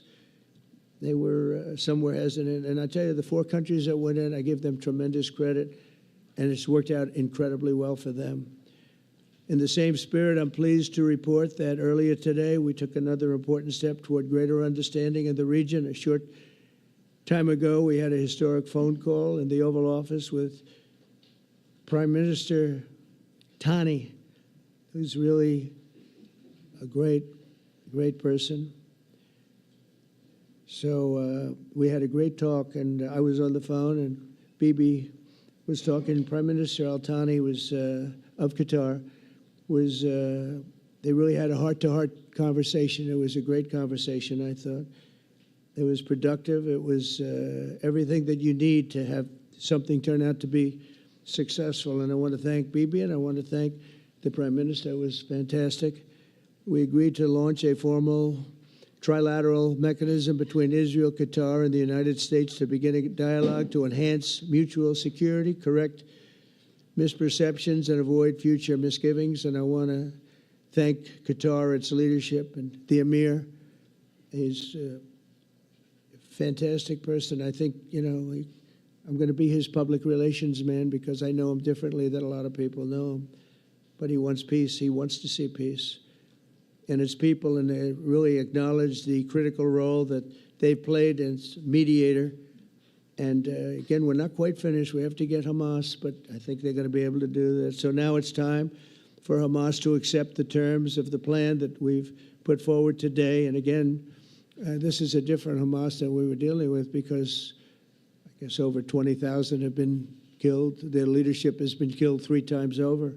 So you're really dealing with different people than we've been dealing with over the last 4 years, 5 years. Everyone has done their part and come to the table in good faith. Our Arab and Muslim partners are fully prepared to step up and fulfill their commitments for the benefit of the people of Gaza and the entire region. They're willing to step up and do a lot. They really are. There are a lot of good people involved. Everybody who wants to see an end to the violence and destruction should be united in calling for Hamas to accept the extremely fair proposal. so that we can end the war and get us back our hostages right now and have everlasting peace. And I look forward to having relationships with everyone. As the chairman of the board, I'll be involved, and we'll have meetings with some very smart people that'll be working over there to make sure that we haven't just been wasting time with an agreement that doesn't get done. The task of building peace will not be easy. There are some of the hardest problems in the world to solve, and that's why it's been going on for so many centuries. But too many lives are at stake not to try, and this was more than a try. I mean, I think this is something that gets done when you have virtually every country, and these are powerful, powerful countries that have a lot of money, and the money can make things happen. A lot of countries try, and they don't have any money. These are very rich countries that can make things happen. So together we'll forge a much safer and more hopeful future for everybody, including Israel. And I want to thank Prime Minister Netanyahu for his partnership. And I want to thank all of the leaders, the kings and the emirs and the presidents and prime ministers, people I mentioned. And they've been absolutely fantastic to work with. And it's just happened very quickly. It's happened from a couple of weeks before I had a couple of meetings, but a couple of weeks before we went to the United Nations, and we had some incredible meetings. It all came to place. It all took place, and everybody wanted to be a part of it. I don't have anybody that's saying we don't want anything to do with it. It's just the opposite. And I'll tell you, a couple of years ago, a year ago, I don't think we would have had this kind of participation, Mr. VP, right? I don't think we would have had. It's been amazing. The participation was 100%. Everybody wants to be a part of it. And everybody, those very strong countries, everybody wants it to work. So, Bibi, congratulations on this. I think this will be your crowning achievement, frankly. If this all works out, we think it will. It's going to be your crowning achievement. And I want to thank you very much for being here. Thank you. Please. Thank you. Thank you. Mr. President, first I want to thank you for graciously hosting me once again in the White House. And second, I want to thank you for your friendship and for your leadership. From Jerusalem to Tehran, from the Golan Heights to Gaza, you've proven time and again what I've said many times. You are the greatest friend that Israel has ever had in the White House. And Mr. President, you and I both know it's not even close. While you focus at home on making America great again, your leadership abroad is changing the world for the better, ending wars and advancing peace. I believe that today we're taking a critical step towards both ending the war in Gaza and setting the stage for dramatically advancing peace in the Middle East, and I think beyond the Middle East, in very important Muslim countries. I support your plan to end the war in Gaza, which achieves our war aims. It will bring back to Israel all our hostages, dismantle Hamas's military capabilities, end its political rule, and ensure that Gaza never again poses a threat to Israel. We would not have achieved this turning point without the courage and sacrifice of our incredibly brave soldiers. They fight like lions to defend the people of Israel, and they serve on the front line in the war between civilization and barbarism. Mr. President, when our two countries stand shoulder to shoulder, we achieve the impossible. Just a few months ago, in Operation Rising Lion and Operation Midnight Hammer, we struck a decisive blow against Iran's nuclear and ballistic missile program. Your bold decision to send those B-2s made the region safer and the world safer. Now, under your leadership, we're taking the next step to win the war and expand the peace. Your plan is consistent with the 5 principles my government set for the end of the war and the day after Hamas.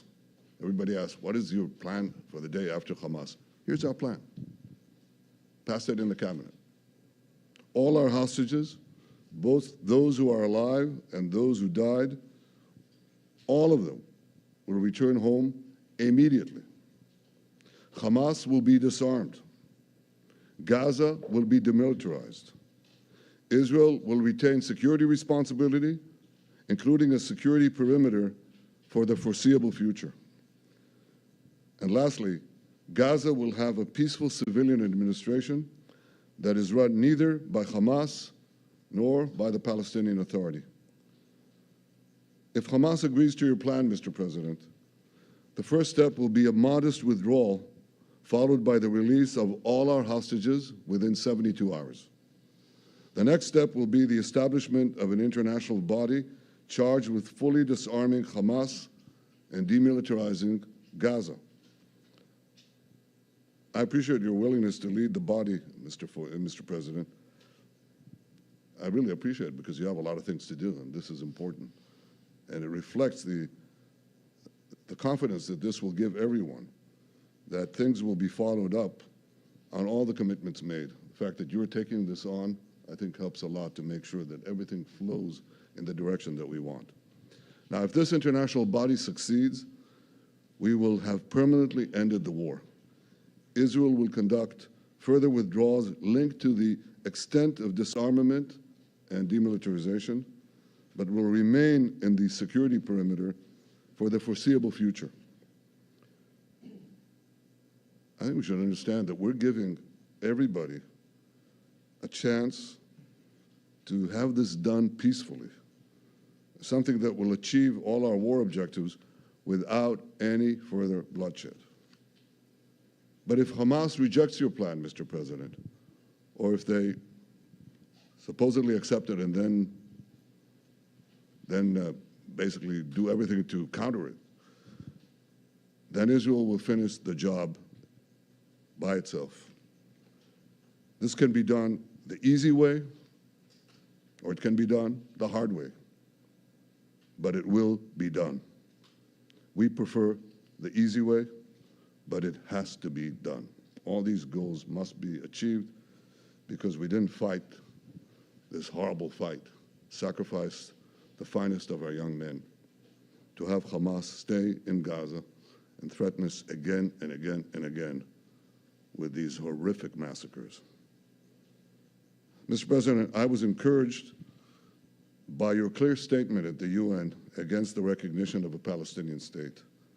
That would be an outcome that, after October 7th, would reward terrorism, undermine security, and endanger Israel's very existence. As for the Palestinian Authority, I appreciate your firm position that the PA could have no role whatsoever in Gaza. Trimmed half of without spy undergoing puts, a guys. radical Trimming and half into genuine TP there. transformation. In your 2020 peace plan, which you mentioned just now, you made clear what that transformation requires. It's not lip service. It's not checking a box. It's a fundamental, genuine, and enduring transformation.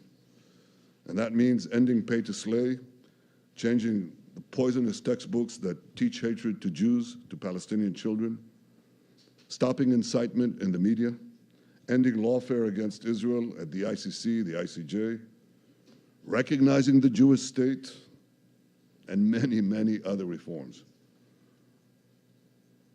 It won't come as a surprise to you that the vast majority of Israelis have no faith that the PA Leopard will change its spots.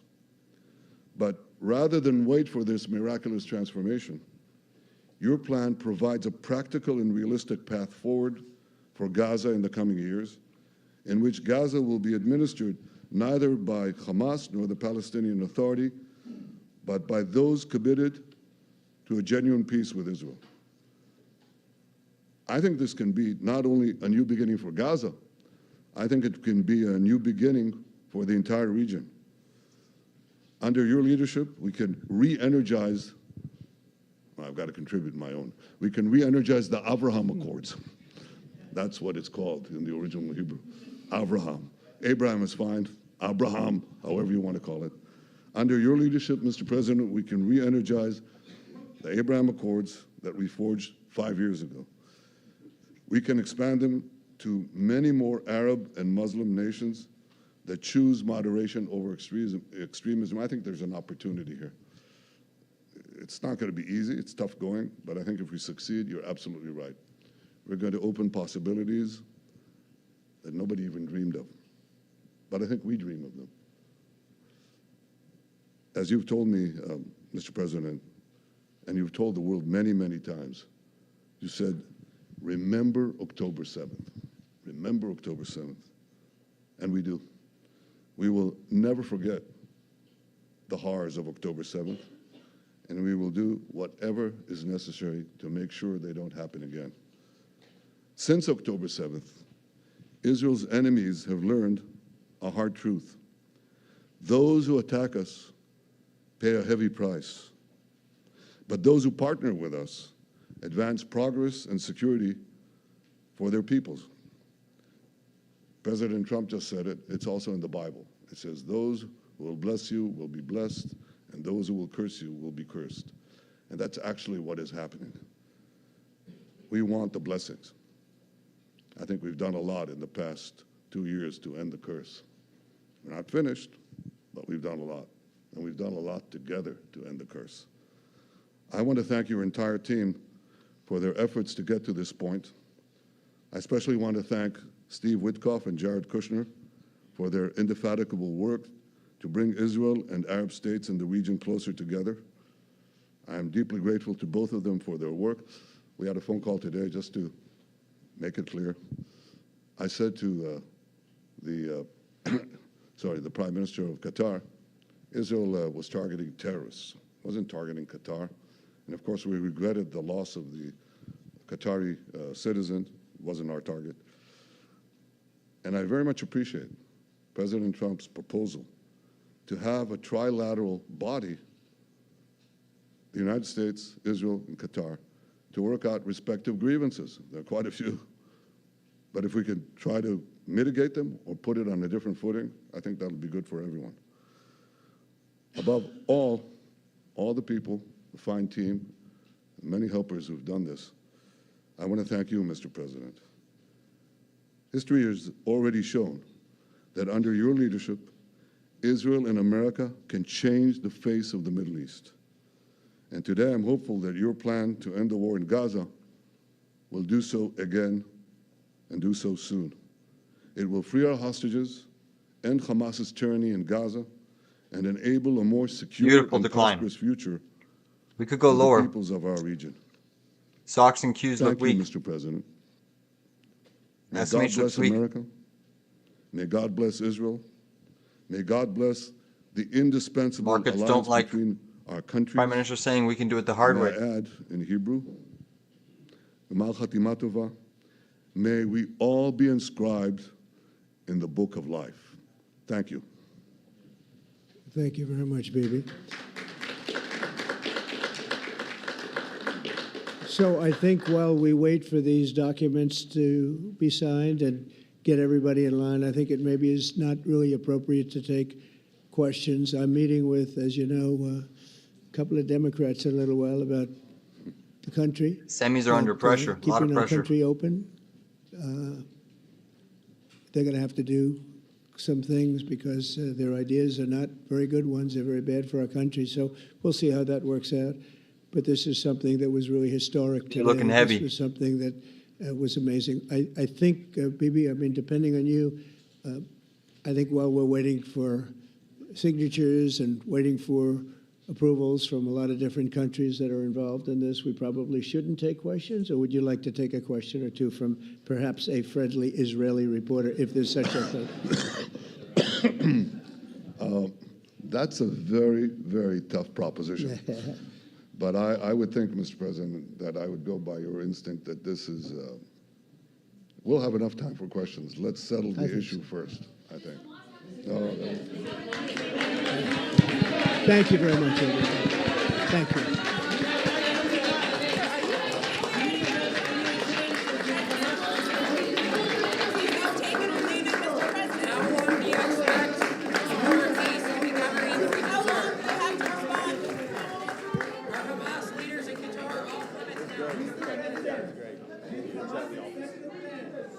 Almost up 200% on the runners.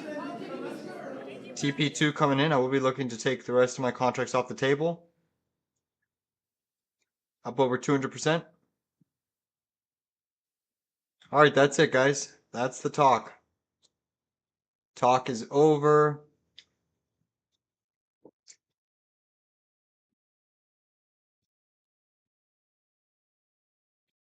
So my nice little chunk off that initial trim. Come on. Let's see if they dump semis. Semis are now into this major gap window, but notice how SPY during the morning session came into it as well and never officially came all the way down. Nvidia is looking pretty weak near the lows of the session. But we'll see if this turns into one big inverse head and shoulders.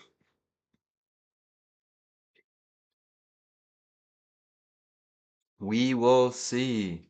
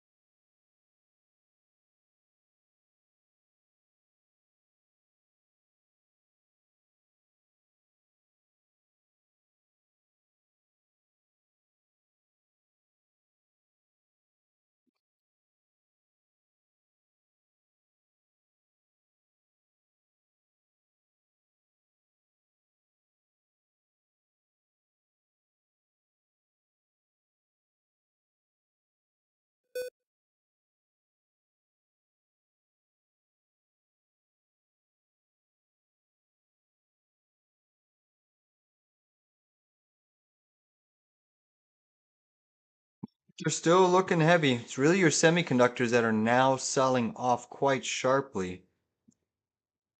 QQQ looks like it's going to give us a new low of day. Your Dixie. Caleb asked, do I ever trade XSP? They are cash settled by SPY 100. No, I don't. I don't. Let's look at that quickly. XSP.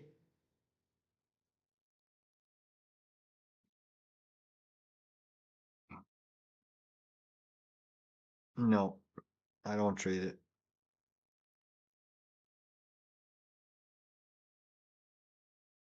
Is that even the right one? Or is it this Canadian?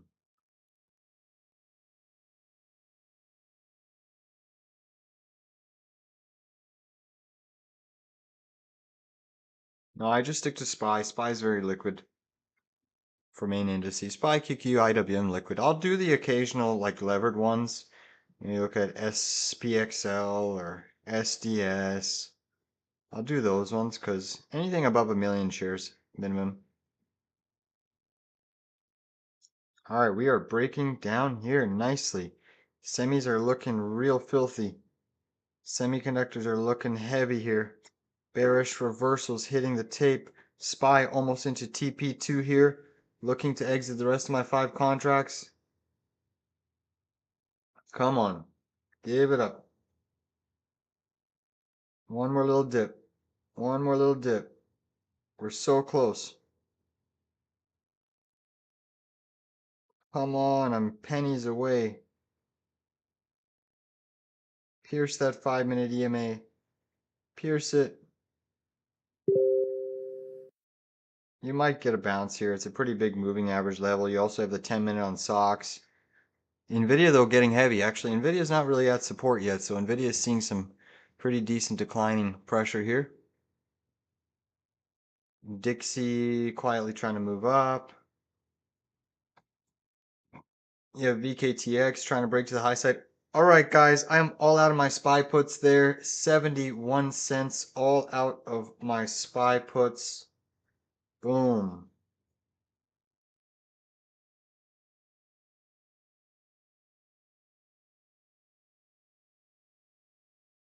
So just over 250% gain.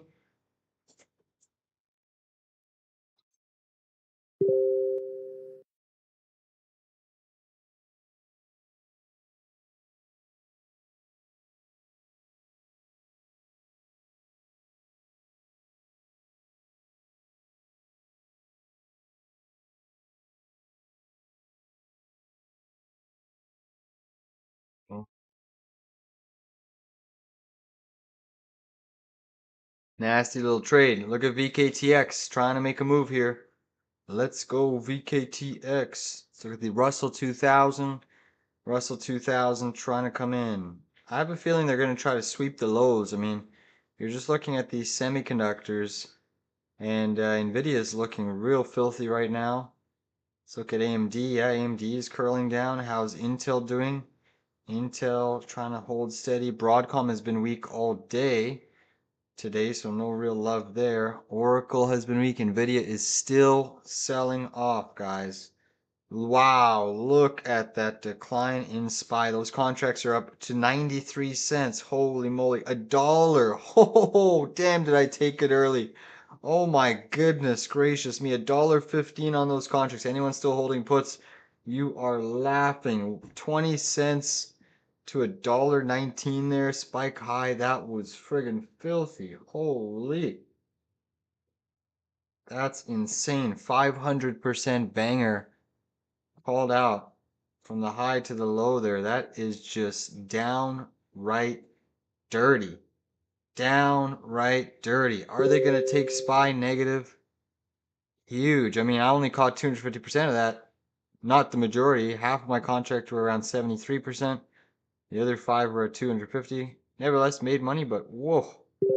Left some profits on the table. Damn. That is filthy. We're coming to the symmetrical measured move, guys, and just with that type of selling, it now looks like that could be a long level. I don't know how big of a bounce we're going to get. I would love to see us flush there in the next 5 minutes. And if we flush there, guys, 661 calls. I'm looking at 661 calls. I'm going to buy in the money 0 DTEs because I just don't know how big of a bounce we're going to get. But if we flush into this area, I'm going to look at 661 0 DTE calls. IWM getting smoked. Everything under a little bit of pressure here into the close. They do not like the Prime Minister saying, we are prepared to do it the hard way. The hard way. War in the Middle East is likely set to continue and escalate. It was pretty big fighting words from the Prime Minister, and those fighting words are backed by Trump.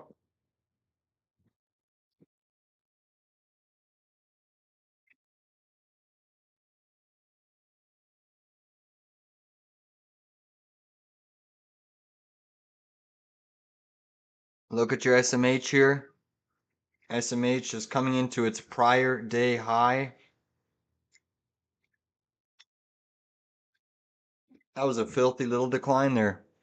Filthy. It's been a great trading session for a Monday. Phenomenal profits today. Phenomenal profits. I have absolutely banked today. We have called out some amazing wins. Amazing. Come on, fill that gap today, SMH. Just go down and fill it. I mean, you are sitting right on a 10-minute chart support level, confluencing with a prior day high. Could be a big bounce here, but come on. If they don't fill that gap, I would be pissed. Well, not really pissed, but the pattern would be much better to fill. It would allow us to float up higher, but big bounce in SPY. So today we've absolutely crushed in the live trading room. From SoFi puts in the morning to SPY puts in the morning. We pretty much caught this big down move. We caught Russell 2000 puts. We caught SPY puts again. It's been crazy. Crazy, crazy. We called out Tesla puts, but my brokerage was giving me issues. I know a couple people caught that. Craziness. The only one that really hasn't cooperated is end of week Viking Therapeutics. But we'll see. That's a bit of a lotto. We'll see what happens. That one we could wake up tomorrow and it's at 30 bucks. Maybe. Maybe. Let's continue to watch that SMH. Your dollar is starting to soften quite substantially. We also took monster profits off of IONQ. Don't forget that, guys. IONQ Commons, nice double-digit gain. I covered my 200 shares short. Still have a little bit of short exposure through some options. We'll see how those fare.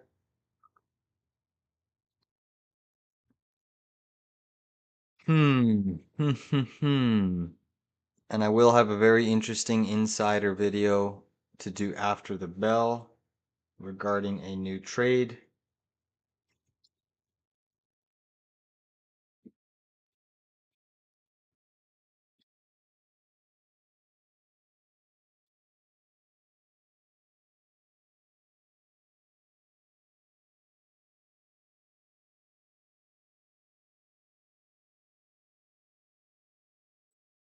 So SPY did give us a 5-minute bearish close. It did close. Actually, did it close? Gave us a new low 5-minute close, but I don't know if it closed. That low of that candle is 663.48, and this close is 663.48. Wow, that's crazy. But nevertheless, it is a bearish close. Oh, VKTX selling off.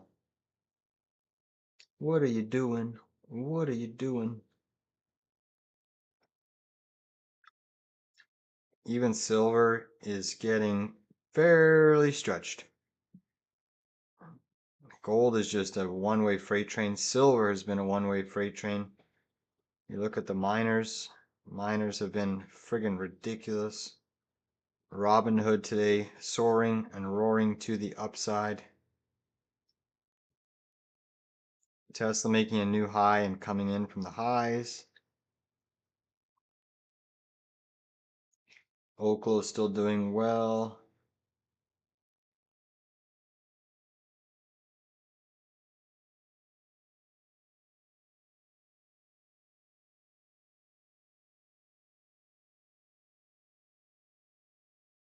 PayPal still doing well.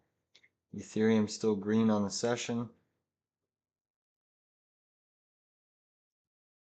IWM still looking fairly heavy. Rigetti getting smoked today.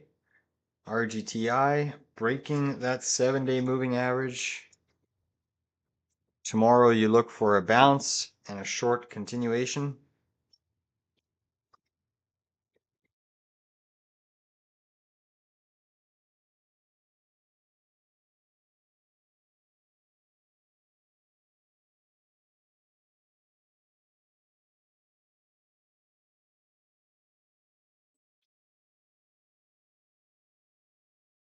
Nice amount of volume on PayPal today, trading double the amount of volume.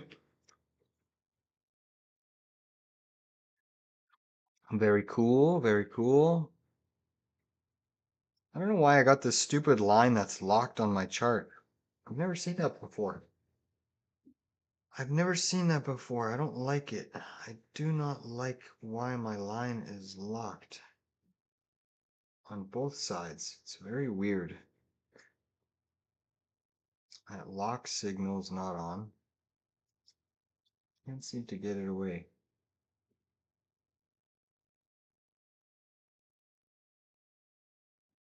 Weird. What's that? Quick search.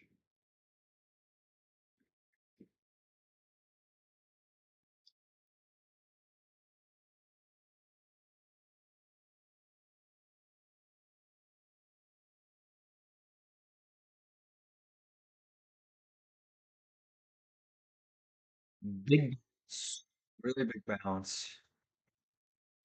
Holy, what the heck happened to this stock? MLTX? Gosh, what did you guys do to it? You pumped it and then you dumped it, eh? You guys left me holding the bag at 64? Listen, no, I'm kidding. I'm not in this name. But down 90%. Bless me. Moon Lake. Moon Lake. Immunotherapeutics.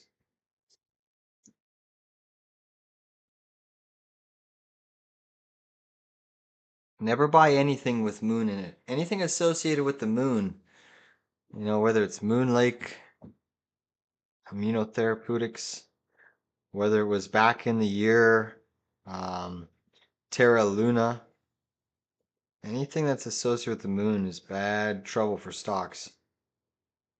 That was probably actually my worst trade was Terra Luna. I remember that falling knife. The rug pull. The rug pull on Terra Luna. Does anyone remember those crypto days? Crazy. It's been a while since we've had that. But I couldn't believe what I was seeing there on Terra Luna. Lost quite a bit of money on that. That one still haunts me.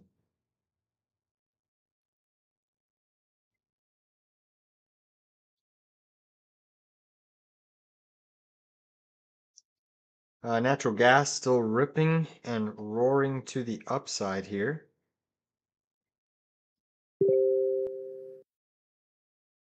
Holding very strong technical structure.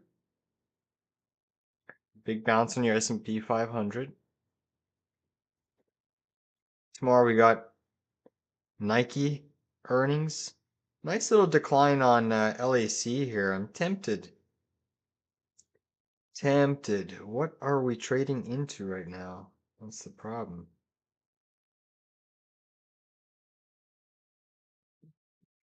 Oh,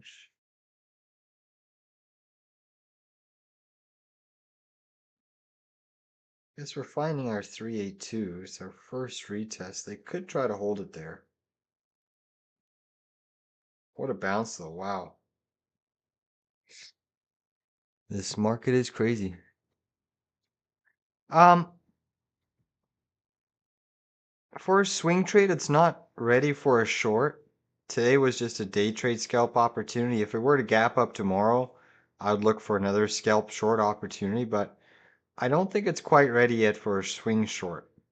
I think it can press a little bit more. Just the way stocks have been running, it could press a little bit more, especially when it has that momentum behind it, given it's the fact that it's a mega cap tech name that hasn't breached the highs. So, you know, if the market does sell off, Tesla can diverge from it a little bit. We've seen that. And if we see more distribution in semis, which we should, Tesla can push higher. And just the overhead open interest that lies around that 500 for November, December, I would love to see it push to about 470, and then I'd start considering a swing. But you can see we're not that far from the all-time high. You know what, 11% or so? We were even closer at the high of that pivot, so you know what what I could see Tesla or for Tesla is I could see us, you know, doing these weird moves like we've been doing where you gap up, sell off a little bit, gap up, sell off a little bit, gap up, sell off a little bit as, you know, so it could be a strong stock in the morning and then weak in the afternoon, kind of like what we're seeing. So I don't think it's a flat out short yet. You know, just because we have this 10-minute head and shoulders pattern that I see as well, it's tempting to short, but I think it can go a little bit higher. You know, maybe you chop in this range a little bit longer, but still holding technical strength on Tessie. And the market as well. The market on SPX land is technically, let's see where we're at. Look where we're at. So what's really fascinating is so far, the bulls popped it up, have sold into it all day, pierced the 7-day moving average, holding above it right now as we speak. Very, very cool. Are we going? Yeah, hold for news. Exactly. I think you're probably going to get I don't know, maybe Musk comes out and buys another billion in shares. Who the heck knows? But it's not technically, it hasn't given us any real short signal yet.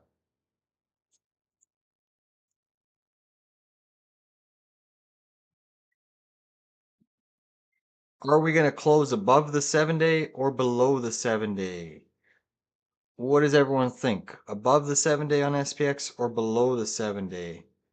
Let's look at SPY here. Let me just remove these TPs.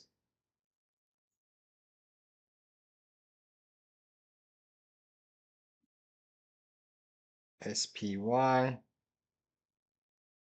Wow, 7-day moving average on SPY is sitting at 662.48.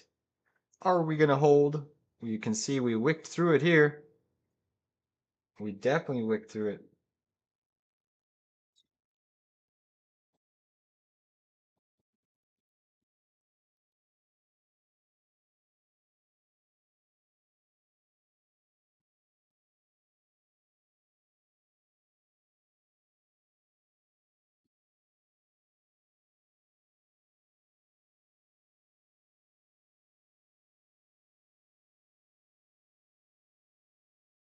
How are the war stocks doing after that speech? You can see Lockheed Martin has gotten chopped down a little bit from the highs as well. Still a very strong ticker, but definitely under some pressure.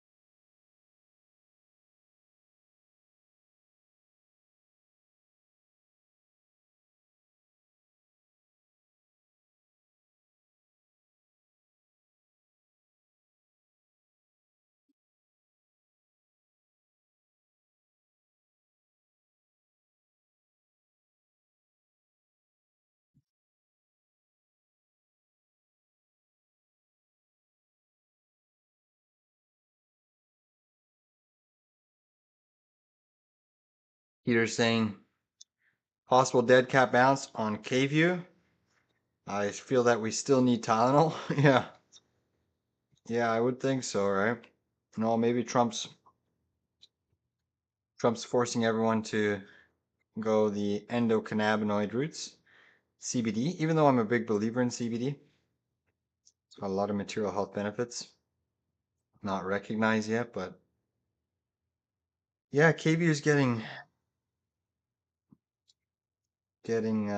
very stretched here.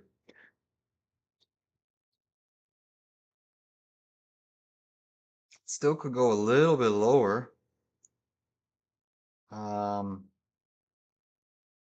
Your true downside is sub 15, just based off of this move of symmetry. You know, you are putting in a slight little negative divergence. I have no idea what the hell this lock symbol is on my chart. I absolutely hate it. I'm gonna have to mess around with it. This trend line just gets locked here. It's driving me crazy.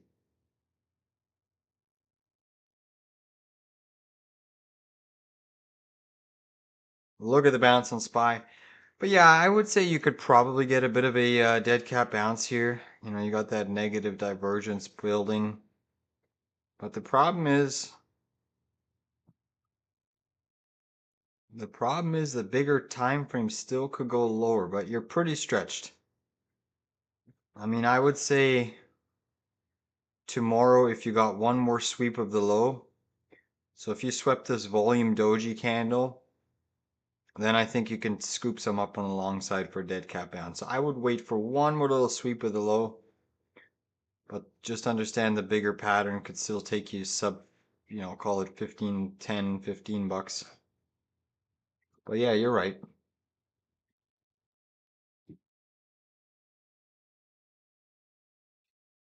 We still do need Tylenol. I'm pretty sure everyone has. Surfer is looking at Canopy. Yeah, Canopy is another one. High volume breakout, obviously surging on Trump, discussing endocannabinoids and trying to have, I guess, the FDA and medical professionals trained on it. Because that's a problem. No one in the States is really trained to prescribe it. So marijuana stocks on this news have potentially a lot of upside.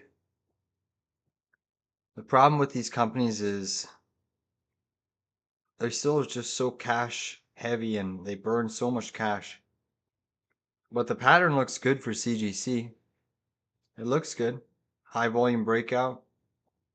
You know, you're testing that daily 200 moving average. Last time you tested, you got rejected.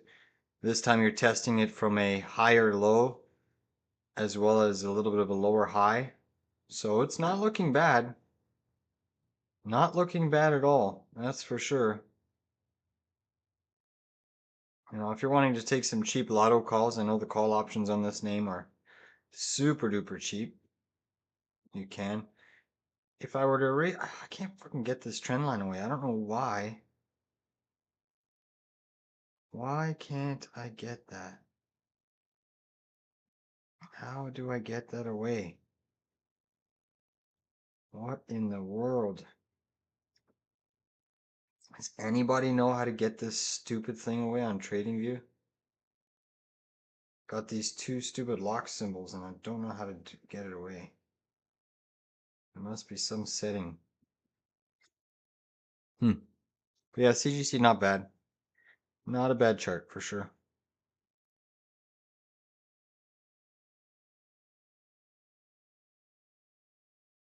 Now you're still just stuck in a little bit of a wedge pattern formation. But you're holding that EMA 113, back tested today, bounced, sandwich right now. But it looks like CGC could push to at least 178, 179, the top of that wedge pattern.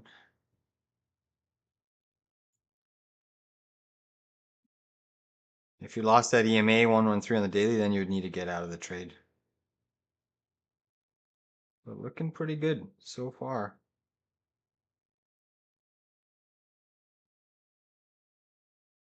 What a bounce on SPY. Unbelievable bounce.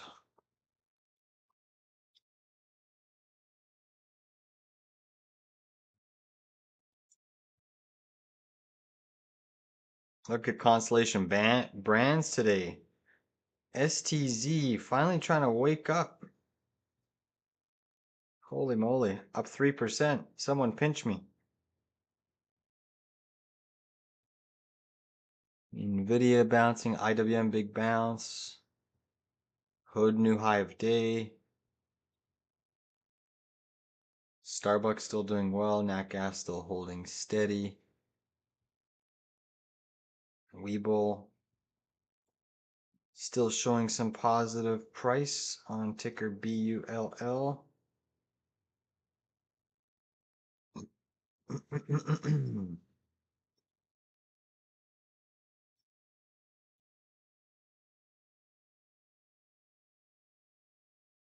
BBAI, eh? Nice sell-off on Big Bear. Really nice sell-off on Big Bear.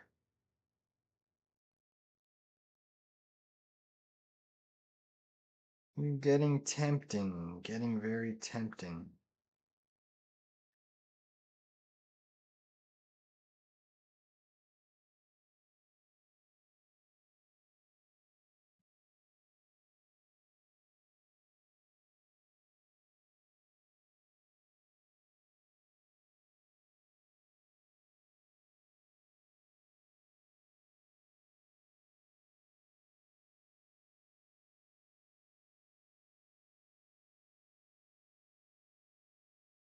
If BBAI gaps down tomorrow, we'll have a really solid day trade opportunity. Really, really solid.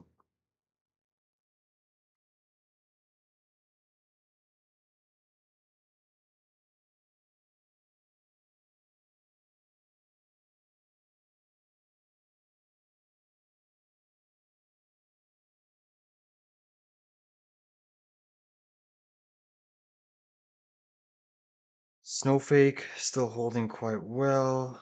Mongo still a beast. Let's look at Oracle.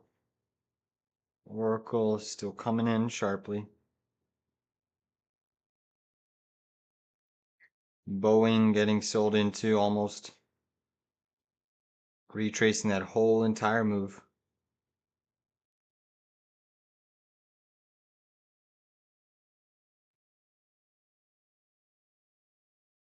I've been tempted to scoop some Nike shares. New partnership. Kardashians. World Cup coming up.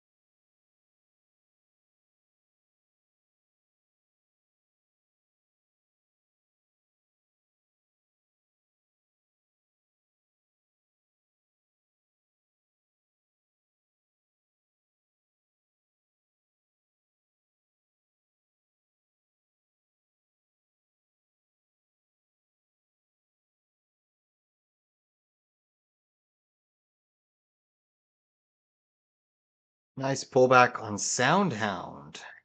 Soundhound went for that weekly chart breakout, getting slapped right back down. Very cool.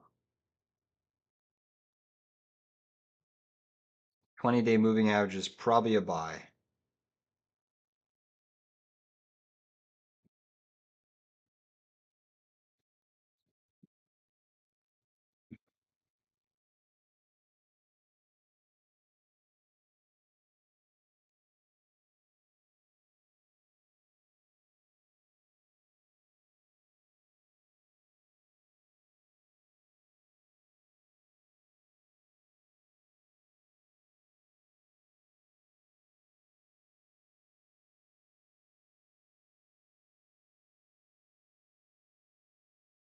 Buy, really bullish V-shaped bounce and recovery.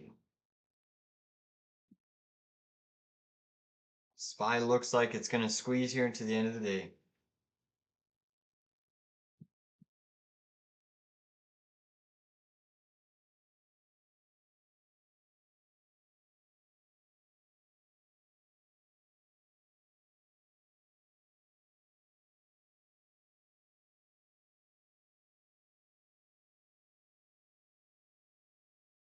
S&P squeezing. Nice bounce on Archer. Archer could be putting in a bit of a daily chart inverse head and shoulders. Not looking too bad on certain eVTOL stocks. Nice pullback on Joby. It could be ready to launch to the upside. JOBY.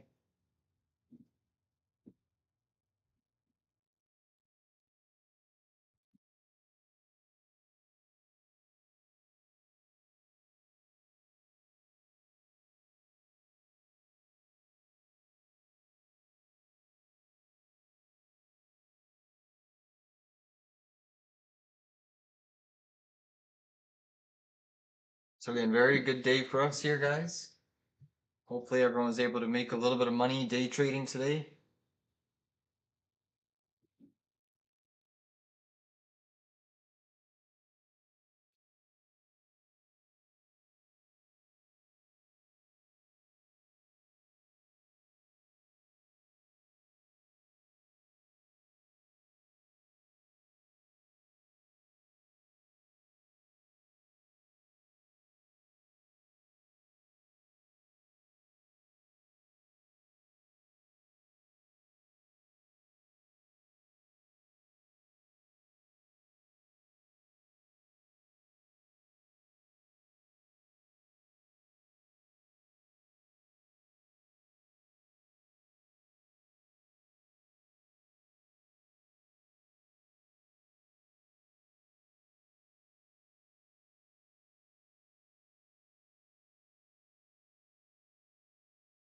A fair bit of data tomorrow during the market session. Not too much intraday in the pre-market.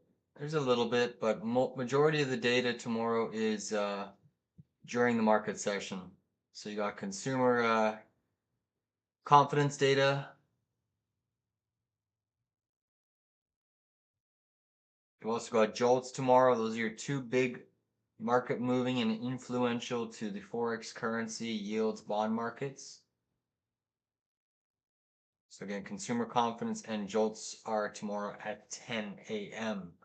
You also have Chicago PMI at 9:45. So we could set up for a potential trending session tomorrow after the 10 a.m., the 9:45 and 10 a.m. data.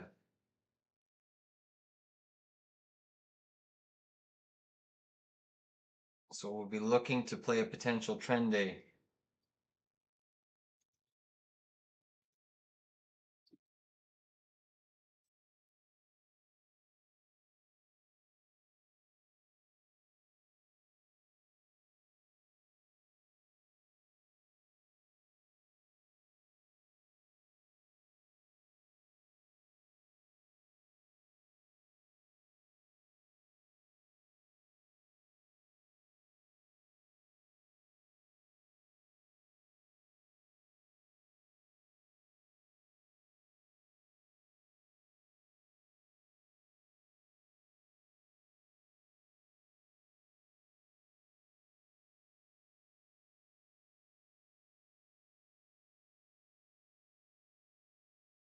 Final 9 minutes here.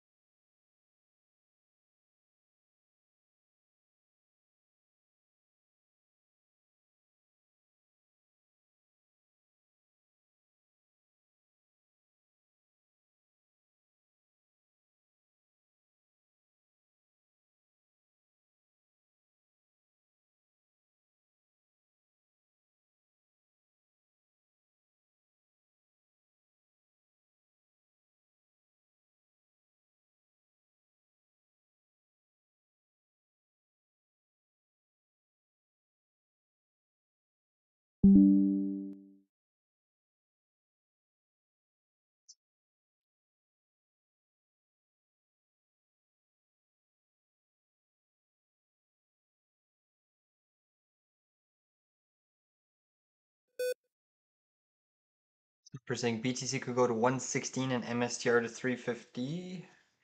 Yeah, I honestly I like the MSTR chart a lot. It's very oversold. You've done some liquidity sweeps. MSTR, I was just thinking that there was gonna be one more gap down on Friday. I mean, I was so tempted to buy here. I know you bought MSTR, so nice job there, Sarpers. I still hold a little bit of long exposure, but that would have been a stunning buy below 300. And honestly, I mean, if this was any other, stock chart and I knew that it wasn't attached to Bitcoin, I'd be buying it up with a pretty sizable position. Bitcoin, on the other hand, nice bounce and retrace. It does look like a fake failed pattern here. So they broke it down, roped in bears, and now they're popping it back up. So potential failed bearish pattern setting up for a nice W chart pattern breakout. We need to really see how it reacts around this trend line. But you're right, around 116 would give you that peekaboo breakout on Bitcoin. If you look at Ethereum, nice recovery today. And I think Bitcoin is going to be the stronger asset. I think BTC is going to gain some of that Bitcoin dominance.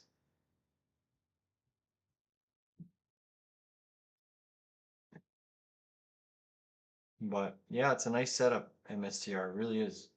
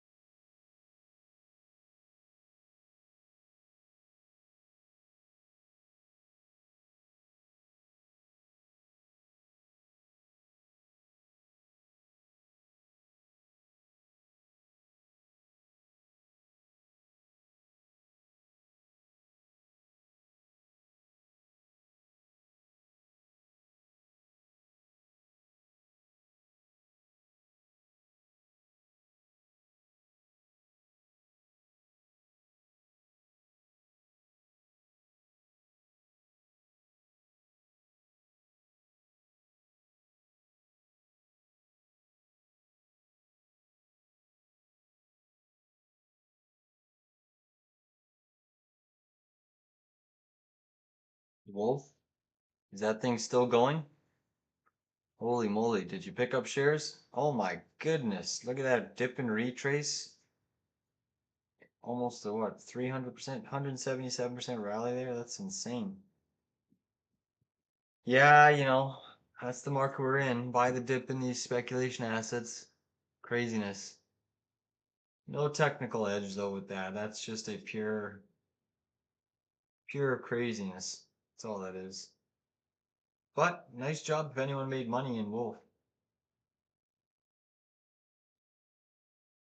But yeah, what a bounce.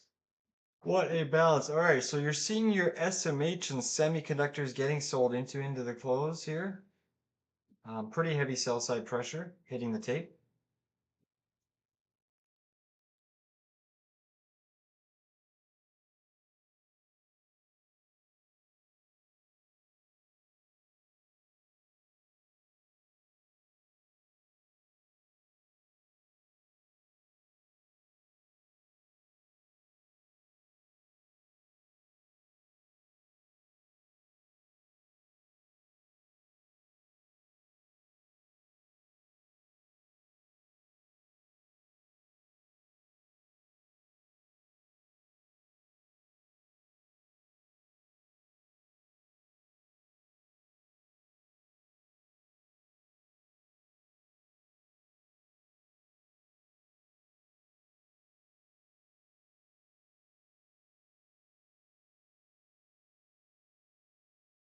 TGC for calls 150 for November. Nice. Good luck to you. Good luck to you for sure. It's got the momentum behind it. Positive news catalyst. It could run for the entire week. You know, you've got more volume traded on this breakout candle than back here. So that's a positive. You could easily gap up tomorrow to 180, even maybe this 188 gap. Has a tendency to get a 1-2 punch follow through on a high volume breakout. So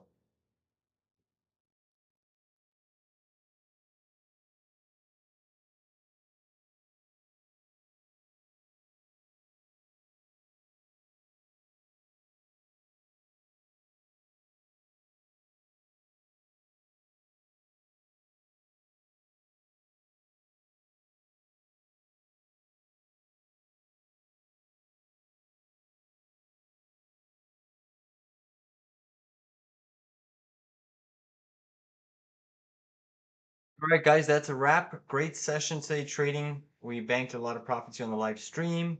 Thank you all for tuning in, and we'll see you all tomorrow. Take care, everybody. We will have some member videos out a little bit, you know, within maybe a half hour. There's one key new position I want to discuss. All right, guys. All right, we'll see you a bit later. Cheers, everyone.